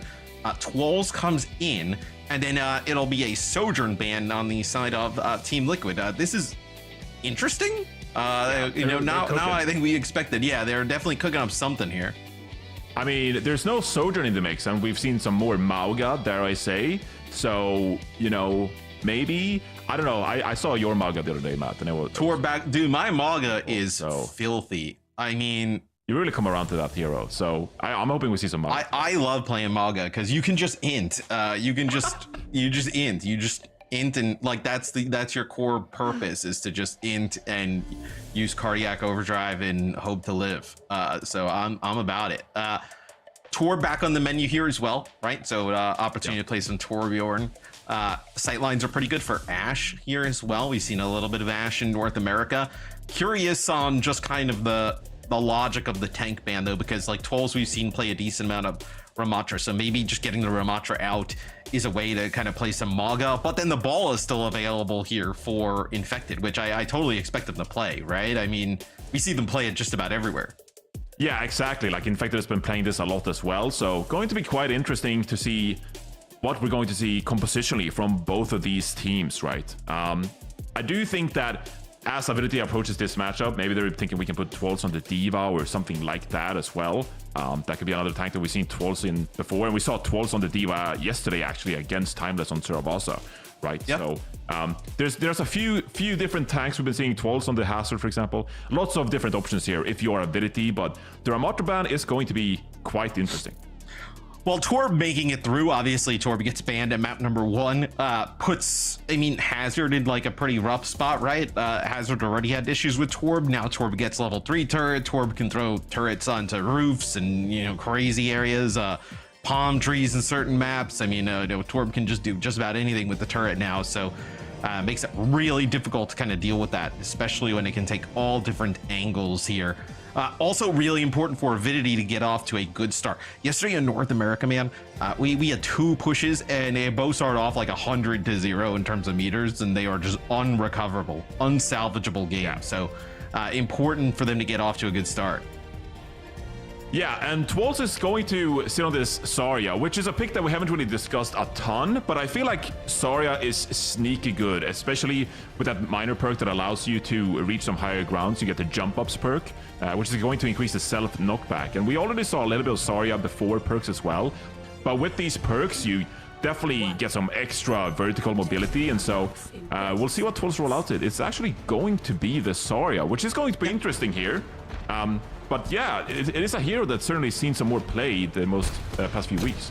Also really strong against D.Va, right? As Team Liquid comes out with Infected on the D.Va. So potentially a good matchup here off the start for Avidity, being able to come in, use this Zarya composition, get quite aggressive right behind that Genji in the Zarya combo. The bubbles on the Genji, really strong. And then just get in the Zarya's face, the D.Va's face, just bully out that D.Va. Yeah, this is a composition that makes sense, right? Because you can give your Genji that Zarya bubble to protect them, but then you also have so much damage output. You got these turrets to deal with Knife as well, and well, there you go. We're immediately taking Knife down as well. So that's going to be a first early pick here for Avidity as they get some. Look how much charge Twolz already has.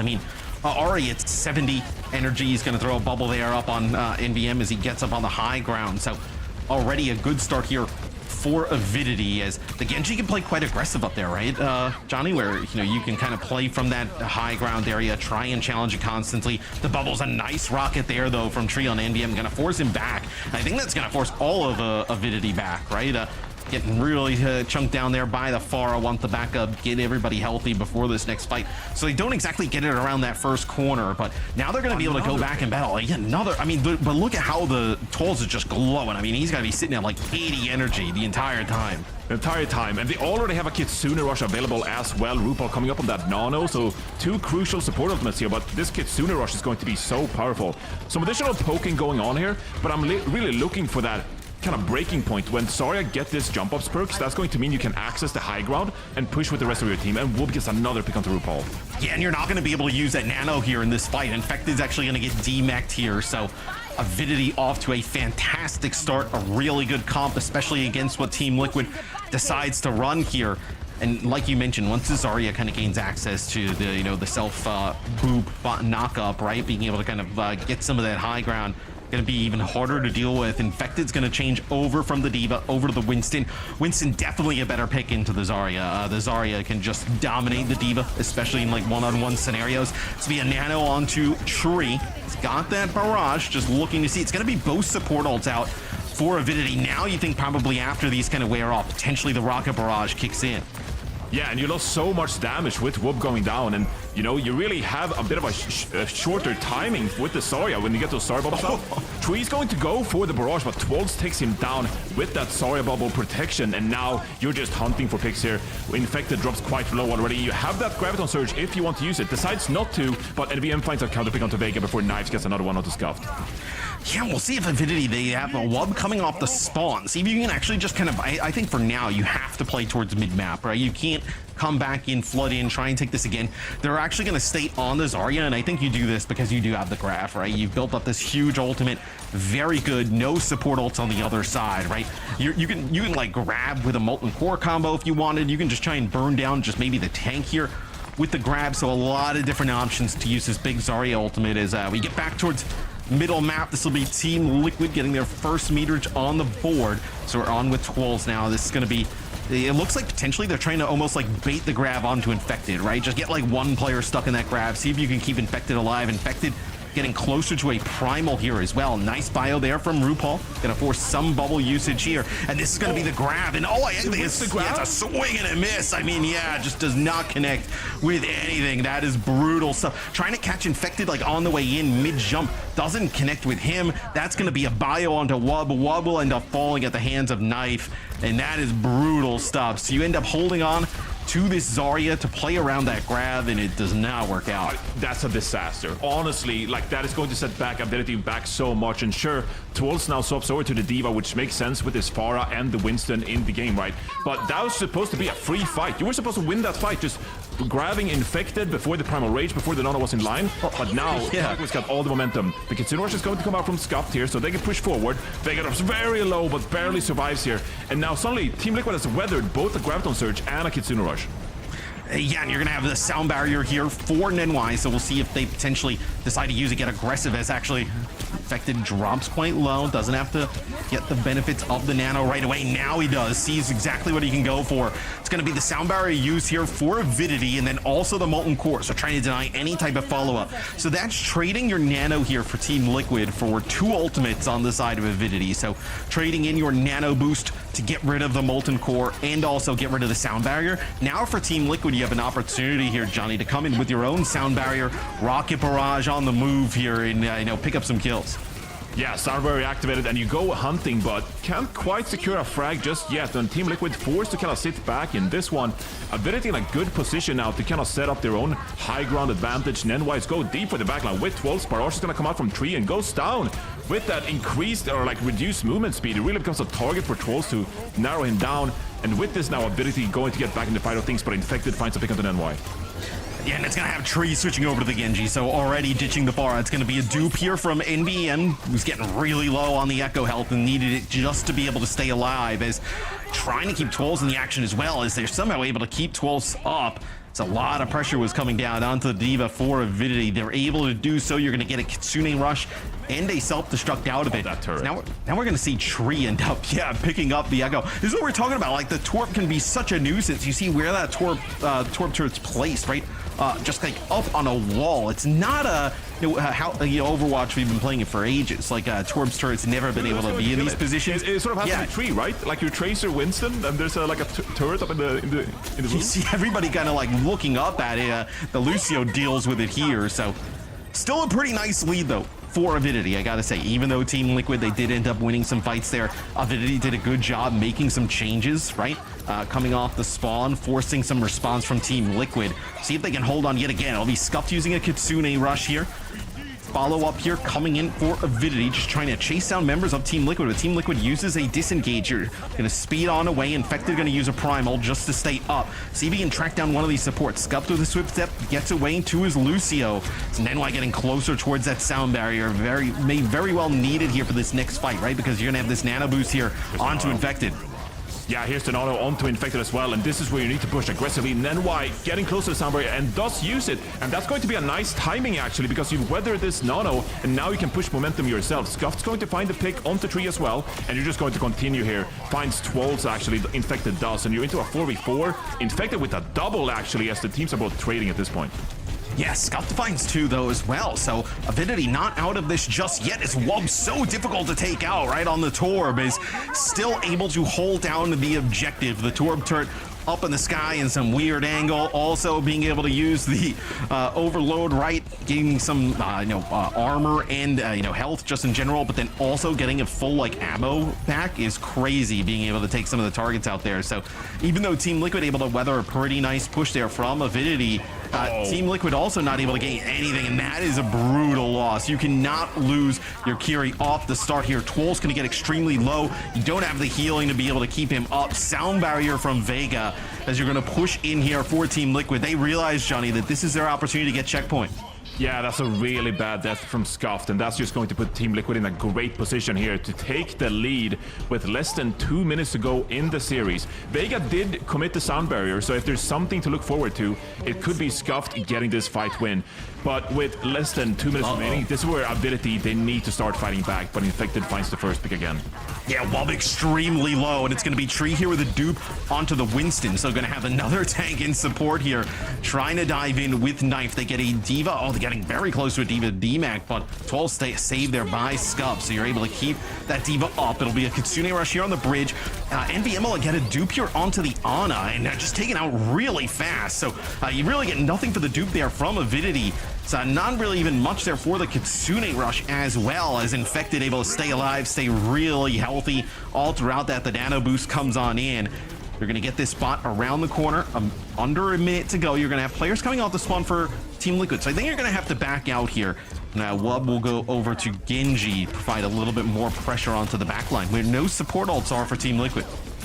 Yeah, and this is where Avidity really needs someone to step up and make a clutch play. You don't really have any ultimates beside this sound barrier, but you need an aggressive playmaker to come in here, whether it's NVM or Wub. Sound barrier is going to be dropped here defensively with Infected using the Primal Rage, but again, I mean, that is Avidity expending such a crucial ultimate just for a single Primal Rage. Yeah, I mean, you're down by, 47 meters plus, and you primal in the, by basically your base. You have to use your sound barrier. I mean, that's a brutal scenario to be in for Avidity, right? You kind of have to, because maybe Infected finds 1 or 2 with that primal, and then the round is done. But to just be in that position here, it's a really difficult scenario as Avidity trying to work a push here. Going to get around that corner. Infected going to be able to put down some damage there on the Twolves. I think you're also potentially playing here for RuPaul, building up a nano. Can do it quite fast, but then a Tree is going to win that duel of the Echoes in the sky. He's going to get a dupe here onto the Diva. They deal with Wub. Man, Team Liquid, they were actually down for most of this round. Avidity played quite well, gaining 63 meters. But just over time, the battle of attrition, Team Liquid able to win it and take a 2-0 series lead thus far. I mean, I really do think Avidity looked quite good in that map, but ultimately in the end, it's the talent from Team Liquid that pushes it over the edge. I think you really saw some of those sound barrier pushes with Vega, for example, really taking the momentum to Avidity. That's where Team Liquid, they established their dominance, and the way they won in the ultimate game as well. I think there was, 1 or 2 fights there after the Graviton Surge coming out from Twolves.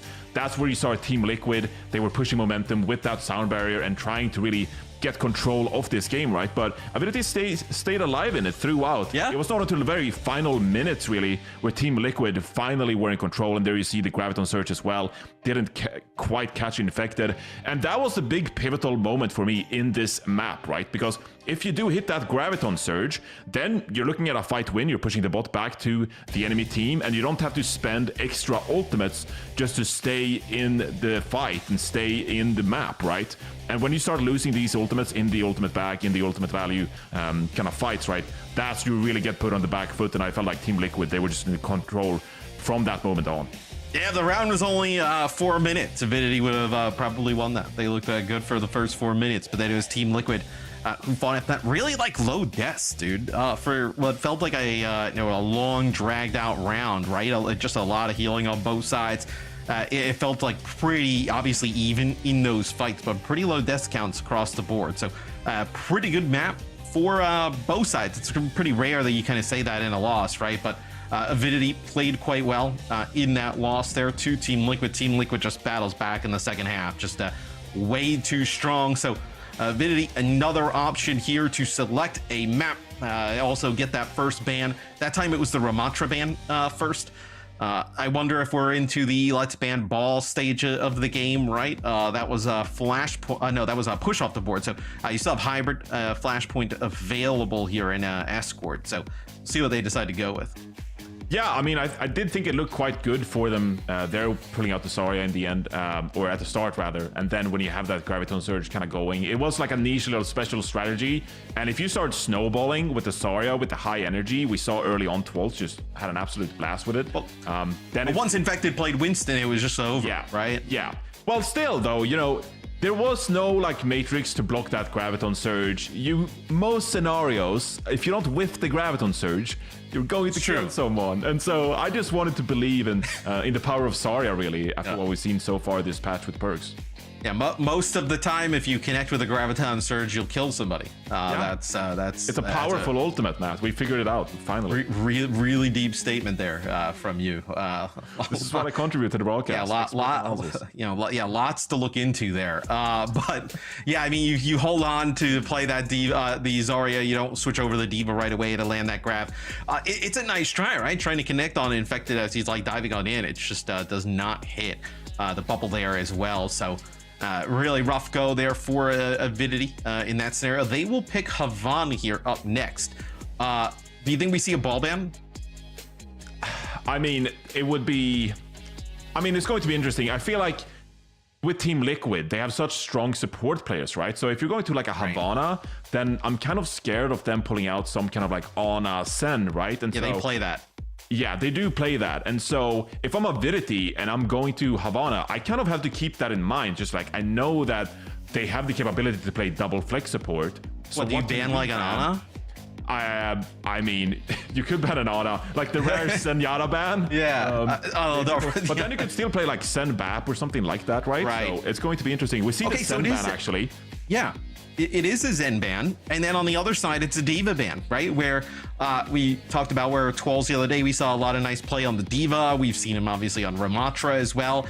So now you get the D.Va out of the equation. So this, like, if you're gonna play a dive and access high ground, which there's a decent amount of on Havana, you're gonna be forced onto potentially like a Winston setup here for Avidity.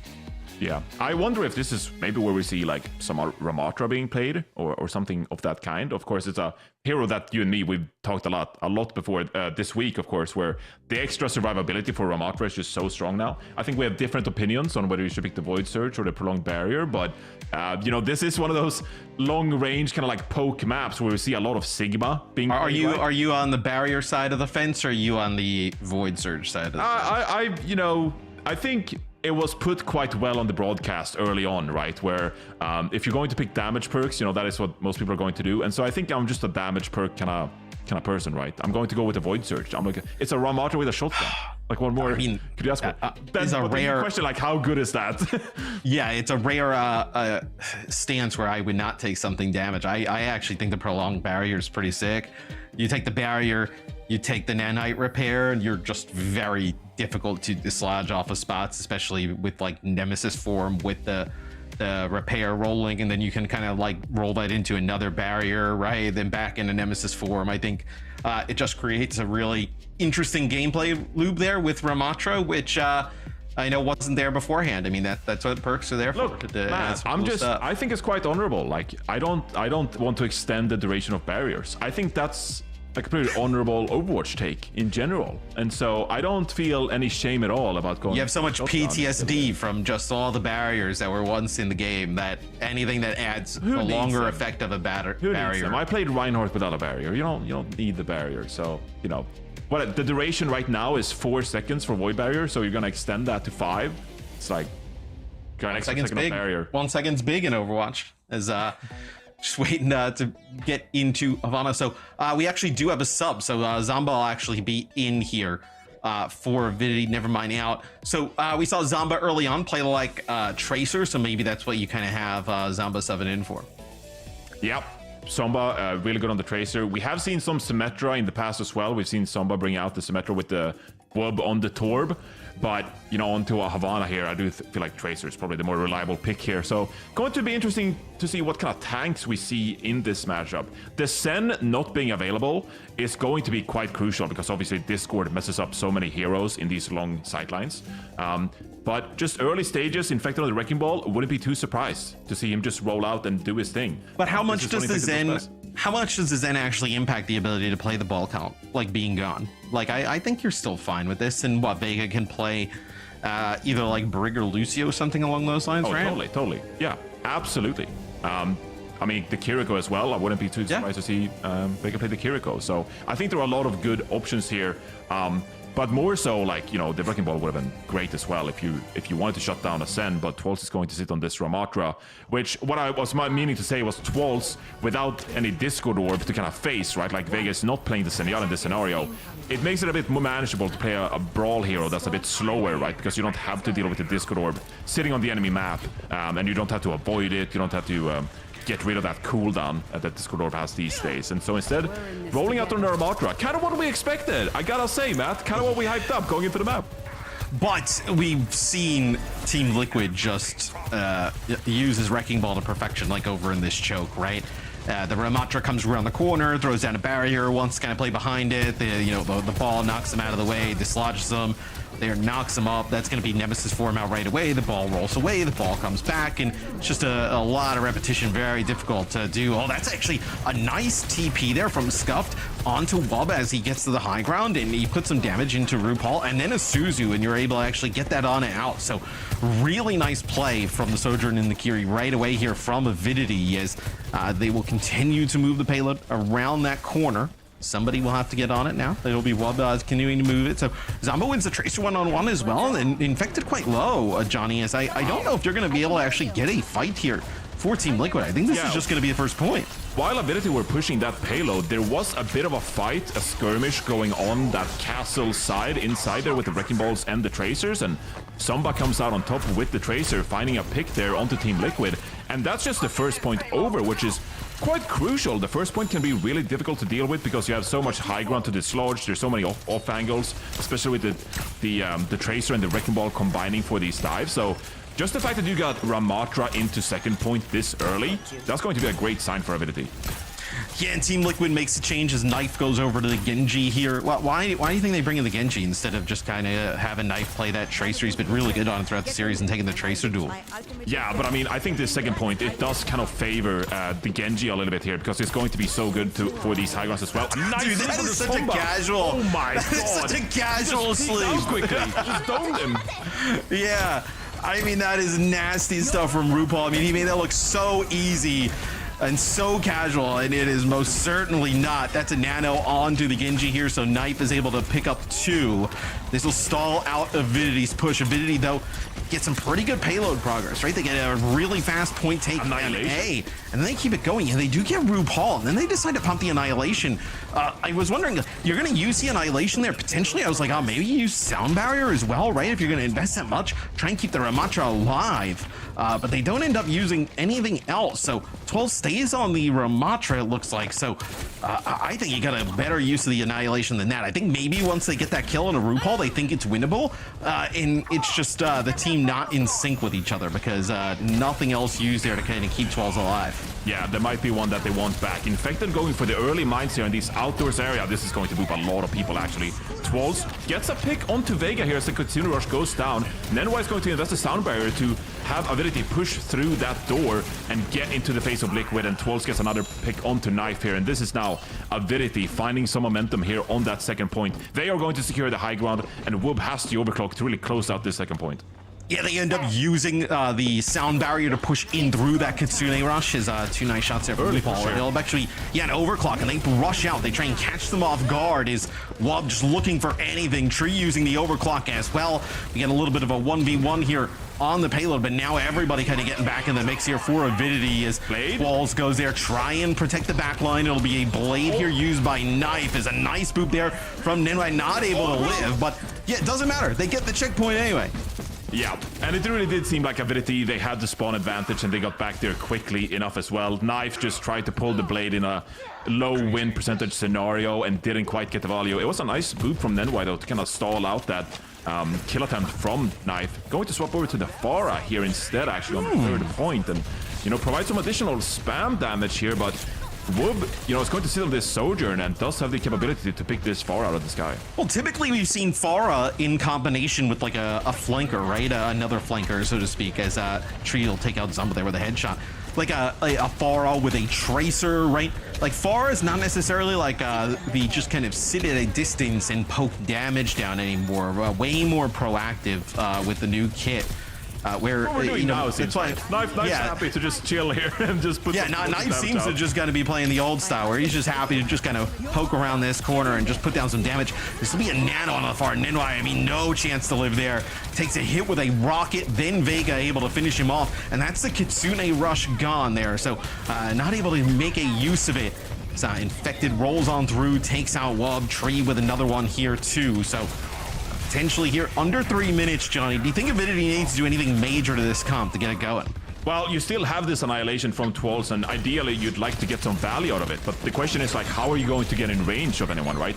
You can't really hog this Wrecking Ball. You got the Pharah and the Sojourn all that might get you going. Like, you just can't get close with this Annihilation, so we'll see maybe Twals just pulling it out of desperation here, but you know, we did see them get a pick on the Infected here. You've got some positioning here on the off angle, and you can start building an attack onto this castle, this last area on the third point.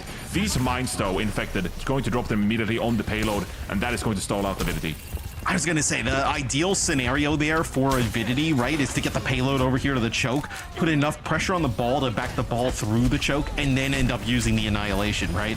Just kind of like flooding on in. Nice Suzu used there by Scuff, just trying to keep them alive for a little bit longer. It does, but it does not change the end result as Knife and Team Liquid kind of clean them up. I think that's like the ideal scenario, right?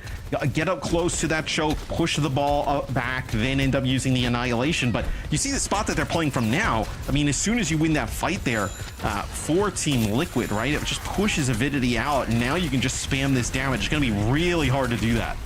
Yeah, it's going to be so difficult to kind of make the win condition happen for Avidity here, and Twals is already dropping low. The anti-nada, he's just gonna go down. The Suzu comes out to save him barely, but you just look at like how much damage Avidity are taking as they try to get to the payload. Woob is going to pop the overclock. They do find a pick on the Vega. Barrage comes out from Knife as well. Nenwai drops the Soundbear to stay alive, and suddenly you're in a 4 versus 3 situation for Avidity. This could be what they needed to close out the map. Yeah, making a quick push here towards the Team Liquid spawn, but that's going to be a nano-boosted, overclocked Tree up there on the high ground. They do get rid of RuPaul. They're going to drop a Kitsune Rush in the immediate choke, but you lose Nenwai here, so just down to 1 support. Vega, going for the sound barrier. It actually gets interrupted there. Yeah, it's the pulse bomb from Zomba. Connects onto Vega, so an opportunity here for Avidity to get over the line, and they do. Twals, he holds on to his Annihilation for the next half there towards the end. He holds on to it. You know, just kind of maybe forgets where he's at. He holds on to it there, potentially, you know, for a future use somewhere deep down the line in another universe. But not a great spot to be able to use it. Potentially would have used it there towards the end, right, if players just kind of flood out onto the cart. But a map completion there for Avidity. Really nice stuff. That pulse bomb by Zombo is sick onto Vega. Yeah, and you have to find those individual plays, because again, there was so much damage from the side of Team Liquid, so much poke as you're trying to walk up and approach this payload that it's going to be hard to stay alive. It's going to be hard not to get picked as you try to walk up if you're Avidity. But a nice individual play from Somba, that's going to put them on the right path, and then you have this awkward fight with the barrage coming out, right? And the great Sunbear from Nenwai. You know, to quote Vega as well, to cap it out there as well, Vega did have that tweet along the lines of, get me off this hero, get me off Lucio. And I think that might be another clip in the making for Vega with that little AJ there. So You know, maybe we'll find the replay. Maybe we'll see. Maybe we'll be able to defend Vegas' use of the sound barrier there. But another unfortunate he's trying to tank himself out of playing Lucio. Intentional AJ. It's like, I don't know what's happening. Hazard here on D. So we've seen a little bit of Hazard kind of resurgence here in NA this week. It hasn't really worked out against this ball comp though. I mean, I imagine this is just for like a spawn hold, right? Yeah, I mean, you got a pseudo Maywall, right? So you could isolate, split the team up, for example, and then you go for a bit of a hard engage. Going for it there, he doesn't quite get it. It's a nice anti-nade, actually, from RuPaul into Wub, which already sets up the first pick. But, I mean, if you're Avidity here, maybe this is the strat you're going for, trying to stall off the payload, trying to get as many fights in. But it's off to a really bad start here on defense for them. Not going to get another one here. Yeah, after a brutal start there for Avidity. When you mentioned Twolz's wall, is he's going to go over to Ramatra, it got me thinking, you know, Zoe's our lore expert, right? But we know what May's wall is made out of. What is Hazard's wall made out of? Spikes? Many spikes. I feel like maybe spikes is more of a form, not a material. So yeah, we'll have to get a clear answer from I'm the right Zoe. Yeah, no, clearly we are not the lore experts. Pile driver here from Infected. Some Moira stuff.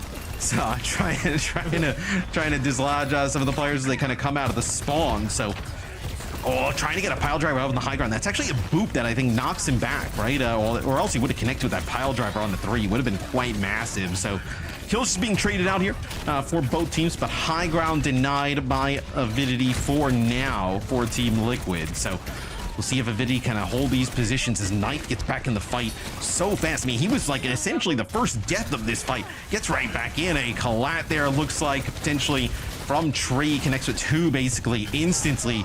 Now you're going to have this minefield for this corner. Yeah, but Wolf finds the pick onto Tree, and that's going to enable Ability to flow back into this area here and try to recontest with no long-range hit scan threat on the side of Team Liquid. Suddenly, Ability, they get so much positioning back. It's going to be Infected on the ball, dropping the mines here. But despite that, I feel like if you're Ability, you have time to stall this out. Scuff dropping real low, drops the Kitsune Rush, gets it out before these support elements come online from Team Liquid. If Avidity can just weather this, they're not able to. They can't keep Wub up. That would have been such a good spot for them to be in. But now, Team Liquid with some more pressure on top of them. Yeah, they try and just like almost ignore Infected in the back line, and you're just not able to do so. It'll be an overclock here used by Tree. Team Liquid, I think here, Johnny, gonna desperately try and hold on to both of these support ults. Yeah, they end up doing that. So now you have a distinct advantage going into the second part of the map. I will say though, this is probably the area of the map where the ball struggles the most, right? Not like great grapple areas to be able to kind of like launch yourself. It's a really odd part of the map for the Wrecking Ball, but if there's a player that can make it work, it is clearly Infected. I mean, he plays it just about everywhere. Yeah, but should be aided quite well by Knife here. They got a Nano Blade cooking on the side of Team Liquid, and despite the fact that Nenwai has this sound barrier, this would be such a great fight for Team Liquid to win here, pulling the Nano Blade. But actually, they're just going to Nano the Genji, and sound barrier does come out, holding this blade, and now utilizes when the sound barrier is faded. Yeah, it'll be annihilation though for Twolz, so putting down a lot of damage in that area as the Ramatra, so that's gonna prevent Knight from getting maximum value out of that blade. And then both support ults used there by Team Liquid. This is gonna allow Scuff to build up towards. That is a deflected pulse bomb from Knife to connects onto the Tracer. We have to see that. That is filthy stuff. That is a pulse bomb deflect into the Tracer. Potentially didn't have like recall, I would assume. And just that is filthy stuff. So high on the list of things that are let's take a look here. Oh my god. Oh wow. Sorry, Somba. That feels bad if you're the Tracer. Yeah. Just getting back into the way of things. Wub gets 2 with the overclock, actually. So Avidity still in it. Another 3K. What a shot onto Knife as well. Wow, Avidity holds their ground here on second point, and 2 minutes 40 to go. This is Team Liquid quickly running out of time, I feel like, with a pretty solid defense from Avidity. Well, it's like, quick, dude, get out of that highlight. I want to make my own. Just comes up with a sick 3K coming out of the replay there of Knife.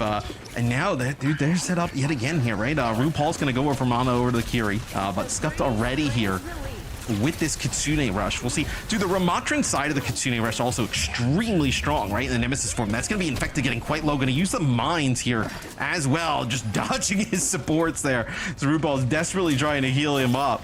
So the minefield doesn't look like it's gotten a ton of value. Maybe just giving them some space. Yeah, here's a re-engage with the Kitsune Rush as well, and no mines to worry about. Infected is going to drop down, and another nice fight win from Avidity. I think if you're scuffed there, you're quite happy to see the mines go out, right? Because the one thing that would kind of like interrupt this Kitsune Rush to kind of like, you know, stall them out there would be the mines being dropped on top of the Kitsune Rush, but Infected swaps over to the Orisa here instead, says at this point it's not going to be great for the Wrecking Ball. Yeah, and yeah, the Orisa historically has been a go-to hero of this hero we played a ton of last year actually, and it's going to favor this matchup into Ramada. This is clearly also a better spot.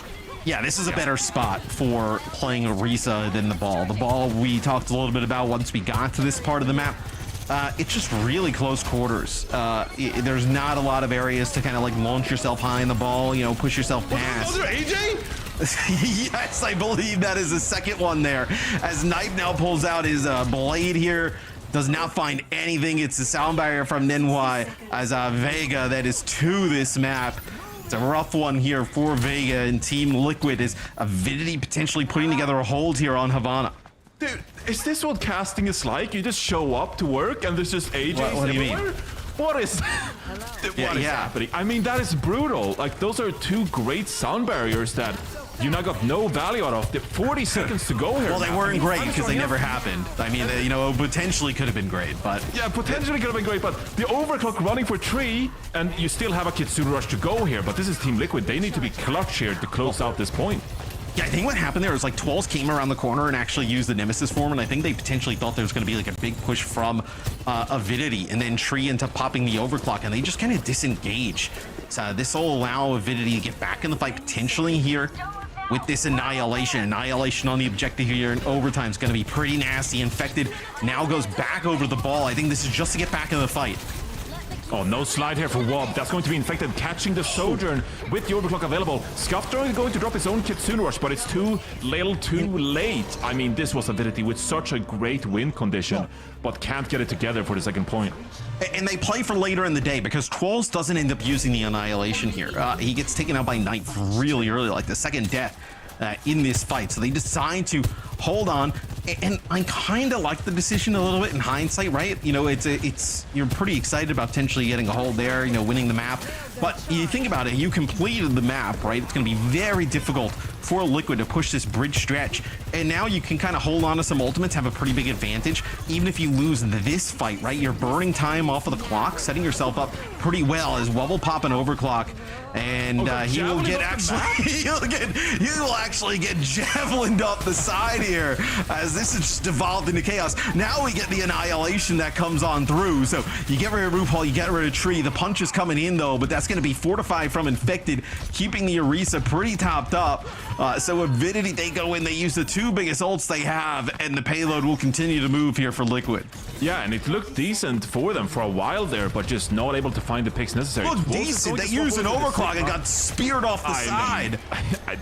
Dude, this region is crazy.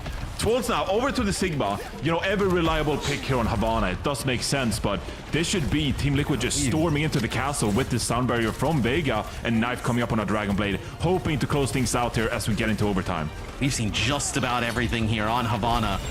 So Vega does have the sound barrier. We had a few instances here on this map. Has to be very careful. This will be Blade. It'll be Nenwai with a sound barrier in response, and the Blade doesn't get anything. It's Wob landing some nice railgun shots yet again. Tree, though, with an overclock, trying to make it happen here for Team Liquid. Zomba on top of him does not matter. Wob still in the action, but it looks like it's just going to be end up falling here as Wob will fall at the hands of Vega. You have some players coming out of the spawn. They got to do it Nenwai fast. Twals is going to come back here on the Doom here, so you're going to be able to get a touch. He is, so you're not out of it here. Yeah, you got an orbital ray coming off a spawn. If you can stay up here, it'll be Zomba stay on the point. The orbital ray through the wall. The recall is going to come on through here as you're just hanging in here towards the end for Avidity. No ultimates coming online. Wub, though, with a shot out of the spawn. Going to get rid of Tree as Avidity desperately trying to win it here in OT. Another player out of the spawn here on the Doom. It is Twals just flying out. And it's going to be a Kitsune Rush there from RuPaul from an angle, keeping it alive as TL gets it in OT. Wow. I mean, that was unbelievable. What an insane fight. Absolute Spawners chaos. coming back from both sides. Knife finds 2 picked there after the orbital ray. And then the Kitsune rush as well. That was I like the orbital ray from spawn through the wall. That was some nice plays there from Scuffed and Co. And then Somba recalling, but blinking out of the orbital ray and dies. I mean, you couldn't have known that it was kind of coming your way, but that was unbelievable. You know, it's sometimes we get a little bit silly. Sometimes we get a little bit silly here in North America. This has been a really awesome Havana. I know the first 2 maps in the series, not a lot to write home about, but this one's actually been pretty awesome. So we'll see Avidity here on defense. So the last time they tried it with a Hazard, trying to play behind Hazard's Van Diem wall. Great job. Zoe did not give me the pronunciation on that, and I'm pretty sure I was just wrong. But it's whatever Moira's goo she's got, Hazard's put it into solid form, and he's using it to build walls. So Vanadium, I've been corrected. So we do not get any Vanadium walls here on defense for Avidity. They'll play Ramatra off the rip. Goodness me. I mean, there's a Bastion on the field. They're cooking. Look at them go. And because 3 perks. Yeah, because you start with level 3, right? Yeah, you get that that really nasty tank mode, right? Potentially just kind of like bursting down twirls off the ramp. That's going to be a Torb turret and the drone there from RuPaul gone right away. So Immo field gone, and also the Torb turret. You'll end up getting the Torb out, but you end up losing 12. So I don't think you're going to be able to hold on long here for Avidity, but still, you're going to get some time off the clock. Yeah, I mean, a decent stall on the payload there, and as we get into the second fight here, I mean, even some further good stall by someone there. This is because you have the fight, right? You have the Orisa shield in the mix, right? This is like a little bit of a throwback, like pirate ship type of setup. Oh God, we did. Except this time the pirate ship's got a tank artillery on it, and then Torb can also throw his turret anywhere on the map. So we'll see how they're going to kind of play into Matrix coming up as well. Yeah, I mean, how are you going to be able to deal with all this damage that's going to come down? So all you have is Ramatra's little shield. So, he's got a little 25% more uptime on it, but it's not going to save him from all that damage coming on through as Orisa puts down the barrier. Ant Matrix here uses. This is going to put Twals in a really difficult spot, right? They're trying to keep this Ramatra alive, not able to do so. You see the angle, a tree just trying to fire at these players. Nobody can get a line of sight of Twals to keep him up as Ninwai gets extremely low. One shot. Zomba still in the mix, though, here. Takes out one on the Sojourn. You have both supports alive for Avidity. I don't believe, though, you're going to get Twals back in the action. They're going to give it up. Yeah, looks like they're going to give it up here, and really you just want a solid fight. You gotta make sure you stay alive here, you don't get pushed back and get picked off. That would be brutal, especially with overtime spawns. But this is Avidity really just wanting one good fight. You got the Orbital Ray coming up on the Molten Core and the Annihilation as well. These big area ultimates are going to be so good for the cart here, and here they go pushing in. Yeah, it's going to be the Sound Barrier, though, in response for Vega. You do have the Terror Surge here in combination with the Molten Core, so you're going to have Knife and Co. just dealing with it quite easily. So that is your Orbital Ray gone. I guess in the positives is you do get the Sound Barrier out of Team Liquid. So now Tree, though, will have that artillery, right? You're going to be able to push up here for Infected, displace people out of the doorway here. Knife will come back here potentially on this Sim, so see how you're going to be able to make this work in what's going to be a very difficult fight, I think, for Avidity. Yeah, I mean, you have some ultimates at your disposal here, but how can you deal with Tree? Here comes the artillery strike. The overclock is going to be channeled as well. So you can get any of these picks. Team Liquid so hard to deal with here. Biotic Radiant misses, actually, and that's another win condition that quite isn't going Avidity's way. Molten Core gets dropped into the point. 12 still has the Annihilation to go, putting a lot of pressure on the Torber, and you step off the point as well. You didn't quite have Infected up. Infected went down to the turret, and when you lose your Orisa, I mean, there's just no one else to really hold down the fort there on the payload. Yeah, and I mean, you had the Annihilation in the Molten Core there on the payload for Avidity, so it's not the end of the world for Team Liquid. Yeah, sure, your push ends there, but with the little amount of time on the clock, it is a very good push in those level 3 perks. So just to remind everybody, when you go into OT and in a map, you don't have to obviously build your perks back up. You get level 3 off the rip on any of the heroes, right, that you select. I mean, you could If you want to play a hero down the line, right, in the loading screen here, you can actually select those heroes, put the perks on, and then just kind of swap off to what you're going to play, so you have them later in the match. But they're really nice setup there with that Torb and Bastion setup for TL. It looks like potentially going to run it here on D, but this time instead of Beerus, they're going to play with a Sigma. Yeah, so purely opting into a lot of poke here, especially with RuPaul on the Baptiste as well. And maybe this will be just so oppressive for Avidity to deal with that you're thinking maybe... I wonder what they're running now. Get some picks and stall things out. I wonder what Infected's running on the Sigma as well. Obviously you can get like the Kinetic Rasp Absorb for the Accretion cooldown, but then there's also the Accretion knockdown distance as Wub. Potentially this is just a Sonic Arrow off the rip. See where everybody's playing from. Yeah. So, the Biotic Grenade hits onto tree here, but can't follow up on it. So he'll decide to play the Hanzo, at least here at the start. They'll mix it up here with the Juno here too. So taking the Scatter Arrow perk, right? Gonna, be able to put down a lot of damage in those close quarter areas, just trying to fire it into where they're playing around that Bastion. Yeah, trying to get some extra damage in. And you also get the attack speed perk, right? You charge up the extra arrow a little bit quicker, but Wub actually finds two there with RuPaul and Tree going down, and this is going to be Avidity clearing off that payload relatively quickly. I mean, it's 40 seconds off the kind of time bank here in OT, which is always going to be crucial, but at least to get the payload going here. Team Liquid actually going to swap over to the Sojourn and the Genji. With so little time though, Johnny, I feel like Team Liquid, they're just fighting for one fight, right? Avidity never really got a great second fight here on this first point. So I think if you're TL, you kind of wait, get a good fight here. You set yourselves up to it for a great spot, potentially win the map and Series 3 up. Yeah, no ultimates quite yet for either side, so we're just having a bit of a neutral fight here over the off angles, right? Will stop quite slow. Nenloai drops slow as well. Is brutal. And your Lucio gets picked. Now you're going to really get pushed. Twol's half HP on the Sigma. And this is Liquid now pushing the advantage here, clearing out these off angles and trying to set up a good defense here. No speed to disengage, right? So you're kind of stuck here in the middle of the street in a little bit of no man's land. Is you're going to get below 15 seconds on the clock. Ant Matrix close here for Team Liquid. You're also close to a Gravitic Flux. It'll be an Orbital Ray, though, most likely, that kicks things off here. Avidity will put down the Hyper Ring. They'll actually get that Orbital Ray. They're going to try and push Team Liquid back. That's going to be the Ant Matrix use here. Infected getting very low. They're trying to heal him up through that Ant Matrix, not able to do so. You're going to drop that Ant Matrix and then still lose two players here. It's quite brutal here for Team Liquid. So that Orbital Ray showing off its strength, winning off of the back of just that one key ultimate from Scuffed. And now it's going to be RuPaul making us change over to the Juno here. It's Avidity staying alive, but we're going to be OT for the rest of the way. Yeah, I mean, it's a great pick there, and now with the Gravitic Flux from Infected, you get start asking yourself, like, how can we touch this card, right?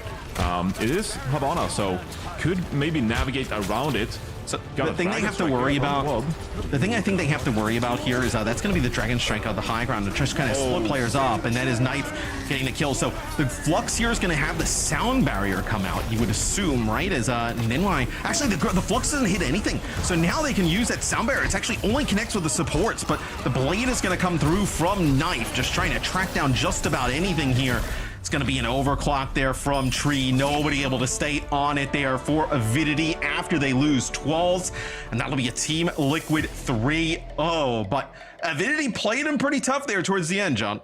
Oh, yeah, they did. I mean, this was a really entertaining series, and especially on Havana there, like going to OT.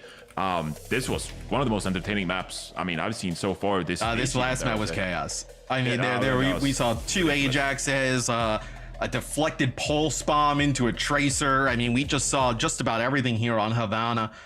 Some really nice concerts towards the end. Yeah, we saw like everybody getting those level 3s there towards the end of the game. Just a wild one here. Yeah, you seem to attract Ajaxes, Matt. Me? Yeah, you. It's just that seems to be a you thing. Every day. Yeah, I guess. Who is not tracking Ajaxes? I think we're all doing it. No, attracting. Oh, I bring upon more of them. Yeah. It's true. Yep. I can't argue with that. Apparently a few of us do. That's I think the caster curses are real, and you're all just bringing your own unique curse to the table, which I absolutely love. But today was a prime example of the talent is there, with all of our underdog teams very much fighting back. You know, I think a lot of them still impressed us and showed us why they are here. Overall, though, yeah, this result is pretty much nothing super surprising with the result. I think if you're Avidity, pretty happy with how you played today, right? Yeah. You get close to a map win. You play pretty competitive on a lot. If Push was a 4-minute time bank, you would have won that map. Unfortunately, it's 10. I think, though, I still feel like even if Avidity finishes like 5-6, I think they're, in that game, in that losers round 1, I think they're going to give trouble to whoever's down there, because you're going to have one of these top 4 pretty tilted off of a loss. You're going to have Avidity being able to watch that team play, and it's not a pushover type of team. Yeah, I mean, that's like kind of for Avidity and Rad Esports, right? Like that's kind of what they want to do now. They just want to show that they're not easy pickings. Yeah, that's what I tried to say. I do think that they are kind of like the dark horse now as we approach the stage 1 regional playoffs here in North America, and I do think that they could take it to some of these teams. I don't think the 3-0 justifies really how well they played in this series, and yeah, there were a few like rough fights, not getting value from the Graviton Surge, and a couple of fights where you didn't really get value from your ultimates. But in general, I think you see the proactiveness from this team. If Wob on the Sojourn on Havana, just like getting busy in the enemy team, right? Going for these aggressive slides and finding picks as well. I think the ability has been really fun to follow, so... Yeah, couldn't agree more. Another player that is always fun to follow rolling around on the server is Infected, and he will be joining us for a quick chat now after that dub. So first things first, of course, congratulations. Always a pleasure to have you on the show for a quick chat. Talk us through your preparation heading into this last week of play with the perks, potentially mixing things up. Did that affect your team at all? Did you feel like you need to make some changes in your approach to the game? I think the meta has stayed fairly the same despite perks, but I think perks was a really good addition, and I know we're having a lot more fun just playing the game in general too. And I think, yeah, I mean, just with perks being in the game, it's changed a little bit, but not too much, I'd say, just overall. I'm curious, Infected, you guys at the end of Havana there, you end up going with like a Tor Bastion setup. How much does like the perks, like starting with level 3 and OT, open up some different weird compositions like that to catch people off guard? Okay, that is actually like crazy, because like we went Bastion because of like that one major perk where his like shift is like old Bastion ult, where you can like shoot like the bombs. Like I think that one is insane. And like I went Orisa with the shield too. I don't even know if it's good, but I thought it'd be funny. And yeah, no, like this, like all the perks being level 3 at the very start is very fun. And I'm sure there's probably like some like crazy composition that somebody can find out that's just like instantly like win every single fight.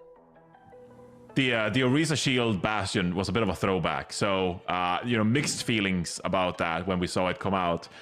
You are a Wrecking Ball specialist, though. I feel like you're so great at that hero.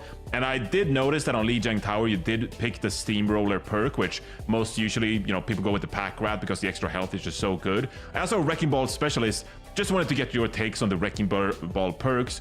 Which ones do you go for? And, is the hang time really that much better than the transfer efficiency with the reactive shields? Is there any scenario and you go with the adaptive shield perk at all?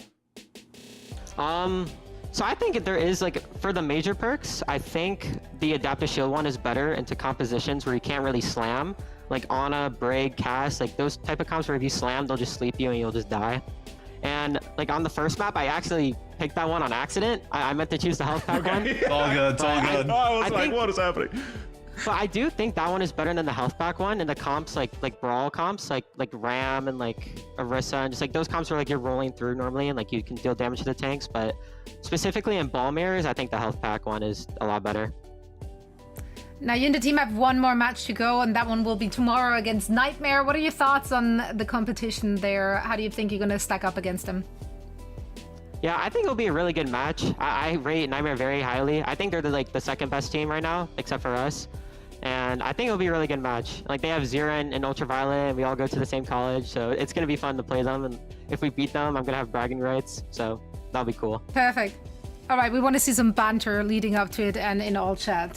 So, yeah, just throwing that out there. Little homework for you heading into tomorrow's match. Infected, thank you so much for joining us for Quick Chat, and best of luck in your game tomorrow. Thank you so much. Bye. Always great to hear from Infected. Just such a funny guy. He's happy. He's a happy guy. He's just a happy guy. And so are we, because we have more matches coming our way shortly as well. Rad and Amplify will go at it after a quick break. And after the break, we actually also have a special guest joining us on the desk for a little game. So you don't want to miss it. I'm going to see you on the other side of this.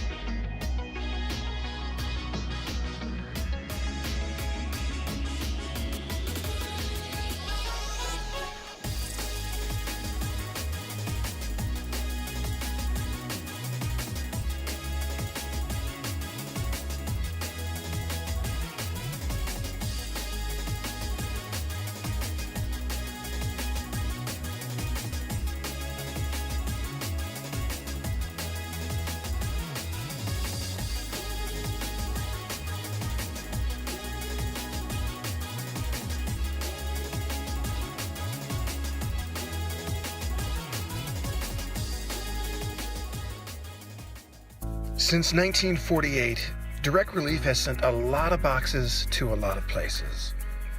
But it's never been about the boxes. It's about the compassion that fills them and the people who need them. It's not about the life-saving drugs and supplies inside the box. It's that people are alive because they were sent. It's not about sending boxes to all 50 states and more than 70 countries each year. It's the willingness to confront any crisis, cross any border, and work alongside local organizations to help people rebuild their lives, or just to stay healthy. It's not about the latest technologies or business trends. It's extending the benefits of innovation and the talents of businesses to people and communities that are often overlooked. It's not about the awards or ratings or headlines. It's the commitment to do whatever is necessary, to do it with respect, and to do it efficiently. For all the boxes Direct Relief sends, it's never about the boxes. It's the collective effort that delivers them and what that represents. Most of all, it's about what people get out of them. The opportunities of health and to experience the joys and wonders of life.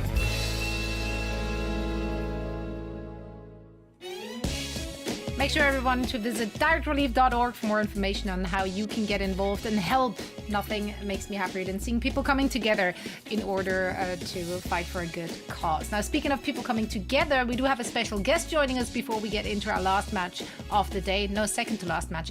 I don't know. Time is a blur, but she is not. She is crisp and clear, and she's with us right now. Tiny Shiny, welcome to the show. How are you doing today? I'm so excited for today, and all of the, even if the match implications aren't nearly as high, just seeing perks in action this weekend have been so much fun. That's right. Where are you? Are you in the map? Yes, I have. I'm in Kanazaka. I'm near the Cat Cafe right now. Oh. I wish that was a real place. I would go there. Well, then let's take a look at the standings as we're readying up for this next match. You just said the implications may not be huge, but Tiny Shiny, I'm just going to put you on the spot. Give us your predictions for the top four, because the bottom is pretty much set. Give me, how is this going to look like at the end of tomorrow? Yeah, of course. I feel like I'm being put on the spot here. That's exactly what happened. You all are very perceptive. Wow. I mean, honestly, if we had to pick top four, I think the top four right now are looking pretty solid to me. Avidity, I think, have the best chance of having a kind of dark horse run. It was said a little bit earlier at the end of the last match, but I think Space Station, Liquid, Timeless, and Nightmare have really proven themselves to be adaptable to a lot of the new changes that have been going on within the game and this more flexible hero roster that we've been going through too. So you would just copy paste this for the end of tomorrow? I would copy paste. That's probably a boring answer, but if we're not nothing too heated so far. I want to see Avidity go on a run. However, I mean, that's up there. That's up there. That's right. That's right. Well, see, boring but right. I have no problem with that. As long as you're right, all is good. I'll be happy to be boring. Now, our game coming up is not so boring. I'm not talking about the next actual match. I'm talking about a game I'm going to be playing with my best folks here. Thank you so much.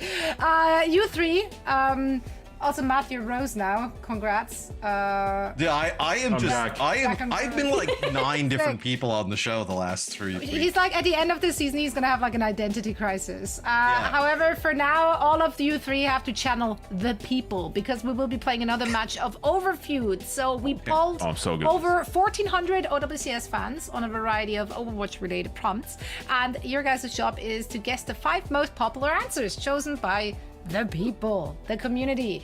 3 wrong guesses and you guys are dead, or just out, or you just we're out. Yeah, a little less dramatic, maybe. Let's do that. Okay, here's the prompt for today. I know it's a high stakes, man. We're all about play with your lives. It's like some Squid Game what stuff. What version happening. is this of the horror movie? People were like, your broadcast is too boring. I was like, hold my coffee. This. Check this out. Entertainment. Anyway. Yeah, this peak entertainment. I'm just waffling until the graphic is up on our screen. I think today's prompt is... name the prettiest map in Overwatch. Now, Tiny Shiny being on a map as we speak, obviously, like she is just deeply connected to this topic. I am sorry that you're a team right now, because those 2 gentlemen can probably barely even get dressed in the morning, so asking them anything aesthetic related might not have been the play. I read the same few things. It's pretty easy. That was hard. That's so true. Okay, Tiny, you go first. Which do you think the people think is the prettiest map? Not you. It's the people. Yeah, I know. If it was me, I'd pick Kanazaka, but if anybody even put that down as an answer, I'd be surprised. I feel like the one map that I always see people like looking off into the background all the time, I'm yelling at my teammates like, hey, lock it in. It's Circuit Royale, like looking off into the city and all the lights that are going on. I think that's mine. That's a good guess. All right, that's a no. Really? I don't think. Really? Yeah, it's not a popular map though. I feel like this is more popular map, and then you're like, you justify it. You're like, yeah, that's a pretty popular. I don't know, man. I'm looking at the answers here. I'm with them. Oh yeah? Oh, was that a hint? so. They're popular? I mean, She they're just not. likes them. Okay. They're not. All right. I don't know. I don't think they're the popular. Can I maps. get a just think clue they're here, the Zoe? pretty Can maps. I ask for a clue? No, that's not. But like, so like I know we're not playing Clash, but are Clash maps a potential answer? Everything is a potential answer. Everything? What do you mean everything? No, it's Everything? clearly Overwatch maps. It's not. There's not outside a rule Overwatch. book for this. Just guess the map. Give me one. All right, I'll say Hanaoka because it's the Hanamura. Yes! And people love it. There we go. Was that so hard? That's what I'm talking about. I am so good at this. I am just. Who would have said Hanaoka? No one. I am just so wild. Literally, most people said Hanaoka, but yeah, that's just I'm like... gonna say Eichenwald. Oh, okay. You know, I didn't hear the buzzer, but I heard the oh, okay, and I had no idea where that one was going. Okay, y'all are on your last life. This Yeah, is this all, AJ. This is all on you. You guys can sidebar too. You can. What are you leaning? What's your first instinct? This my doesn't count first as an answer. instinct- It's not Dorado gonna is just a be- lovely Yeah. night. Yeah, I was thinking Dorado, maybe Paradiso, something colorful. Kings. Maybe. Paris. Kings Row? What is pretty about Kings Paris an Row? option? No, I don't Kings think Row's Paris is an option. I was gonna say that would be think- crazy if we had Paris. I don't know. I like the other Are one. we aligned? Dorado? Yeah. Dorado, No. lock it Yeah, in. lock it in for Dorado. Let's see. Oh no. I had one guess. I had one good. No. Ilios is a great pick. What? Oh, Ilias. Oh, these maps. I like Runasapi as well. It's gorgeous. You know, they got like the It is fields. pretty. You know, they're like growing the fields outside of I do like Runasapi. Yeah, it's What about Coliseo? Prettier.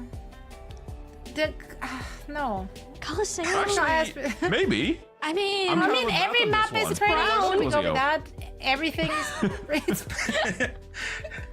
Yeah, it's Some not as rows inspiring. of Yeah, cutting it's it 3 pieces.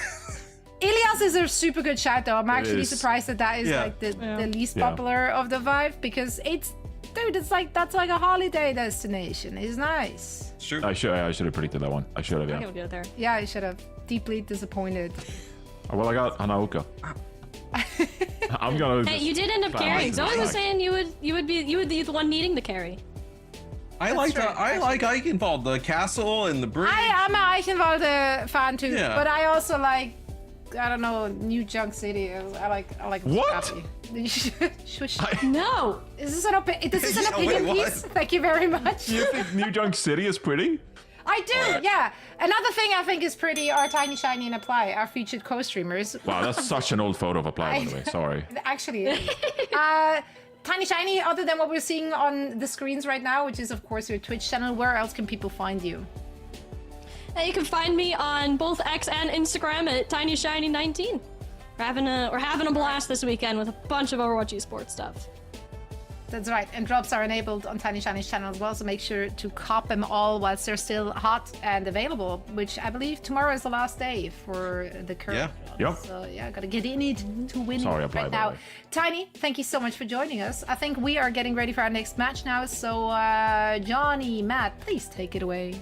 Yeah, thanks so much, Tiny Shiny, for joining My name us. is Zoe, by the way, not that was a Zoe. fun game. Yeah, Zoe. Thanks. So, yeah. Zoe. It's all the same stuff. It's all the same stuff. Okay, so this is a really obviously this series. You look at these scores and it's like, okay, well, what's going on here, right? 0-6, 1-5. Rad Esports currently, Johnny, they have the 6th slot, right, at 1-5. Amplify, even though they haven't won a game, right? They're 0-6 with a -14, right? So you start to do some of the math, right? You get like a 3-0 here. Like you can actually, like, there's like a path where they make this really interesting with this bottom 3. Wait, you're actually making the case here that Amplify, with a dominant win here over Rad, they could knock out Rad here from... Turn their tides. Wow. I mean, that could definitely be a thing. I mean, Amplify could play spoiler here because it is between Amplify, Shikigami, and Rad Esports about who will get relegated. And Amplify, you know, they are pretty set in their 8th spot there. But Shikigami, they got a game against SSG coming up as well. You know, they're 1-5, so they're hoping for a Rad loss here. Yeah, I mean, against SSG, that is especially when SSG they have to keep pace with all those other teams. Not a great scenario to be in. Yeah, so this is going to be the Rad Esports map pick. They will also ban Ramatra here off the start. Amplify gets rid of Sim, so this allows Phone for her to play the Sombra, and then Winter to play the Sojourn that they've been so good at. Yeah, they've been so good at this. This is their bread and butter, really, and we can see what they can do with it here. I think Winter has been a kind of standout player here for Amplify, and so if you can kind of rely on Winter to get some early picks here on the Sojourn, that would be a great start for Amplify to get things going. But I'm really looking at this composition from Rad. You got the Genji, you got the D.Va in the mix here. It's going to make things difficult for Winter. In North America, we have some awesome Sojourn battles. I mean, Chronic also very good on the Sojourn, so lands a shot onto Phone there. She gets extremely weak, but gets healed back up as it looks like Rad here, Johnny, they're going to try and take this point first, but it looks like Amplify is more worried about taking space over on the bridge. Yeah, and you kind of have to work with this Sombra, right? Because that is going to be your hero that obviously can navigate around the off angles, set things up. But oh wow, Painkiller takes a lot of damage. Actually get D-Mech there as well. And now if you're Amplify, you're just like, great, we'll just sit back, we'll do our thing, we'll clean up, we'll get a pick of the King here as well. And this should be them just pressuring the point now with nothing to really stop them. Honestly, for both of these teams throughout, that's actually a nice, that's a railgun and then the disruptor shot after. The thing for both these teams, Johnny, through the first few weeks here, obviously, in the final week, it's really been, they've had difficult keeping their tanks alive under pressure, like whether it's Gap or Painkiller on the opposite side. We'll see if one of those teams can kind of come out on the positive end of that today. It'll be Z's using the Kitsune Rush over on the bridge. It's going to give Rad Esports all of this space, and the Amplify is going to back up. They're going to kite it, but they're going to be able to come back in with a Kitsune Rush of their own as Solos does end up building up that Kiri ultimate. Ewan as well building up towards that beat. So now we're going to have a Kitsune Rush going the other way here as it'll be Amplify sending Gap across the bridge. Arisa just kind of taking this space, occupying it. See if you can take the objective. That was actually a hack there onto King on the low ground, so very careful on the Soldier. Nice spear there, connected. Not able to finish it off. It'll be going on in Terror Surge. So, that is filthy stuff. That is a 3K there from Gap. I mean, that is massive. That was also a really nice Suzu thrown in there from Solos, and I don't know if you caught it, being able to keep Gap up. Yeah, I mean, that was beautiful, waiting out the Suzu as well from Zed and gets a triple Terra Surge. I mean, they really had point control, and you're looking at Rad Esports, they had that Sunbearer available. Maybe they were going to go for the touch and re-engage there, but it's a well-timed Terra Surge from Gap that really puts a stop into things, and now in a good position with the EMP coming out. Yeah, you're gonna have to walk right into this EMP from Phone. She drops it, they get rid of the Lucio, but that might be enough, Johnny, because the blade pulled out by King, you have Ewan who ends up using the sound barrier, so just trading out with that Lucio, right? Lep would have had the sound barrier potentially to use there to push on through the show. Now they have it for this fight, right? But it's gonna gain Amplify another 15-20% at least on the objective. This is when Amplify are their most dangerous, when they haven't won their map yet. You can see just how much pressure putting onto Rad. Soundbarrier comes out from Lep here, Chronic activates the overclock, and now you take some positioning onto the point. Gets a pick onto Phone there, but it's a re-engage from Radis where the Kitsune Rush drop from either side here, and Amplify, they're just gonna keep building here as the control point keeps ticking. Yeah, and you're able to keep Gap alive on the point. He's actually able to play from a little bit of an off angle, so just dodging a lot of the damage coming on down. Winter takes out Lep, so that's the Lucio out of the mix, and Rad finally able to take it where Amplify, they back out just a little bit. Oh, that is a sick shot there from Chronic. Able to connect with Phone as she's across the map, but returned by Winter, so she connects with Chronic, and now an opportunity for Amplify to move in behind their Sojourn, take the point. Yeah, it's going to be an aggressive push from Painkiller here. Fortify activated, so you're still... I think he was looking for a Terror Surge.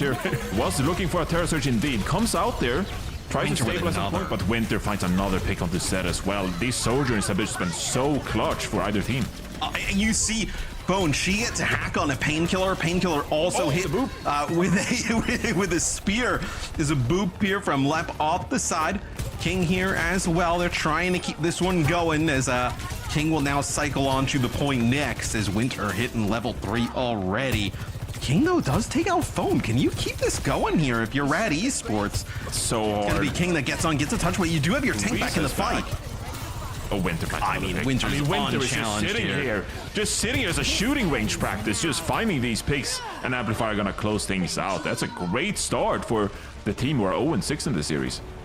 Yeah, but still, the bottom of NA has been so poor that even at 0-6 here, you're still kind of you can get interesting here, especially when you start to get in a head-to-head map differential.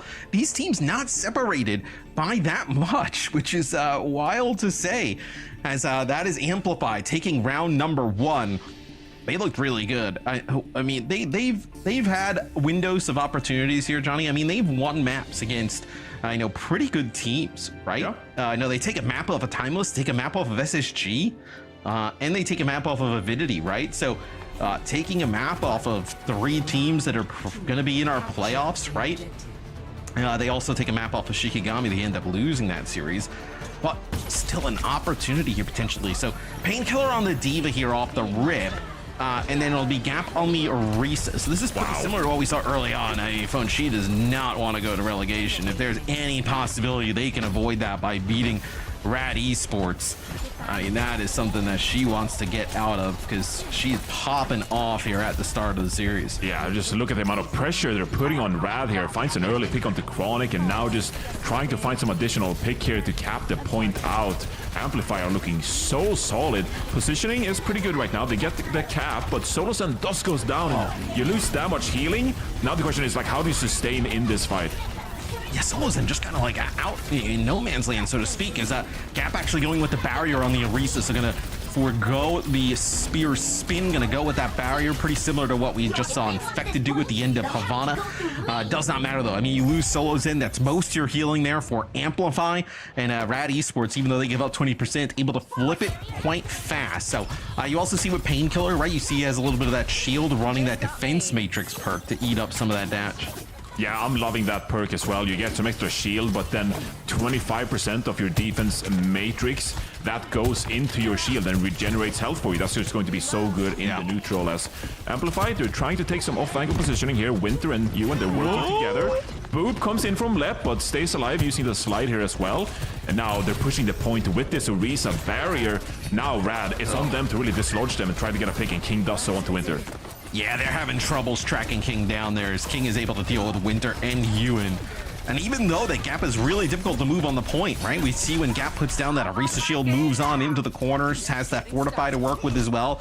Really difficult to take out. The DPS players, specifically King here for Rad Esports, able to just find whether it be a support or the Sojourn on their own, pick up the kill. Yeah, I think for Amplify, it's so hard to stay alive about all these different heroes working around your team, right? Because you have an Orisa, but you only have this shield to kind of like plop down, and then you have a Diva working the vertical game around you. You have King now working the Genji as well, and Phone has to do her best to like really help out, right? We have the Terra Search here, aggressive dive from King, takes a lot of damage, forced to dash out of there as Amplify does stay alive and re-engage with the Kitsune Rush. He tries to catch a few players with the Terror Surge there, does Gap, but nobody connected to Suzu to get everybody out alive, as Ewan getting so close to the sound barrier, not going to be able to use it. That is a King taking him out with a deflect headshot, so you lose that big ultimate that could have kept this one going. It's going to be an overclock for Winter. They get right in her face, just trying to eliminate the Sojourn from making any type of impact with this key ultimate. Is Ewan's going to get back in the fight. You're going to be able to get a touch here for Amplify. You also have this EMP to work with. What can Phone find? She's lurking on the high ground. That's going to be the sound barrier for you, and it's going to be the Kitsune Rush and the EMP coming down, but they deal with Winter. Yeah, EMP came out, but it only hit the one onto Zed, and meanwhile, Chronic is working it in the backline with the overclock going as well. I mean, Chronic has been such a standout player for Rad Esports, and you see there the proactiveness of not actually sitting back, maybe expecting the EMP even and saying, I don't want to play with my backline, instead I'm going to go for this push around the team, and then you strike into the backline of Amplify. So well played there by Rad. With Amplify, I think it's been a blessing and a curse that they know who they are. They play this Sombra style, right? But it does set them back on some rounds where the Sombra is not getting the same amount of value as like a Genji would, for example, right? And I think that was a great example of Rad really excelling with their composition against Amplify. Yeah, I think Amplify as well. Just a pretty poor round. I don't think that the comp had a lot of great answers, but this will be Maga coming on in. So here we go. The answer to the Diva potentially is the Maga here for Amplify. So he is just so difficult to dislodge from these positions. No perks obviously just yet. The first time we're seeing the Maga here for Gap's gonna have to build up to those here in the final round. Going to get them quickly though, given that you get more XP if you kill higher leveled players. So most of the players on Rad, they're going to be level 3 already. So Gap is going to level up quite quickly. You can get some of those, the 2 hearts, for example. You get more objective pressure and some healing per second as well. Just doing some poking for now though. I think you're quite happy sitting back here with Gap being this presence. Rad actually pushing up quite a bit here. Maybe a cardiac overdrive here from Gap going to be activated. And now with this healing, what can you do with this power spike? Yeah, they put down a lot of damage on the Painkiller, so forcing that D.Va off of the point. Chronic also taking a shot there from Winter is... I think if you're Amplify, you're trying to get this D.Va to come in to commit, especially with that Genji, and then maybe you can kind of take advantage of a hack plus a Maga Stomp and then the Cardiac Overdrive. Take advantage of it that way as the hack's still coming through here from Phone on the Painkiller off from the side. That's going to be the Zizo already with a Kitsune Rush. You're going to be able to use this for Rad Esports right off the rip, and Amplify doesn't have anything, and they just kind of get ran over, so that early Kitsune Rush definitely pays off. Absolutely. It's both teams accepting that we're just going to build our support ultimates, not quite willing to engage in the neutral, but Rad Esports, they get their Kitsune Rush first, and with that advantage, they're going to push it and end up cleaning up and get the first fight won here on the 3rd point of this control round. So now Amplify, though, they have support ultimates of their own. If I'm Rad, I kind of want to force a bad usage of this Kitsune Rush if I can. Maybe force SoloSen to use the Kitsune Rush in a spot where you're not getting the most value out of it. But how do they get it out? Well, they're gonna push in. Here comes the Kitsune Rush. Now we have a Sun Barrier, and you're not activating it. So this is a great hold by Lep, actually. Yeah, they just completely disengage. They just run. They don't even care. And, you're still going to be able to contest this, right? That's going to be an EMP from Phone. The Sound Barrier in response, but doesn't connect with Z, so you're going to end up losing your Kiri. King has to go huge with this Blade, but Ewan's got a Sound Barrier in response. Even though King just gets 1, it's probably going to be enough. Gap on an exit gets Chronic, but the Maga will eventually fall, and just like that, above 50% on the board for Rad Esports. Oh, that's just brutal for Amplify, because you make such a big commitment, activating both the EMP, the Sound Barrier, and the Kitsune Rush, and you can't win the fight. So it's going to be quite equal when it comes to the ultimate back here. Rad Esports, of course, they have the Overclock, but Winter is coming up to theirs as well. You have this cage fight, so wondering maybe if you're Gap here, can you find a situation to drop this cage fight and get a man advantage early on? That has to be kind of like your big bet here. Approaching arguably the final fight here of Control. Yeah, they're gonna walk right around the corner and just use the cage onto the D.Va, and they actually get a DMAC. It's actually a hack as well, but Chronic coming around the corner is going to connect with 2 with the overclock. It does not matter. Even though you get that D.Va DMAC, it's going to be the self-destruct used by Painkiller, getting a new mech right back. Chronic, though, they did not account for the Sojourn coming around the corner with the overclock, connecting with 3. Winter using it, coming out of the spawn, does not make a difference, though. So Rad Esports with a dominant last 2 rounds there over Amplify. Yeah, and I think that really displays about what Amplify does good, but also what happens when you can't match the Tracer or the Genji playing these off angles, right? Because Amplify, they have their Sombra, they're working with the cage fight, they're getting the hacks onto D.Va, but that means Chronic can instead go for the big flank with the overclock and gets plenty of picks. And we saw this proactiveness from Chronic throughout the entire map, really. Willing to go for these big flanks and get picks in the backline. That's just going to be the end of Amplify, the way they're playing this composition. And we've seen Phone play different things other than the Sombra. We've seen her play like the Torb and other types of heroes, and she's looked really good on it. So they're not exactly like forced to just play the Sombra. It's just kind of like what they decide to do and maybe feel like it's the best chance for them to do on a lot of these maps. But I know Amplify off to a really good start. I mean, that 3K from Gap was pretty crazy. Winter going huge, but then, dude, the last 2 rounds just were not close. Yeah, I mean, maybe because of, the way the maps are designed as well. Oh, here you go. King with a bit of a deflect there. Manages to get out alive here. But this is a tough round as well when you're kind of playing the Maug and the Sombra, right? Because it is such an open map there on Shrine. Taking a look at the stats here, pretty even across the board, but Amplify was just way more deaths the way that those last 2 rounds went. I'd love to know as well how many of those Rad Esports deaths actually happen in the first round, right? Yeah. Get an idea of like kind of what the rest of the map looked like, because it didn't look like there were many coming after map number 1. So now if you're Amplify, what do you decide to do here, right? No, obviously, basically just the entire pool is completely open to you. We've seen them go with Suravasa a lot. So potentially Suravasa Esperança is 2 picks for them that we see quite often. Yeah, and I think you have to find a map here that kind of works with the Mauga, but you know, it could get potentially banned here as well. So we'll kind of see what Rad has in store. I think historically Rad, they have enjoyed playing these brawl compositions, right? But knowing what Gap does as well, playing the Orisa, playing the Mauga, you kind of want to like work around that. So I think usually when teams play Amplify, they're going to ban the Mauga, they're going to ban the Sombra, because these are kind of like the specialist heroes you're seeing out of Amplify. And this is another opportunity to do that. So if we're going to Suravasa perhaps, which has been a go-to pick, one of those heroes are likely to get banned, I feel like. It'll be Havana here for Amplify. So they go with an escort map to play. We've seen them actually run this as well in the past. So we've seen Phone, she'll pick up like a May or something along those lines. Venture. To play Venture as well, another option for them. So we'll see what they decide to go with here on Havana. I think if you are Rad though, like you could ban out the Sombra if you're really worried about it. I think like even like a Sojourn ban, even though you take it out of Chronic's hands, we've seen Winter not really go to like the Ashe as much, really just kind of playing that Sojourn. So maybe have Winter get forced over to like on a Torb or something along those lines, and you feel a lot better. So some different things that I think that Rad Esports can do that can make it pretty difficult for Amplify. Yeah, I do think though that you kind of want to leave the Sojourn open, because if you know that Gap's going to play so much Mauga, then the Sojourn is especially good against that Mauga pick, right? So that could be quite useful. But we got to see what happens with the hero bounce. We got a sub actually. Crazy Cat comes in from Solo Center. We mostly been seeing Crazy Cat, I feel like, so this makes sense.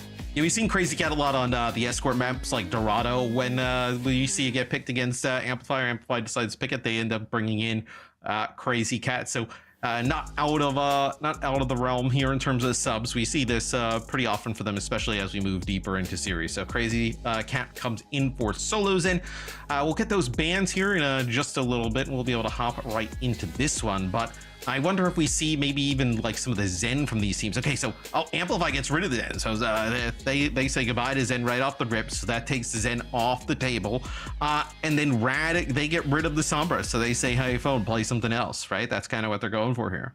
Yeah, and like I mentioned earlier, we have actually seen Amplify play Havana with Sombra banned, and in that case, it's been Phone bringing out the Venture in response, not being able to play their mainstay kind of hero here. And I do feel like Havana has also been another comfort map for Amplify. I'm going to take a wild stab here, Matt, which is probably not something you should do during the cast. Yep. But I'm pretty sure when I take a wild stab at any point. You should. Well, if you're okay, sure, but Amplify.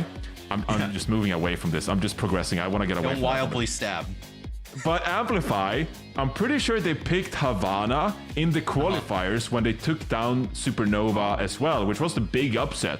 That meant that Amplify qualified in the first place, because if you think, Supernova, that was that stacked roster, Fluffy Dreamland from last year. So big upset from Amplify to take them out in the qualifiers, which earned them their spot here in stage 1, right? And one of those maps been Havana, I'm pretty sure. So that is... Don't double check that. But so that has been like, this has been a go-to map for them, I feel like, for the past month or so. So obviously they feel quite comfortable on this map, knowing full well that the Sombra might get banned. Phone can come in clutch here playing the Venture instead, or any other hero.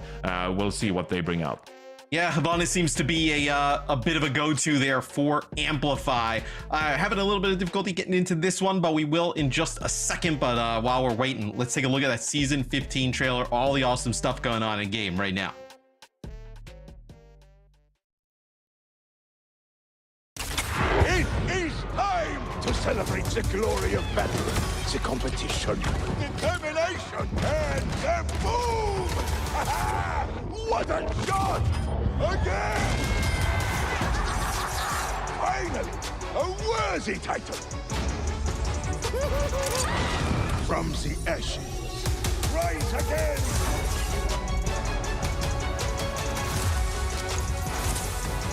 It is not about standing atop the mountain. It is the climb!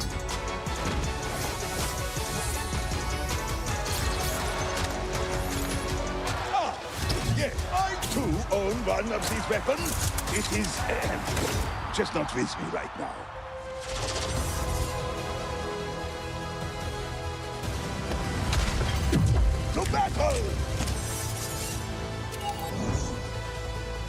How could you not win with such an advantage?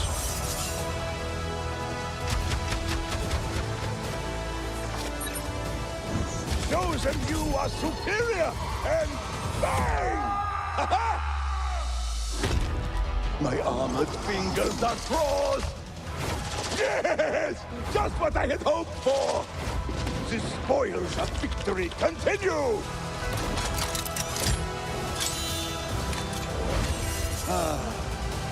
Memories.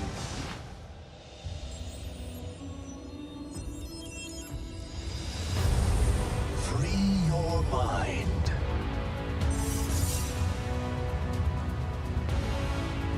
Energy flows through me. A warrior's greatest weapon is patience. Be present in the moment.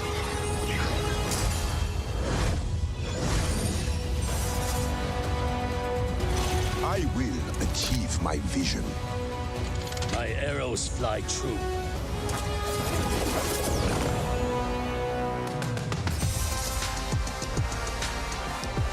To win is great. To win in style is even greater. Such a masterful display. Play it again. I will rewatch this one a few more times.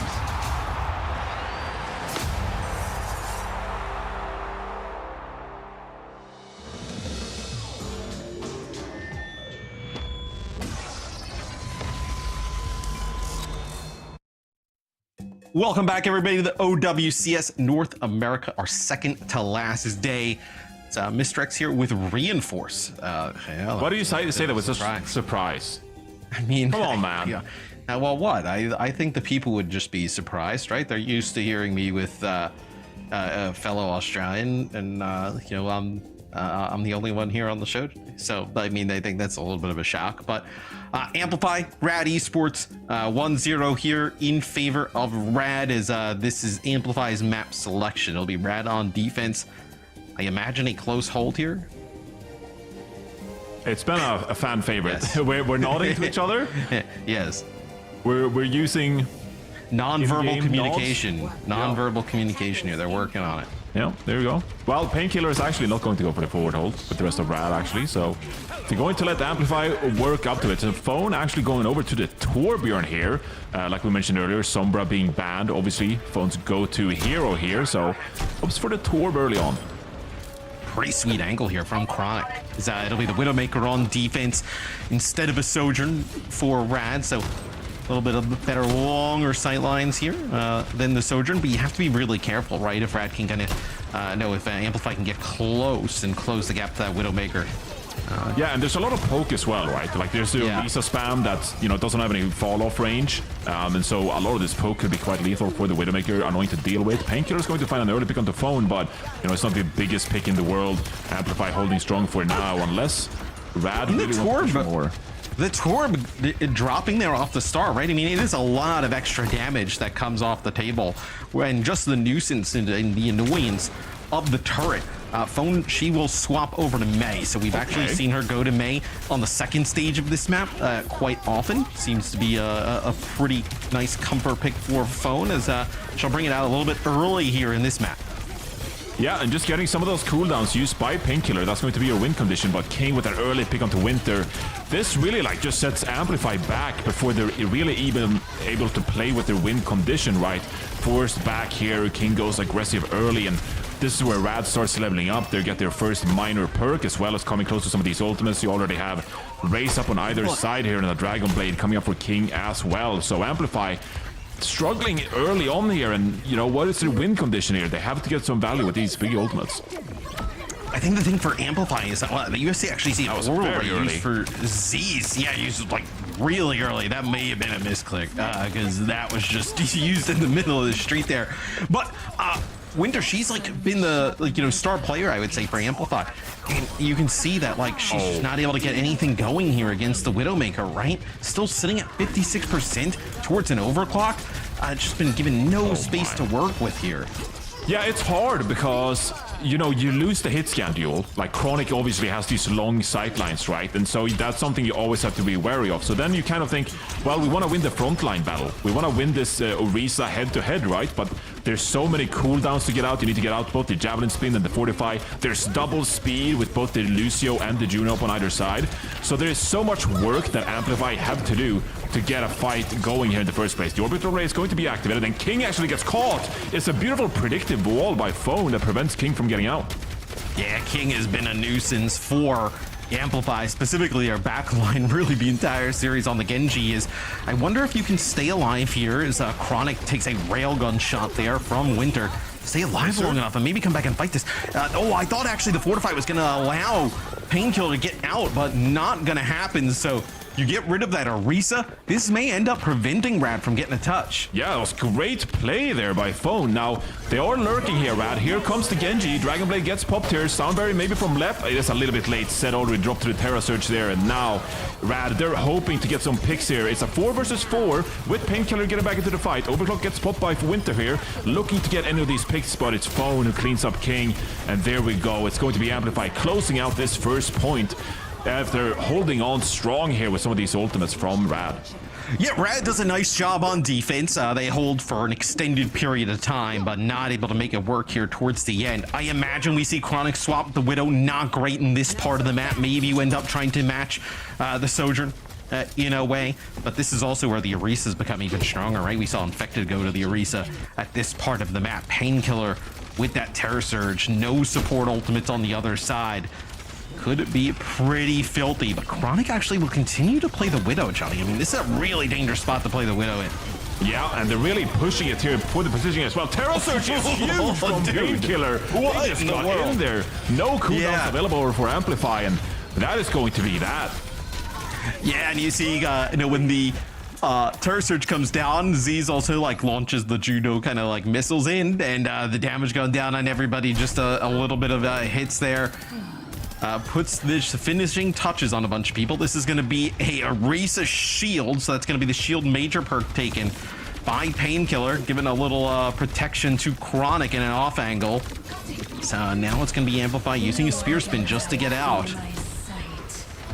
Yeah, comes Orbital Ray. Yeah, Orbital Ray use here early on here from Rad. So this time, though, they get a good use of it, right? You think about the last time they used Orbital Ray, it was pretty sad. They just kind of used it just sitting around the corner, got nothing. I mean, it was a really sad Ray. I mean, there's nothing that went on with it. So yeah, this time Ray goes unused. It's pretty sad. This time it was a happy Ray, a good happy Ray there. Happy Ray. Look at these off angles, like they're in the spawn. I mean, this is just brutal, because again, this like with Amplify's composition, like there is nothing to contest the Widow here, and so you kind of have to refocus your attention elsewhere, but at this point it can't be ignored.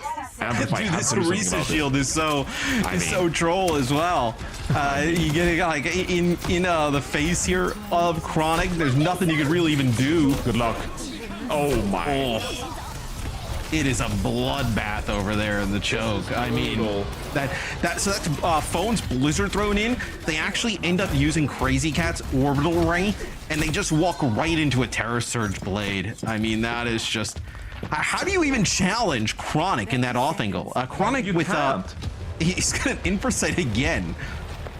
Yeah, and now you swap away from the Mei, so you don't have the Mei wall to block for the rest of the team. The Kiriko is going to be able to TP when you get out of this area, but, I mean, Winter just goes down. Okay, well, guys, I think there's a Widowmaker on your side.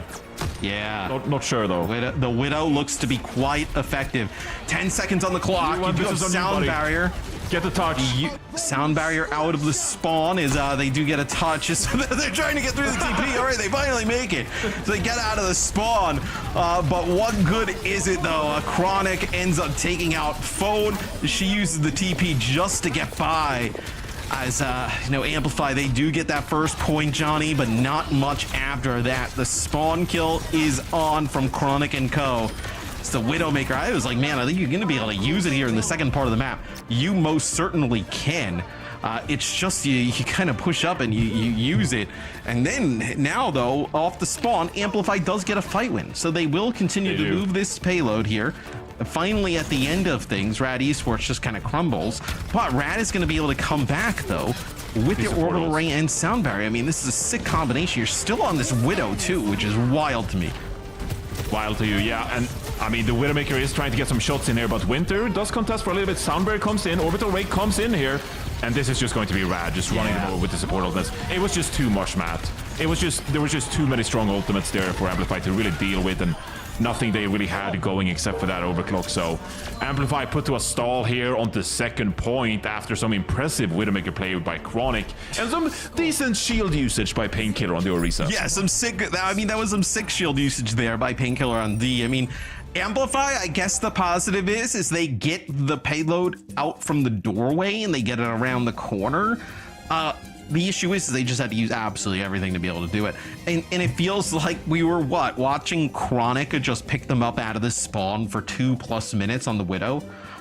There was nothing they could do to challenge the Widowmaker of Rad Esports. I mean, just a really devastating scenario for Amplify to be in. Yeah, and you're thinking that gap, you know, sitting on the Orisa, maybe you want to swap that pick up and try to go over to like a Sigma. Like that shield could have maybe been useful for like, you know, poking the Widow and making sure they don't just get free shots out. But Gap was sitting on that Terra Surge as well, so you don't want to swap away from the Terra Surge. Winter obviously didn't want to take the Widowmaker duel as well. Again, like there's no Sombra available for Phone to kind of like work the angles with the transfer. They don't really play Genji either, right? Yeah, like you could have played like Genji Lucio. You could have played Genji Lucio and like tried to like track it down, because even if you got near Chronic, Lep was right there, right next to him the entire time. So Lep was able to just kind of like displace people if they did get close. Speaking of close, it'll be Amplify playing close right outside the Rad Esports spawn door. It'll be Phone. She will be on the Symmetra here. Here. Yeah, we'll see. What do you love about the Zarya here? Well, I love the Zarya because you know they're going to hold close with the Orisa. So, of course, you have naturally a great way to deal with this Orisa, right? Working through the fortified with the Javelin spin. And, I mean, there's some poking going on here. I mean, we're trading both ways. This is valuable time lost for Rad, I guess.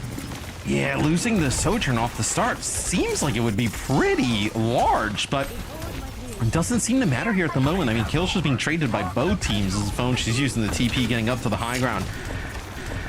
They're just trying to keep Painkiller up, right? Painkiller gets a lot of charge and then just comes flying out of the spawn. I mean, they had like 2 opportunities to deal with Painkiller.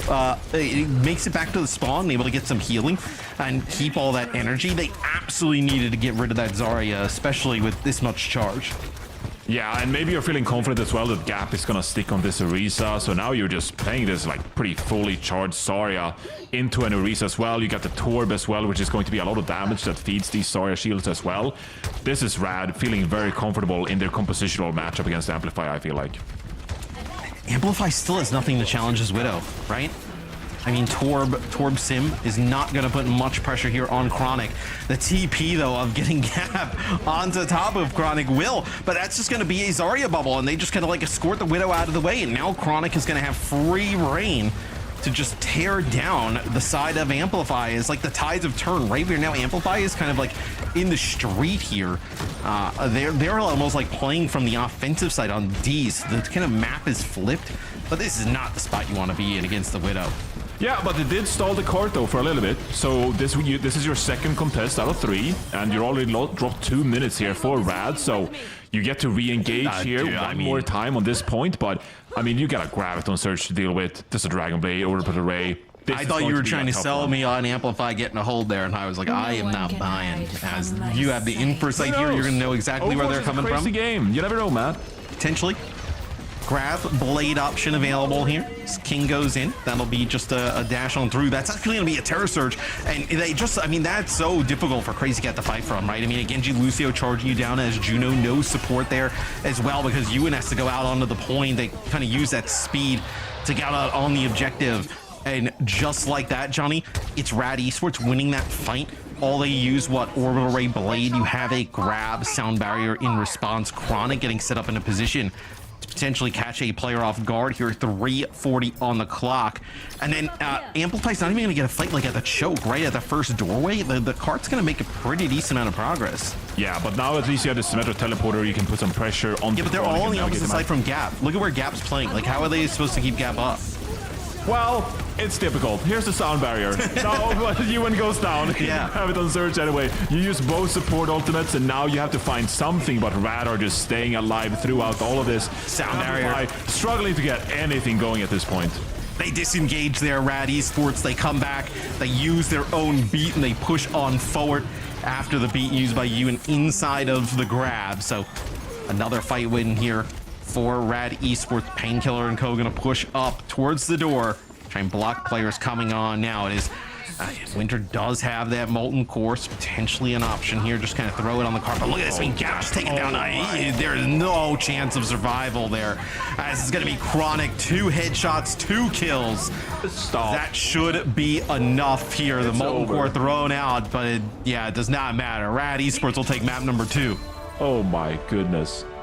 I mean, Chronic's been good this stage, but that was just brutal.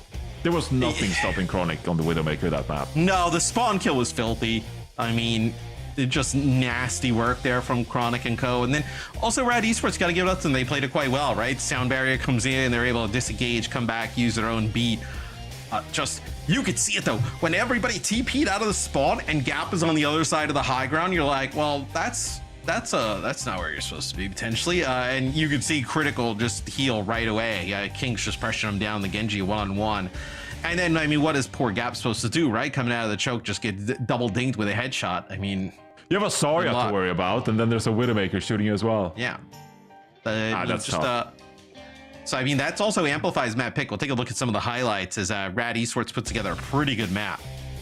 Yeah, they did. I mean, it's been really impressive from Rad so far. Like I said, they're just so confident into this kind of matchup, right? And, you know, Phone as well wasn't really able to get any kind of value, whether it was the May, you know, here on second point as well. So that is just, when you render 2 players so ineffective, not getting any value on their picks, whether it's Gap on the Orisa or Phone on their hero choices as well, I mean, you're just going to be at a natural disadvantage there. So really well played by Rad. They feel very confident in this series, the way they've prepared so far for Amplify and what they usually bring to a series, given their pretty unconventional style.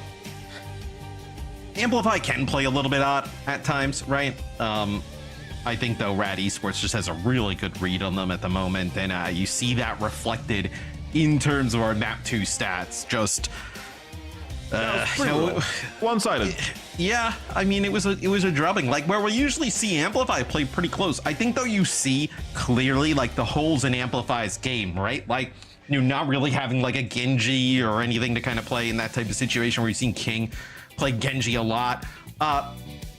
Winter's awesome on the Sojourn. For whatever reason, she doesn't want to take sometimes, like, in the SSG match specifically, like, she went away from the Sojourn against Seeker, and like, you should just take the head-to-head. Like, she's that good, right? So potentially maybe some more hit scan heroes in the pool, as it'll be Suravasa. That'll be the pick from Amplify here. An opportunity for Rad Esports to close this one out 3-0. But you can see some of the holes for Amplify that, you know, you sure those up. You're looking at a few wins here. Yeah, you are. I mean, this has been such a dominant series so far for Rad, and now you're going to Suravasa as well, where I do feel like, despite the fact that, you know, Amplify, they might get things going here, playing their usual style on a map they're quite comfortable with, I do feel like Rad, they've just had the answer so far in this series, and I don't think it's going to be any different here going into Suravasa as well. So we'll see kind of like what bands they work with so far here. You know, if you're Rad already, you banned Ramatra and you banned the Sombra, so maybe this is the map where you ban the Mauga if you'd like to as well, and force Gap again over to the Orisa. That could be another Zarya map where Painkiller can get going again. So because you haven't banned the Mauga already, I feel like you have like a leg up in this series already, where that is an advantage you could throw out given the hero bans at any time in the series. Potentially a Mauga ban available here for Rad Esports. Could throw a little bit of a wrench of what Amplify wants to do, and then I'm curious what Amplify decides to go with. Do you maybe get rid of like a Lucio, ban maybe? Zarya. You get rid of We can't ban Zarya if they ban Mauga. So. Yeah, if they ban Mauga, you can't ban Zarya. We do have a sub, so Zeb will come in for Painkiller. Does this tell you anything in terms of like the subs or the bans? Well, Zeb, I mean, most notably, mostly known for, time on Citrus Nation last year, where, we got to see quite a lot of that Orisa being utilized, right? So maybe that is something you'd like to play here as well, given the painkiller goes out. We'll kind of see how this sub affects things, but there are more subs coming as well. Peace coming in for King, and Peace, I gotta say, bring out the Genji. Yeah. We saw King play the Genji. We're really good there on Havana, but also just the depth that Rad Esports has in terms of the lineup being showed off a little bit here, being able to bring in Peace and Zeb potentially in our final map of the series against Amplify. Don't know if we have a sub for Amplify just yet. Potentially, if it would be, it would just be like Solozen coming in for a Crazy Cat. So Amplify gets rid of the Orisa. So you talked about maybe like there would be kind of like a Maga on the other side of things for Rad, but it's Amplify getting rid of the Orisa to start, and then Juno Gun. So a Juno ban here for Rad Esports, potentially looking at Kiriko based comps. Yeah, Kiriko-based compositions can still play the Lucio, of course, there. But, I feel like most of the time we've seen Amplify play, actually, they've kind of favored, the Lucio and the Kiriko kind of composition, right? And so I don't think they're super unhappy about this as the way things stand. So some interesting bans there, the Orisa being banned. I do think that's quite interesting. Maybe you'll finally get that Mauga come out. Man, you are just craving some Mauga action. I am. What's up with you? Well, come on now. I mean, this is the one time we'd see some Mauga, right? So, bring it out. True. This is what you do, Amplify. So Mauga's got some interesting kind of like perk setups we could talk a little bit about. Potentially we see some Mauga, but the overrun reloading the 150 ammo while charging is like a little bit of a interesting one, maybe a little bit of a sleeper. Yeah, I'd agree with that. Dude, the 2 hearts though seems, dude, that 20 health per second is like not anything to scoff at. Yeah, anytime you can get health per second, it's good. And so I think 20 health per second, that's going to just assist you as you're fighting on these flashpoints, especially as we're heading into Suravasa, right? Where, you fight on the point for 10, 15, 20 seconds. It's going to add up that health over time. So that's been a choice for many, where it does make sense with the objective. What do you like for the major? For the major one, I kind of just lean towards the overhealth one because frankly, it's just more sustain. You get stickier as a tank and it's kind of free, right? I feel like how often do you ignite or like overrun on multiple targets, right? Like maybe if you run through the front line to get into the back line, but I feel like more often than not, you kind of like have a target in front of you and you're just stomping that one person. And you have to think about the fact that if you're going to shoot this target after you've used your overrun, then you're probably putting them on fire anyway. And so it's really about putting additional targets on fire. And I feel like you seldom do that as Mauga. So I usually just go for the combat fuel instead, which grants you up to 100 overhealth when you activate your cardiac overdrive. And that's what Mauga does best, sustain under the point. Bit of a power spike there, so might as well add some more health to it. One tank we haven't seen a ton of in North America, at least since Perks, has been like Junker Queen. I actually really like a lot of her perks. I think they're interesting. I think some really interesting setup there with Junker Queen, where maybe a little bit of balance kind of gets her into a playable state at this level, but no, just kind of playing her in comp, just a ton of fun. The alligator chomping away, getting ready, kick this one off. So it'll be Gap running the Mauga. So you were like wondering if we were going to see a Mauga based composition. What is Gap? And Zeb on the other side going to be playing the Zarya. Yeah, so playing the Zarya here, it's going to be quite interesting. Like we talked about throughout the day here, that Zarya is one of those strong picks now because the perks really help Zarya out, I feel like. And, if we get to see some more Zarya, I'm curious to see if we get the major perk, the energy lance that pierces enemies. That could be quite interesting on a pretty close, brawly map such as Suravasa, right? But for now, it's going to be Amplify contesting this point. Gap drops quite low, but activates the cardiac overdrive. And Winter finds an early pick on the Zed. This is going to be something that Amplify can use to cap the point and now snowball disadvantage. Winter, even in a rough series, has still looked pretty good here for Amplifies. She finds one. That's enough to give them point control first. And I'm curious, would Zeb end up kind of building on the Zarya if we see the Zarya for an extended period of time? A lot of people at home just see the 30% max health in terms of grab, and they just kind of go towards that one where the ability to access some of the high ground is extremely good. They deal with the Mauga, and now you imagine Rad will be able to push up to the point. Yeah, Gap takes a ton of damage there early on, and from there on out, it's just going to be Rad Esports pushing the momentum. No tank up for Amplify, nothing to really contest whatsoever, just get some final stall. They built 58%, which is nothing to scoff at here. You know, you win one fight, and suddenly you're getting very close to a final fight there.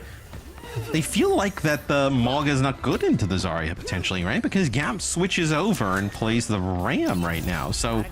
potentially, look, I think Mauga is strong into a lot of these comps. I even think Mauga is pretty strong into the Zarya, but clearly it seems like Amplify doesn't believe so at the moment.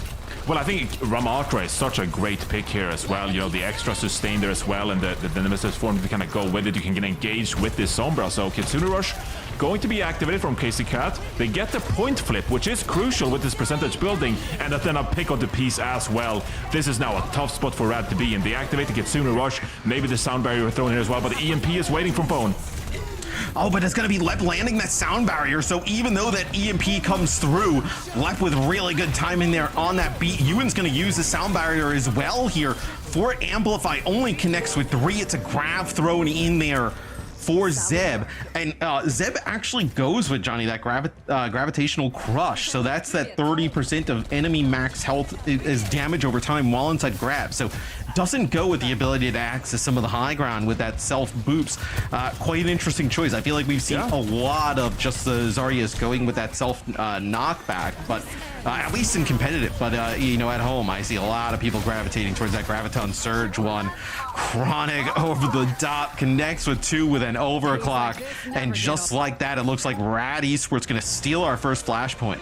Yeah, it's a beautiful push from Rad early on, around 80% they push out, and you know, this is something we see top teams do, is that when you get close, 80-90%, you push out of the point, you make it hard for the enemy team to touch the point, and then you get picks early. So catching Amplify off guard to the point, they're trying to touch the objective before the overtime kind of kicks in there. So beautifully done by Rad. You only invest the overclock as well. You don't really have an ultimate here, so Winter's going to pop the overclock early. It's a bubble Genji in your face, but you do stay alive, and now you can kind of get the max value out of this piece. Pops the Dragon Blade here, gets into the backline, and that's going to be Winter going down. It was almost like he was booped. Right? It almost looked like, he looked like he got shot out of a cannon. Ewan's like, hey, don't come for me. Winter's back there, and just booped piece and back on towards the Sojourn. So Winter, she ends up using that overclock. It's really nice from Rad. It's like a deflect from piece off the start, so not going to fire into the deflecting Genji. Then a bubble there from Zeb, just negating anything that you could have gotten there with that overclock. So Amplify behind Gap here, starting to make their way back towards the point. Gonna have Kitsune rushes on both sides. The Nemesis form of the Ramatra are gonna be really difficult inside of this Kitsune rush. It's Crazy Cat, as soon as the Kitsune rush goes down, Crazy Cat falls. So here comes Chronic on an off angle with Lep. Dude, it seems like every time Amplify ends up using like a support ultimate, 2 players are dead instantly. It just feels like they're not able to leave his phone. Phone gets her one on the exit here. It's Lep just surging for the Sombra. Oh, she's right there. Oh, you get picked as well before the fight kicks off. It's a tough spot to be in. 5 versus 4, Graviton Surge used by Seb here as well, and this is going to be Rad. Dude, that time closing out the second point. You see the max damage there with that grab, right? You see actually Gap ends up just kind of like dying to the ticking damage over time. As Rad Esports doing a speed run of Amplify right now. I mean, an opportunity to close this one out. Even worse for Amplify. I mean, look at how close the next flashpoint is. You're just going to move right onto it here for Rad Esports with a sound barrier. High ground is they're set up. Invisible Sombras. They couldn't be set up almost any better. Yeah, now Phone has this EMP, and what can he kind of do with it, right? Didn't really get the full value out of the Kitsune rush there, and now, you know, with the backs against the wall, you have to start finding picks here. Phone finds a hack onto the Kiriko, but not able to really get anything else going there. So Seb has the positioning on the point, and this is where Amplify need to start going aggressive and start contesting the point. EMP comes out onto the Sombra, but with the virus. Oh, and then the sound barrier comes in from Lap, and it's just really good. Connects with everybody. So you just kind of use Zeb as a bait there on the point. You bait it, Zeb. They go with a EMP trying to take out the Zarya on the opposing side, but it's a sound barrier in response. Everybody kind of like floods onto the point after that. Is This has just been all rad esports. Basically, from our first point of Nepal, that was close there as Amplify takes it. But since then, it's been a blowout. I mean, that feels like eons ago at this point. You went to sound barrier. With 4 targets there, but who are you really going for here? Peace goes down. Yeah, they get rid of Peace, right? And Peace got a blade. But how are they going to work their way back towards the point? I mean, this is going to be a Kitsune Rush they're walking into. It's going to be overclock used here for Winter. Gaps using Annihilation. Kitsune Rush used by Z's over the point, and that's going to allow the Zarya to go to work. Even with these ultimates, I mean, that's 2 ultimates used there by Amplify towards the end of the fight. In there, a player up, and you still end up losing it. And Johnny, just like that, we are at 90% on the objective. Zeb pushing up towards the spawn, as this is going to be a blade here for Peace, seeing what he can find on the point. Is Phone trying to make it out, but yeah, that is just it. That is just destruction there towards the end. Rad closes the door and amplifies stage 1. Wow. Yep. The very last moments of Amplify there for stage 1 is unfortunately can't get that match win here in stage 1 for North America. But you know, there were some all right moments for Amplify. You know, they certainly took some few maps from the top teams, but I mean, this last match against Rad, it was a tough one. It really did feel like Rad had all the answers for what they do best here. Amplify. You know, it's bad, Zoe, when you know, you can't even say they're good moments. They're just all right moments. Like, there's just moments that you just don't feel like horrible about. Matt, you know, look, it has to be said that Amplify qualifying in the first place here for stage 1. It was huge. A big upset over Supernova. And so, you know, these are very tough matches for Amplify. They were red names coming into stage 1. They were like trying to do research, and it's like they don't have any history because they're so new to the scene, but they qualify. It's an amazing achievement for them, and they got the opportunity to play against some top teams here. But the thing with Amplify, here's my argument. Sorry, I just had my rant. Here's my argument. I would love to know Zoe. I mean, well, I was going to say Zoe's opinion, but she's just going to disagree with me because it's better for content. But Amplify has played better teams like closer than this. Like, this is a series that like they should have like on paper been around in more, right? But they take maps off of like some of these other teams that are really good.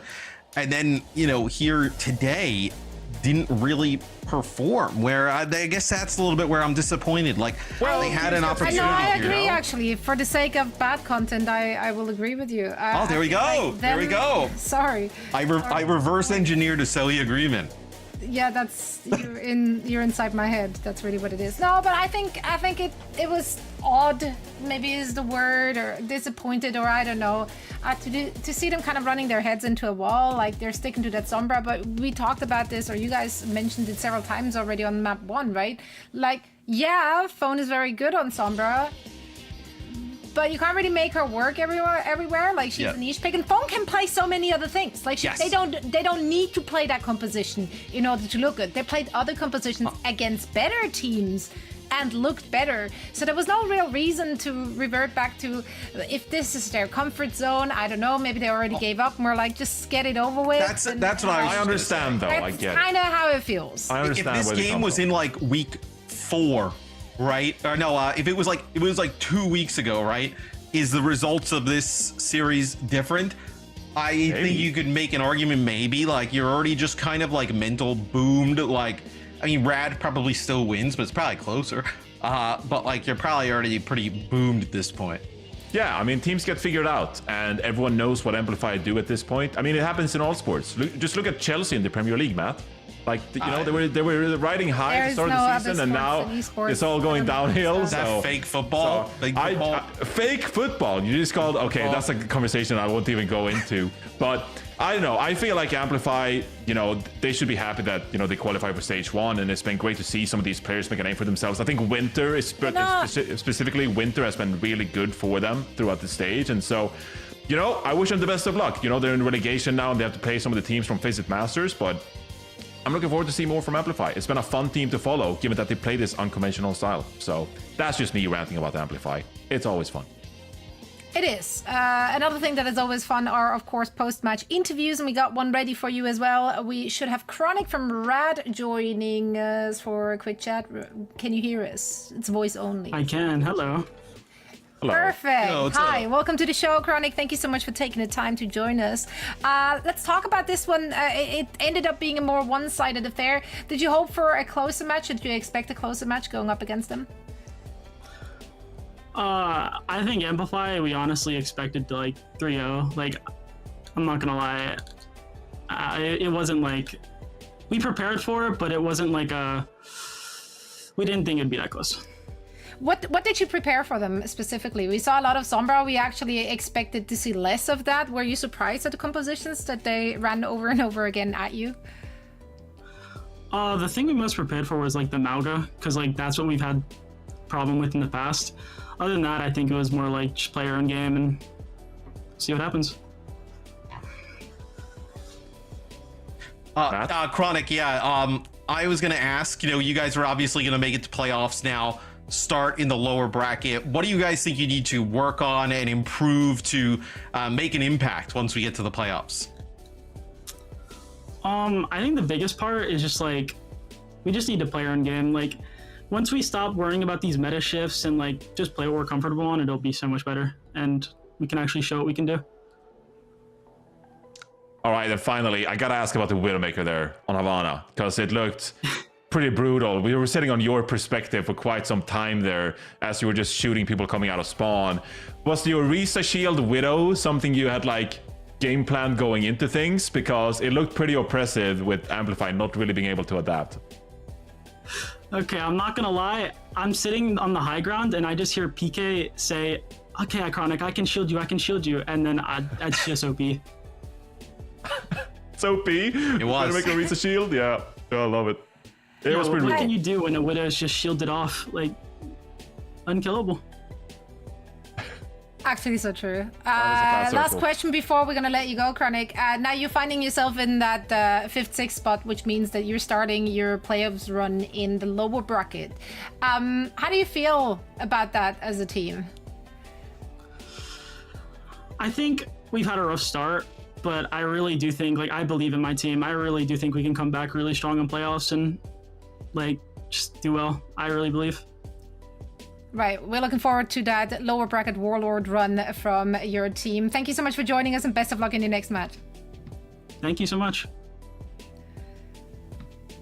And that was, of course, Chronic, who's also the player of the match for this particular one. Rightfully so. I mean, yeah, Chronic on Widow, kind of nasty, not gonna lie. They are, of course, not moving up much in our standings. Alas, it still feels good to, end the stage on such a high note. Yeah, it does. I mean, I think Chronic has been a standout as well, so I'm looking forward to see more from Chronic. I feel like Chronic has been really good on both the Sojourner and the Widowmaker. The kids are going to say I'm glazing him, but I just feel like Chronic is one of those Sojourners that can really take it to some of the North You America. are the kids. Yeah, you are. I'm You're literally I'm turning in your 30 this 20s. year. I'm an unk at this point, Zoe. But I don't go around telling people that I'm glazing, but that's what the kids say. So, Right, I'm gonna let that one marinate for a little bit as we're heading into a break. Coming back, we're here with the last match of the day. You don't want to miss it.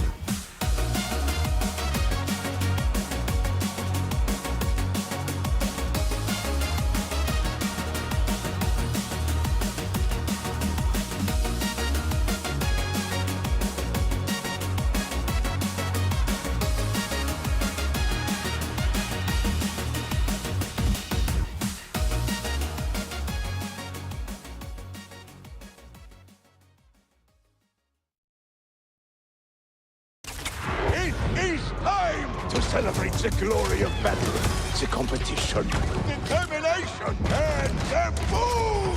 Ha-ha! What a shot! Again! Finally, a worthy title!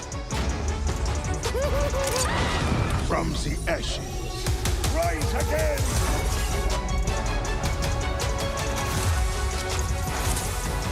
It is not about standing atop the mountain. It is the climb!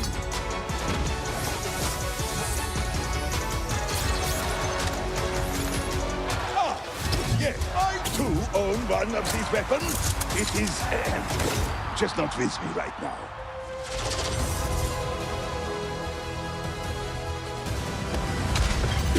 To battle!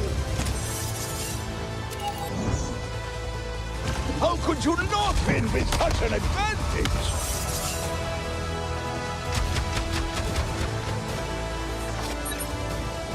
Show them you are superior, and bang! Ha-ha! My armored fingers are crossed! Yes! Just what I had hoped for! The spoils of victory continue! Ah, memories.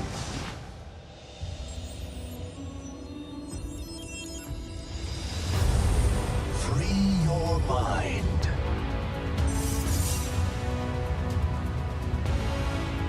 Energy flows through me. A warrior's greatest weapon is patience. Be present in the moment.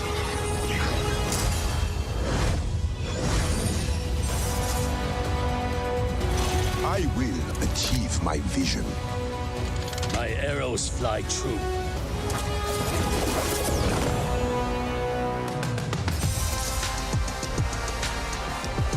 To win is great.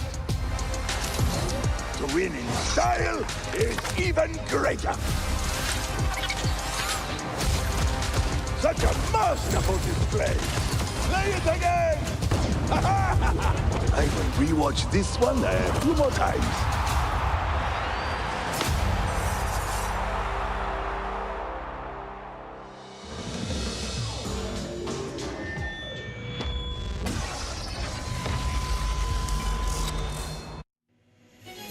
Hello and welcome back, one and all. We're getting ready for our last match of the day, which will be featuring SSG and Shikigami.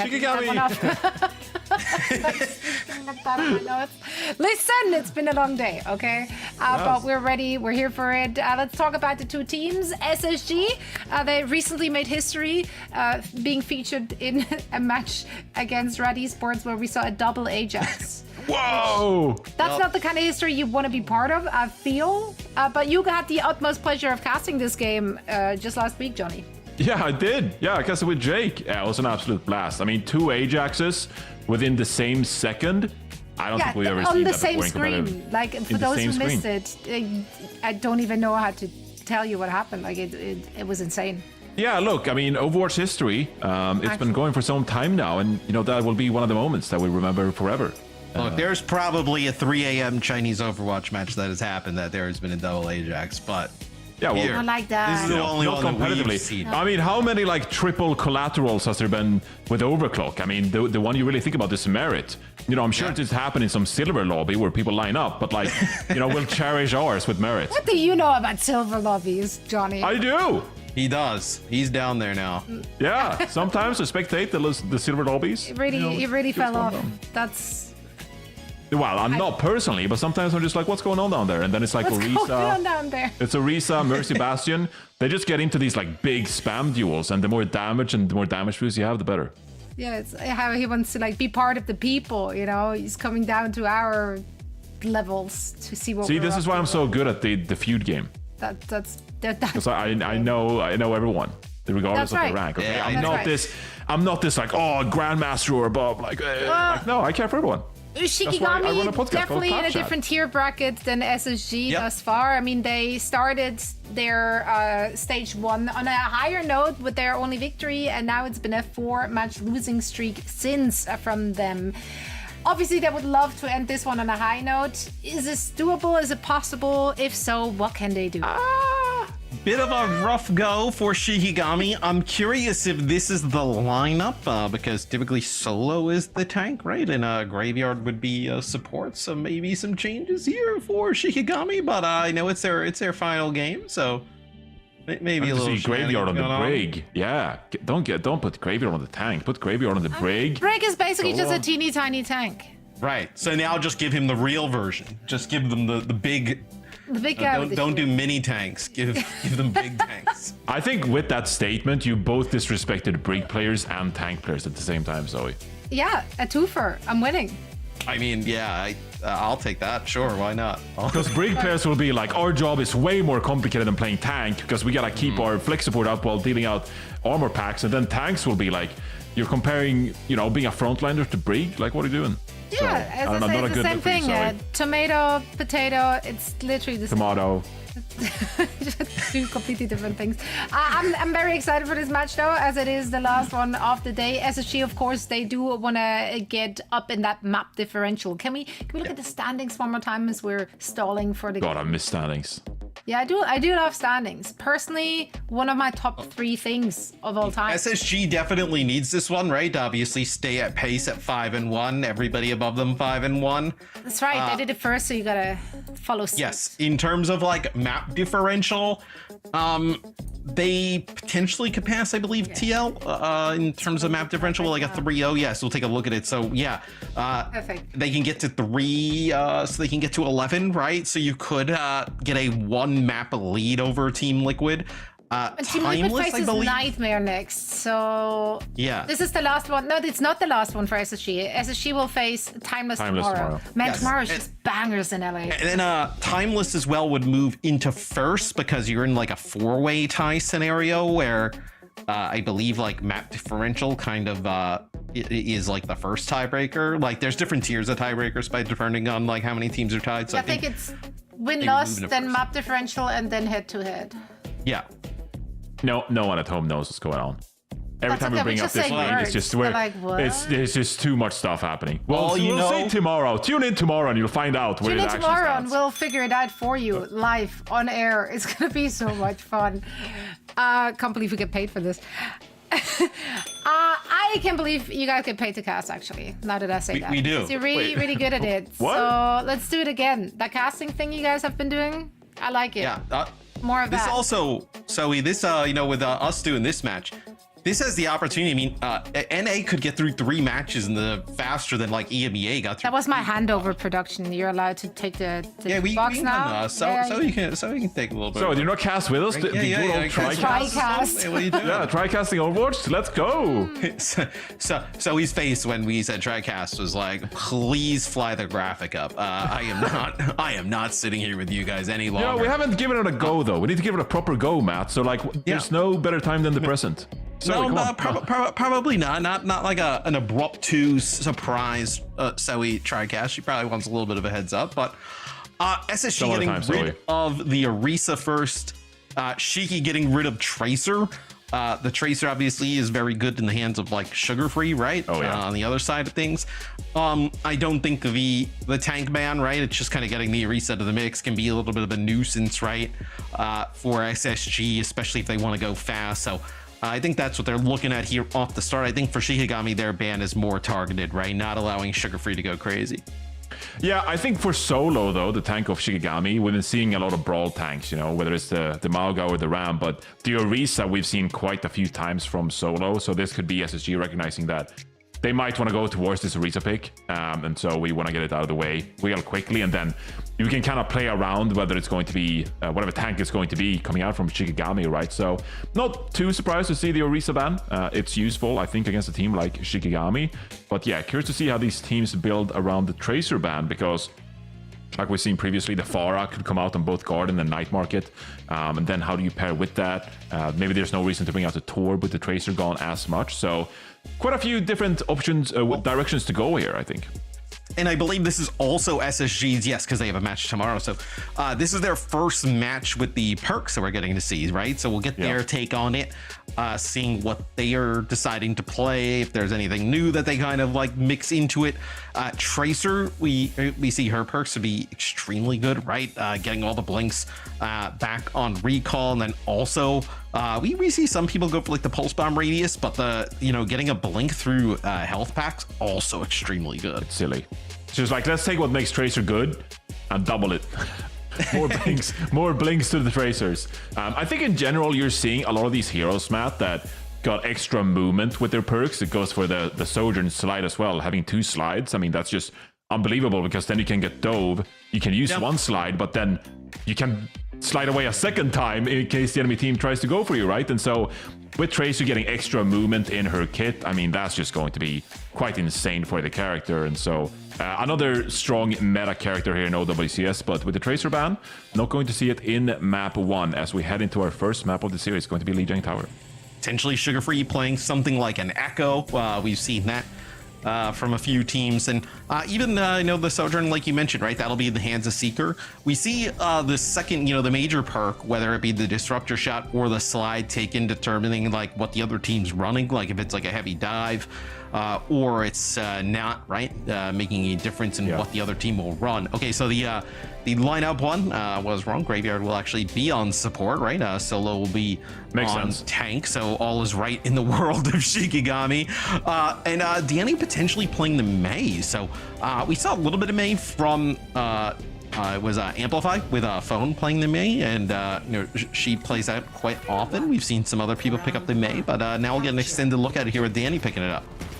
Yeah, interesting, right? You get out quite early there, and maybe you look for an early pick here with the Mei wall. But there is so much poke coming out from Space Station. Symmetra teleporting early, getting those sentry turrets up, and then, Sugar Free is going to sit on this Torbjorn with the added damage from the turret as well. There are a lot of angles here from Space Station. So the question is, where can Shikigami push with their Mei to try and get someone off? Shikigami clearly wants to play just kind of clumped up group together, because you're playing this Mei also with a Baptiste, right, with the Immortality Field, as they put a little bit of pressure onto Kellen. Kellen trying to back up with that power block and finally gets taken out. Started off pretty good for SSG, right? They actually got Danny to use this ice block really early, and SSG does get control of the point, but you just have so much survivability, with that Mei and the Baptiste. You start to run them down, but look at this. Okay, so the point's gonna flip here, Johnny, to Shikigami, but you still have players now coming off the spawn, so Kellen should be back here in just a second for SSG, and they're gonna speed in. They're gonna try and fight it. Yeah, and with no Baptiste healing, it's going to be so hard for Shikigami to sustain on this point. This is what I'm talking about. Just look at their positioning here from Space Station. I mean, you got a Sojourn, playing the White Room along with the Torbjorn as well. There's so many angles for Shikigami to look at that by the end of this fight, I mean, there's just too many directions with damage coming onto you that Shikigami are going to go down. Graveyard getting picked early, that's not good, but I think that's a result of Space Station, the way they're playing this composition. A lot of the meta heroes that we've seen in previous weeks, we're continuing to see here perks just because they get amplified in a positive way, right? Everybody across the board, and Torb definitely a winner in that regard. It'll be an Amp Matrix here from Graveyard as they come right around the corner. There'll be a Ramatra Shield thrown in as well. Nice Vortex there, Brian Kellen, though. It's going to give a slow inside of that Amp Matrix to just about everybody. It'll be an Orbital Ray here for CJ, keeping everybody topped up. Sound Barrier used by Regime. That's going to be allowing Shikigami to push on in. Even though Sugar Free does drop a Molten Core, it's going to be Shikigami coming out on top in some of these fights. Can you just stay alive long enough here for SSG to end up getting your own Sound Barrier? Bliss getting very close to it. It's going to be an Annihilation use, and they're going to use the Sound Barrier. Sound Barrier only connects with 3 here, Johnny, but with Seeker coming off the spawn and still in control of the point, this might be one where SSG can still come out on top. Yeah, this has been a beautiful stall so far for Space Station, and Seeker is going to just clean up on the point now, getting Regime in solo as well.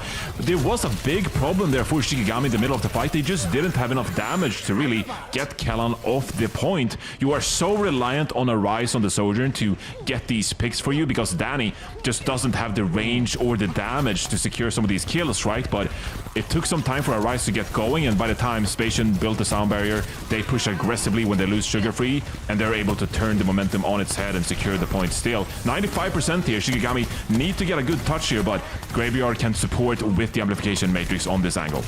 Mei strength, not exactly in terms of just the damage she deals, right? Just more of the utility and survivability is the immortality field chucked out there onto the point, just trying to keep Solo up. But the kill onto Sugar Free and then the damage put down on the Kellen and Seeker, that's probably good enough to get a fight win. It'll force players back to the spawn. It doesn't look like they're going to be able to get rid of CJ, although it Mei wall is behind the Juno for SSG. I also think SSG in that situation, Johnny, they're fine losing that fight.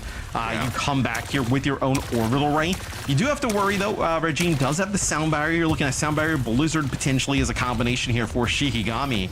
It'll be SSG though moving up through this Juno ring. This will be the orbital ray used. We'll see what the response will be for Shikigami. They haven't used anything just yet, so now they use the sound barrier. I imagine this Blizzard's going to come out soon. Yeah, and there it goes from Danny as well, a way to re-engage onto the point, and we're kind of trading here. Our Rise Toast goes down, but I mean, this Blizzard is getting a lot of value. Seeker pops this overclock, tries to finish off the point, and I mean, who's here to contest? Finishes off Danny as well. Graveyard goes down, and that's going to be SSG coming out on top here of a pretty close control center. It looked good for a minute there with Shikigami dropping that Blizzard in the middle of the point. Seeker with the overclock at the end though, just too much. It also felt like maybe it was a little bit late on the Blizzard. Solo was extremely low. Not exactly like the Blizzard would have ended up saving him, right? But potentially just deters them from just kind of running down the Ramattra on the other side. So I do think if you're going to play this Mei, you're obviously playing a little bit of the long game with the Mei and the BAP. You're going to have to figure out a way to like manufacture damage, and it's got to come, you know, from Solo and Arise, the two biggest damage dealers potentially for Shikigami. This would be a little bit of a change. So I talked about the Junker Queen have some pretty strong perks if she can get rolling. It'll be Shikigami playing Pharah Queen here with the Sojourn and the Lucio and the Juno in the mix. So that is a little bit of a change. It'll be Kellen playing so you're going to play Winston Ana with the Torb Sojourn on the other side.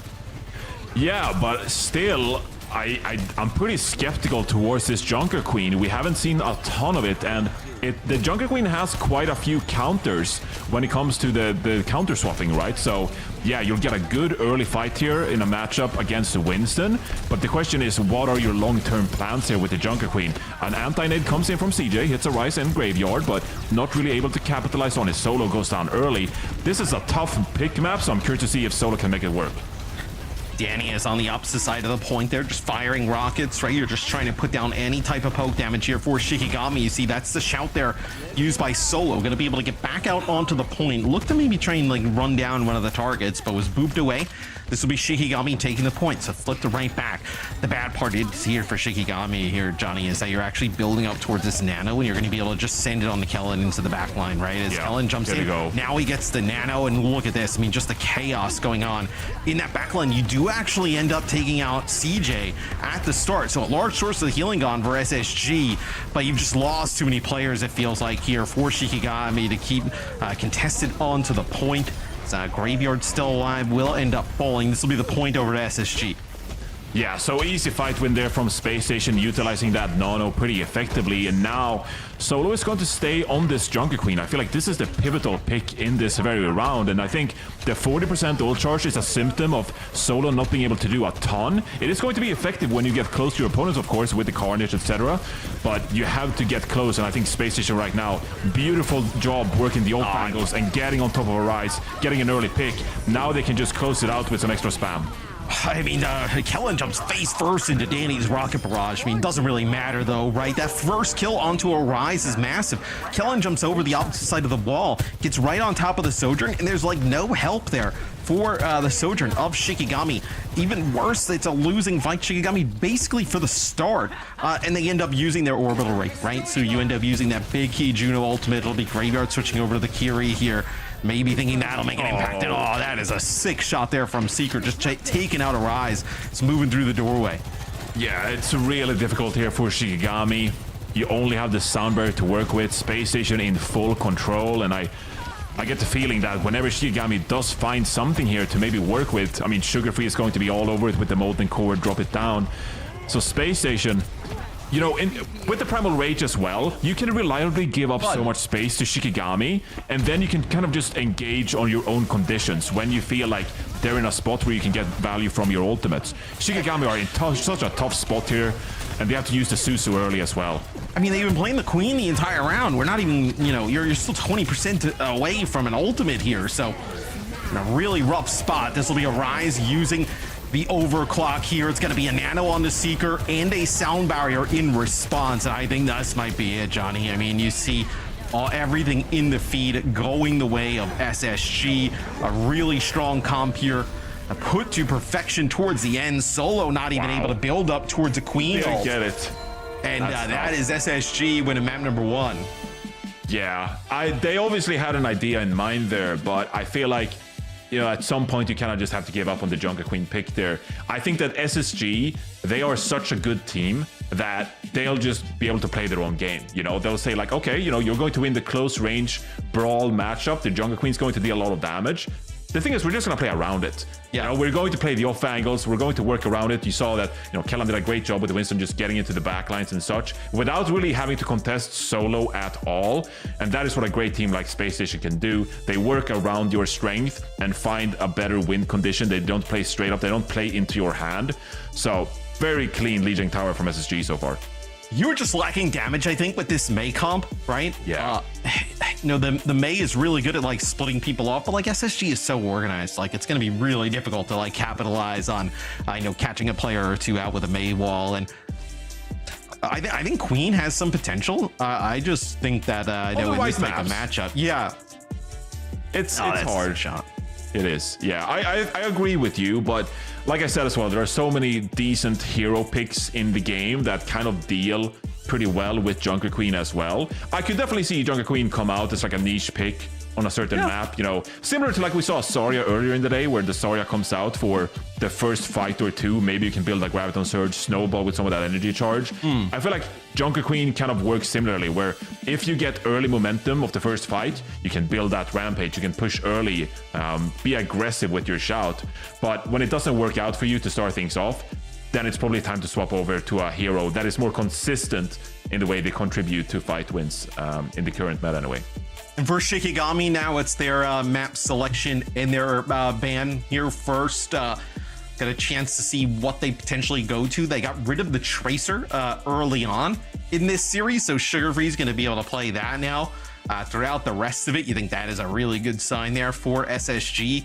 I don't know what you do against SSG. I mean, they seem so good at everything. So an Esperança pick here, you can play like Hazard. We can see Diva action here potentially. You can still play like Ram and Maga here. So a few options or a few paths that you can go for here for Shikigami. Yeah, I feel like maybe at this point you want to try to ban strengths of SSG, so maybe that is, you know, banning something that Seeker does well, is playing the Sojourn, getting rid of that hero. Maybe it puts less pressure on the solo as well. They could play Cass, they could play Ashe. I mean, there's a lot of options. Sure, but yeah, I mean, Sojourn is so good in this meta as well. So much damage output, right? That I really do feel like play the legs. You can play the legs. Okay, the legs is not happening. I am enjoying just sprinting around the map though with my minor soldier perks. Just absolute lunacy. The stim pack, soldier is pretty insane, but not quite pro level ready just yet. Yeah, he needs a little tinkering, but I even think the Helix rocket one with the stim and being able to just kind of like permanently fire, right? The 15 ammo recharge on like the Helix. I mean, that is nuts. Okay, do we have time to bring up the soldier perks? Because this would be the one time we're seeing soldiers perks on screen, Matt. And if we don't have time, we're getting into the next map. I get it, yeah, but I did play like 5 minutes of soldier, and I was like, this is ridiculous. I think a soldier, I think in Pugs definitely obviously is really impactful. Sojourn is the one we've seen the most of in high level competitive play. We've actually seen like a good amount of all 4 of these perks being used. It's like one of the only heroes that we see like a lot of players just kind of opting for different things. Some players prefer the max ammo just all the time. Some players prefer the extra energy on the overclock, right? For, you know, even bigger burst. That time we actually saw Seeker go with the double thrusters, right? When they were trying to play a little bit of a rush style comp. So a lot of different variations here for Sojourn in terms of what you can go with. Yeah, I mean, I think it makes sense. Like you said earlier, if you're being dove, maybe an extra slide comes in handy. I was actually surprised to see quite a few Sojourn players opting for the extended mag, because I felt like, well, you're usually only going to use like 45 bullets anyway. So what are you doing with the extra 15?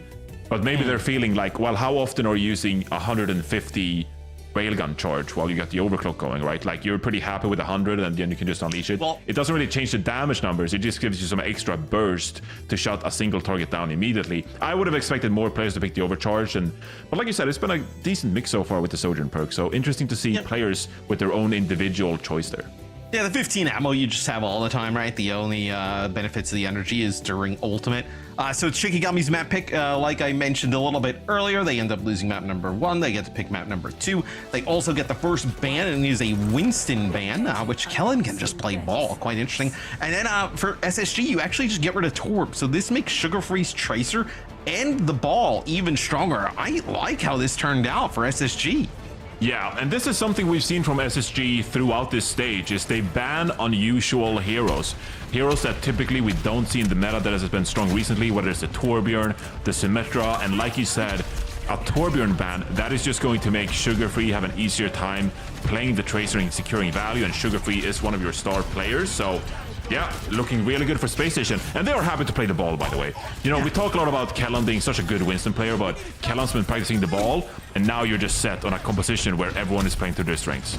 Dude, this puts so much damage on Shikigami's damage dealers, right? Being able to, whether it be Danny get the hacks or a Rise dealing with a Tracer and Pharah and ball combination, just puts a lot of pressure on these players to, you know, come up with some big kills, put down some damage, help protect Regime and Graveyard. Graveyard took some big damage there early on. Bio around the corner there from CJ onto Solo. Not going to be enough, though, for them to push around the corner, try and make a dive for that Orisa. It's just, it seems like SSG are just poking and prodding, right? Letting Seeker put down some damage. If somebody gets quite low, that's when I think you'll see the collapse come in.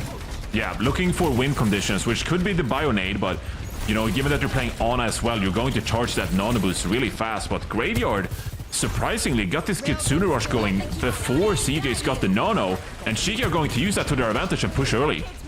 Yeah, I think they catch them completely off guard, as that is going to be the ball dropping right away. I believe it was a hack as well coming in from Danny, so you end up getting some of these players off the board here early for Shikigami, as that ends up resulting in a fight win. Already they're going to make some changes, so Kellen going to move away from the ball over to D.Va. Probably a little bit easier to kind of play against the Sombra that will be on the opposite side, right? Play a little bit of the D.Va, a little bit easier to navigate. We'll see if this is enough, though, for Shikigami to get first checkpoint. It looks like Sugar Free in position to challenge this. That'll be a Sombra translocator towards the high ground, and then now it's also going to be Seeker getting the benefits of the Nano that CJ ended up building in the first fight. It's going to push them back a little bit, but you're not going to get a ton here.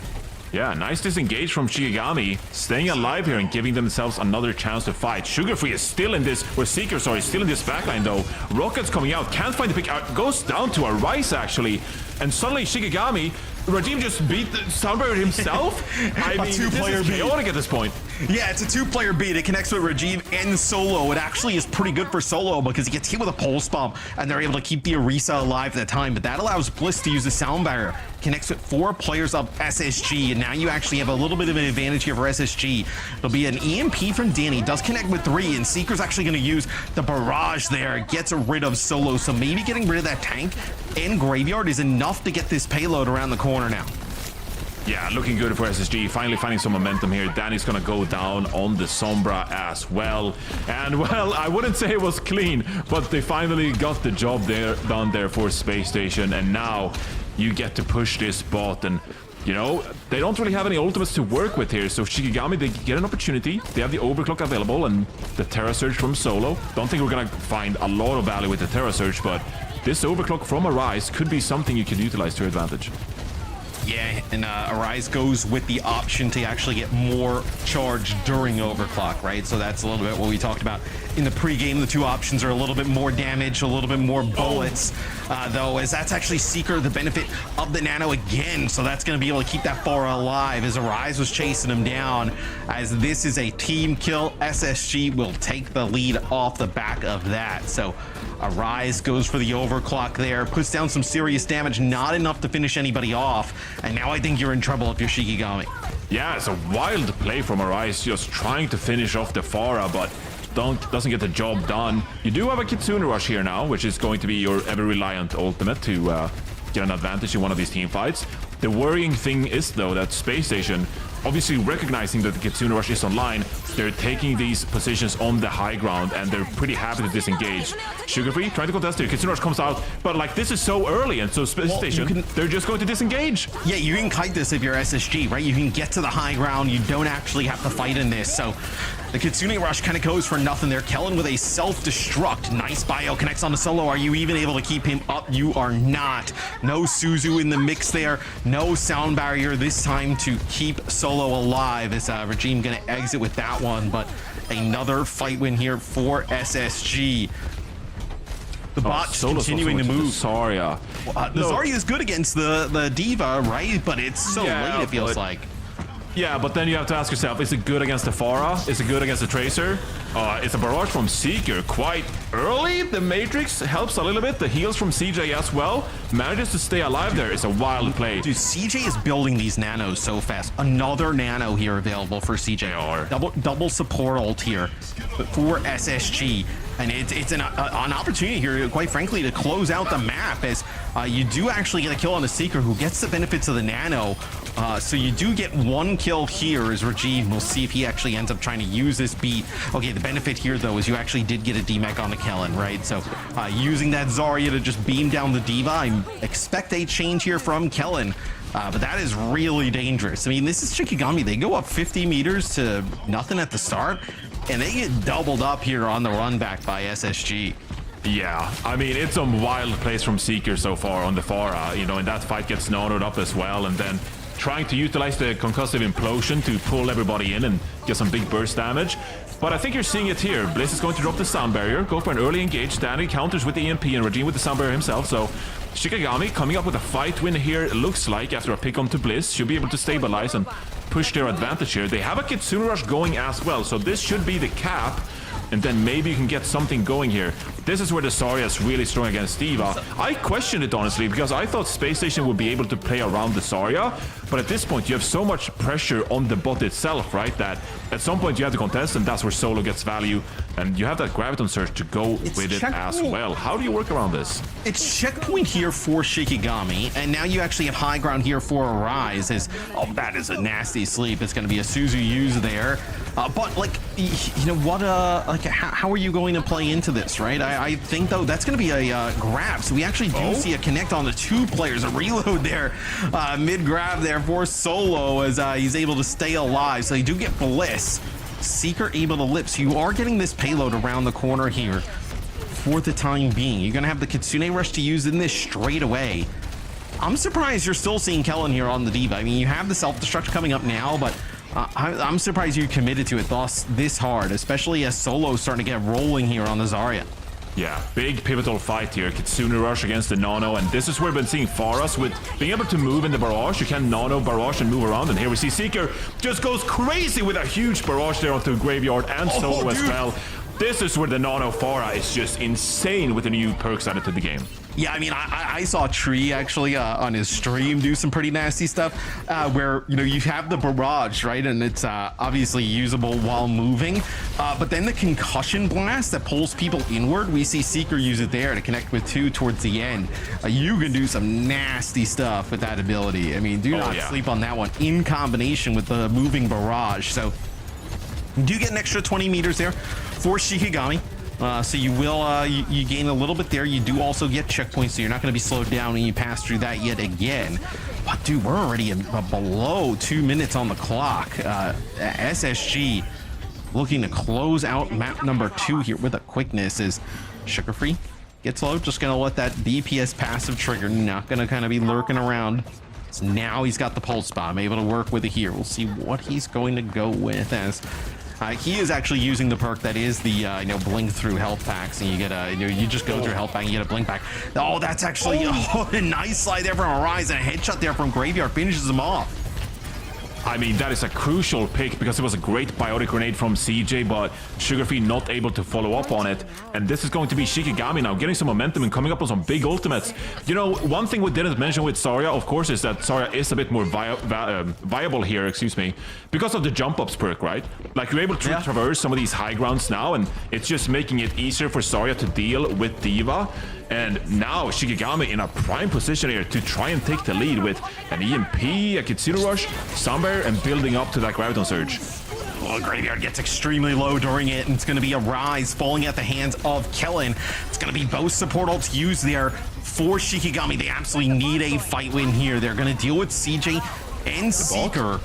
The bot's going the other way. They're going to lose some they're going to lose any type of progress they would have made. So although they do end up getting 2 kills right off the rip, they end up using both support ults. Oh, it is brutal here. You lose Danny. You're going to get players back here for SSG. So even using both support ultimates there for Shikigami below a minute, you're going to get absolutely nothing for it. It's going to be Bliss ends up using a sound barrier there. Probably just to keep him and Kellen up, as now you just have Solo here over by the objective. They need to keep Solo alive. It'll be the nano boost with the barrage, the moving barrage. They try and grab Seeker up in the sky. It does not matter. Shikigami gets close, but not enough to beat SSG here in map number 2. Another wild push map here in North America, as I mean that looked really close because Shikigami, they had the ultimates, they just weren't able to have a clean fight and get value from their ultimates. And that Nano Pharah, I mean, it is so powerful with new perks added into the game. So I think actually that Solo tried to grab the barraging Pharah, but there was just no damage to follow up on it because the Nano is just so much damage being put out, combining it with the barrage to begin with. Yeah, he got him with a grab, but he got him. Just a little late there. Yeah. I think as well the biggest thing there is like they end up losing the bot. The bot goes a little bit further back. It is Bliss and Sugar for you who are actually able to get that bot a little bit away from kind of like the end goal there, because you're all in if you're Shikigami. You use Kitsune Rush plus your beat, and then just kind of run it down the street, and then the bot's going the other way. That is brutal stuff. You see the Rocket Barrage on the move. I mean, this is, they use the concussion to kind of actually grab people back inward. That is just a sick combo there from Seeker. Is this Nano? I mean, plus look at the that. moving. I mean, this is being stuck in the grab. Doesn't matter. It's so strong. You're like, okay, I'm just gonna pull these people in. I'm gonna we don't even need to release a halt in the game. I'll just do it myself, and then I'll use my big burst barrage ability to finish people off. I mean, that is just well, insane, if you're using the barrage right after, the amount of damage obviously that comes out instantly from the barrage is pretty substantial. So if you actually use that and then into the barrage, I mean, you're gonna get at least one, right? Every time. It feels like that time used after, but you have the benefits of the Nano, right? You just bring in 2 targets, you hit a rocket, but choose which way you're going to look next. You hit another one and you have a target dead. So really clean stuff from SSG. Like, I mean, they're doing what they're supposed to do here against Shikigami. Is supposed to get that 3-0, supposed to keep pace with everybody up top. Can I say though, like Shikigami, they've had a tough stage 1. They really have, and I think people had some decent expectations of Shikigami going into this stage. So the fact you're able to bring it that close to SSG on a map like that was quite impressive to me. I was a bit of a doubter when the Zarya came out, because I think that Sugar-Free, Seeker, very mobile heroes, they were going to play around the Zarya effectively, but they showed with the new jump ups perk for Zarya that you're able to traverse some of these high grounds more effectively. Zarya can be quite the force to be reckoned with, even for stage 2, maybe, Johnny. We should just get, like, for the standings for North America, like it should be wins, losses, map differential, and then close maps. And some of these teams here we can track close. We talked about this match. We talked about this. I have a soft spot for teams that are not performing to the highest of level, because I see the grind. They're grinding. They're trying to get some good, hard-earned wins, and I'm rooting for them. I really am. And these players are better than 99% of the players out there. They are. And they're just running up against the 1%, like at that, the 1% of the 1% at the top, where it's a brutal scenario, where especially with SSG, right? I know obviously a partner team so much involved with that. They were in the scene last year. They have a better grasp of kind of what's going on here now, moving to North America, and they put together a really, really nice roster. So Shikigami doing their best here. Close map number 2. We'll see what happens here as we move on to Suravasa. Is there anything you think they could ban that could give SSG some trouble? Ooh, ban for Space Station that could give them some trouble. I feel like that is the that's a pretty tough question, right? Because even now, where you would usually target something like a main support, it's like, oh, let's get Lucio out of the way. Well, you know, Juno is still in the game, and you can work around that to the point now where in this meta, you know, we're seeing teams that are able to play like Juno, Lucio, Brig, and flex around between all these heroes. They're going to ban the Ana, which has been, you know, CJ has been a menace on the Ana, but that also kind of like goes in hand with the Pharah as well. But there are some points here on Suravasa where you could pull out the Pharah if you'd like to. That kind of like renders the whole Nano Pharah composition out of the question, to where SSG, they'll have to look to a different kind of support composition into this map. If this was ranked, they'd be bringing out the tried and trusted Moira Mercy composition. I'm gonna leave you hanging with that one. Seeing all my ranked losses, that seems to be the only. I don't want to talk about it. Look, if you're out of the support, play some more. Don't pick Mercy. Look, I know you want to play Mercy out there. I get it. Double damage sounds kind of cool, but when everybody's dead, double damage boost. That double damage boost sounds kind of cool. When everybody's dead, doesn't matter that much. Shikigami, that's something you and Jaws can agree on. Looking forward to this map. Yeah, Shikigami, one last ride here potentially. Rolling out with the Zarya again here. Hey, it kind of worked on the Esperança, right? So Bastion May. So you're really trying to like catch somebody off, split somebody, see if you can take them out. Feels like the only way you're going to get value out of this. Yeah, this is going to be quite an unusual composition. Bliss gets a first pick of the Reggie. Okay, that's a bad start. That's snipes regime. Yeah, I mean, we're backing off. You're not going to be able to move in now, right? You lose your speed. Nope. Everybody on your comp just pretty slow. Now mobile. There goes Danny at the hands of Sugar Free. Is now the dive can come in safely. Yeah, this is tough. This is not what Shikigami had planned when they loaded into the map. Can we restart the lobby? Get her. What is that?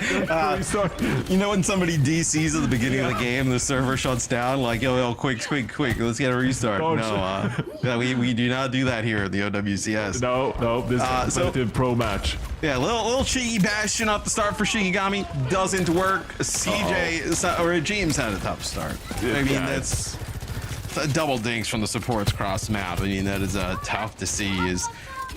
Danny is now on Tracer, a rise on the Sojourn, right? So changing around here for the damage dealer sub Shikigami. They still do like this Zarya into some of these dive tanks, though. Yeah, I mean, pretty unusual again to play the Zarya into a hero like Winston, because you're able to deal with the Zarya. You can bait out the bubbles and plant your Winston shield, and at that point, the Zarya is going to be easy pickings for you. But, you know, we've been seeing more Zarya. Kellan takes a lot of damage here. Kitsune Rush comes out from CJ, so an actual fight here to contest the point in its final kind of seconds, but Shikigami, they just can't stand up to the Kitsune Rush, and with that, SSG already off to a 1-0 start on Suravasa, and Shikigami, their back's just against the wall. And you see that bubble that comes in from Solo there onto Regime late. They like don't even really necessarily care for it. Like they just burst the bubble, take out Regime, and then just push on forward and deal with Solo, right? So doesn't really matter there with that Zarya bubble. We'll see if they continue on with this. SSG just ends up using that Kitsune Rush. They're going to get control of this point first, and we're going to see Regime now move away from Lucio over to the Brig. So really worried about these backliners. I know the dive coming into that backline, keeping alive Graveyard. Yeah, but this is kind of like you're looking at a composition now. First of all, the Orbital Ray might come out here to save Solo onto the point. A lot of ultimates here for Space Station. How are they going to deal with that? Solo goes down before he even gets the Orbital Ray healing. He's playing outside of it. Going as well. This is just brutal for Shikigami. You committed a huge ultimate like that, and you don't even get any value out of it. I guess the benefit is that the point just now goes over to SSG. Not in control at the start. Actually, is that where we're at, Matt? Gets contested. I think we've entered that realm. Yeah. So okay. Shikigami now with a grab. So grab combination here with the overclock. You got sound barrier on the other side. So should be a good response for SSG. We'll see now. We'll see where Solo decides to take this. Gonna try and get high ground. You see, you just kind of have Kellan over to that one side. It looks like Kellan and Sugar Free over there towards that left. Yeah, you see exactly where Solo looks. So he's trying to figure out like how he can kind of track one target, and that's actually going to be So that's going to connect everybody, though, with that sound barrier. So the sound barrier is going to be pretty good there. But now it's going to be that overclock. This is where Arise can make an impact, and he does, being able to take out 2. First, it's Kellen up on that high ground. Then he slides in, takes out CJ. So with a nice overclock there, Arise gives Shikigami a chance. Yeah, and it's of course going to be an uphill battle now, but at least you got the sound barrier out. You had to commit the Graviton Surge, and it didn't get the Graviton Surge pick, so you had to commit the overclock. But if you're Shikigami, maybe you can sustain with this rally. How do you deal with this Kitsune rush that comes out from CJ? You cannot just have to live through this. Honestly, you might as well really give up the point here, I feel like, because 81%, you're not going to get a recontest anyway. You just need to use this over the way. You've used the rally. I mean, how could you just you're just going to use the rally and walk away, and they don't even keep regime up? I mean, if you're going to use the rally, you may as well fight. Well, the rally's not a win condition compared to an orbital ray. Here we go. Well, they're trying anyway. The orbital ray is going to get chopped here. Oh, that's not good. Not good. You would like to save that ray, but maybe they're going to make some more changes. Maybe we're going to move away. Maybe we're going to play something different. So maybe that's why we're kind of using some of these ultimates. Maybe you thought, okay, yeah, so everybody's going to make some changes. So you use the ray. You don't really get much for it. Maybe you think you were able to force out something there. Maybe it's like an overclock you think you get out there potentially from Seeker. Does not happen. But you make some changes, right? You're going to play this Malga-based composition. Lucio Kiri. See, can they keep Regime alive as they've had some difficulties? As Seeker taking a nice off angle here and one shot into Danny, then a slide following it up. This is where you see Seeker going with those 2 slides, right? Can use them pretty aggressively to get different spots on the map. Yeah, and it's going to do so much work when Sola is swapped over to this Mauga as well. Don't think that the Zarya worked at all, but, you know, the Mauga's going to have his own issues. We got CJ walking around on the point here. Capping. CJ's playing his own game over there on the point. Yeah, playing his own game. You know, there's a few supports in Overwatch history that can relate to that level of duty to the objective. But yeah, Space Station, this is when they play so solidly around these off angles. We've seen Seeker do it first with the overclock, and now Sugar Free looking for this pulse bomb as well. Can he find a stick here? We typically also don't see like teams play Winston into Malga. It's going to be killing though inside this closed room. You can definitely play Winston with Primal Rage in this scenario. Oh, it is just complete domination from SSG. 2 kills there with the Primal, 2 kills with a Pulse Bomb, then Sugar Free cleans up 1 towards the end. And we typically don't see people play the Winston. Look at this, they want to play quite aggressive. Yeah, they're going to go with a Kitsune rush here. They want to just try and end it now. You got a sound barrier to use here after, just trying to find any kills. Disengage with it. They're just trying to find any kills here. They're actually going to have Danny go to the point. So you're going to have Regime use a sound barrier. It looks like just a solo sound barrier potentially there for Regime. It's going to be Seeker versus Danny. A 1v1 for the point. Seeker ends up winning it. You're going to get back and get a touch here, though. They get a touch. They have a cage fight with Redeem. There it goes. You got the Tracer. So you got some ticks on the board. There we go. Fight win for Shikigami after... Well, that was... Can you call it a fight from Space Station? Yeah, they tried to push up into the spawn. They tried to catch him off guard, see if you can get a pick coming out of the spawn, and you would have ended it there. They will continue to play this Winston. Also, mind you, Solo running the 2 hearts, right? So he's going to gain the extra HP while on the objective. It's going to be an overclock here for Seeker and Arise. Seeker gets the better, though. Seeker just kind of looking past Solo there on the Malga, finds 1. Everybody falls here. SSG will make their way to the point, Johnny. They will also make their way to 5-1. A complete stomp here against Shikigami. SSG takes care of business. And what you want to see from SSG as well, getting the 3 maps is crucial for the map differential heading into tomorrow's last day of North American action from stage 1. So getting those 3 maps, that's at least going to mean that you can contest with some of the top teams in the region for crucial seeding, playing in the upper bracket, but also selecting your opponents, of course. So clean as you like, Zoe. That was a fast 3-0 right there. Yeah, I appreciate that. Got other stuff to do as well, so shout out to SSG. Looked like they had stuff to do.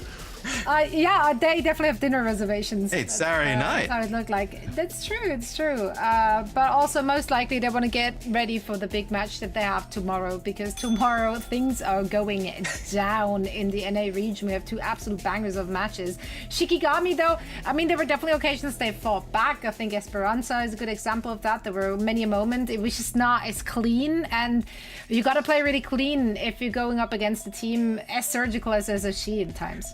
Yeah, there were moments. They just didn't string those moments together. They were just they were very sporadic, the moments. Like a moment would happen and then a moment would happen a bit later. But SSG looked, I mean, dude, they looked as dominant as I think anybody has in North America thus far.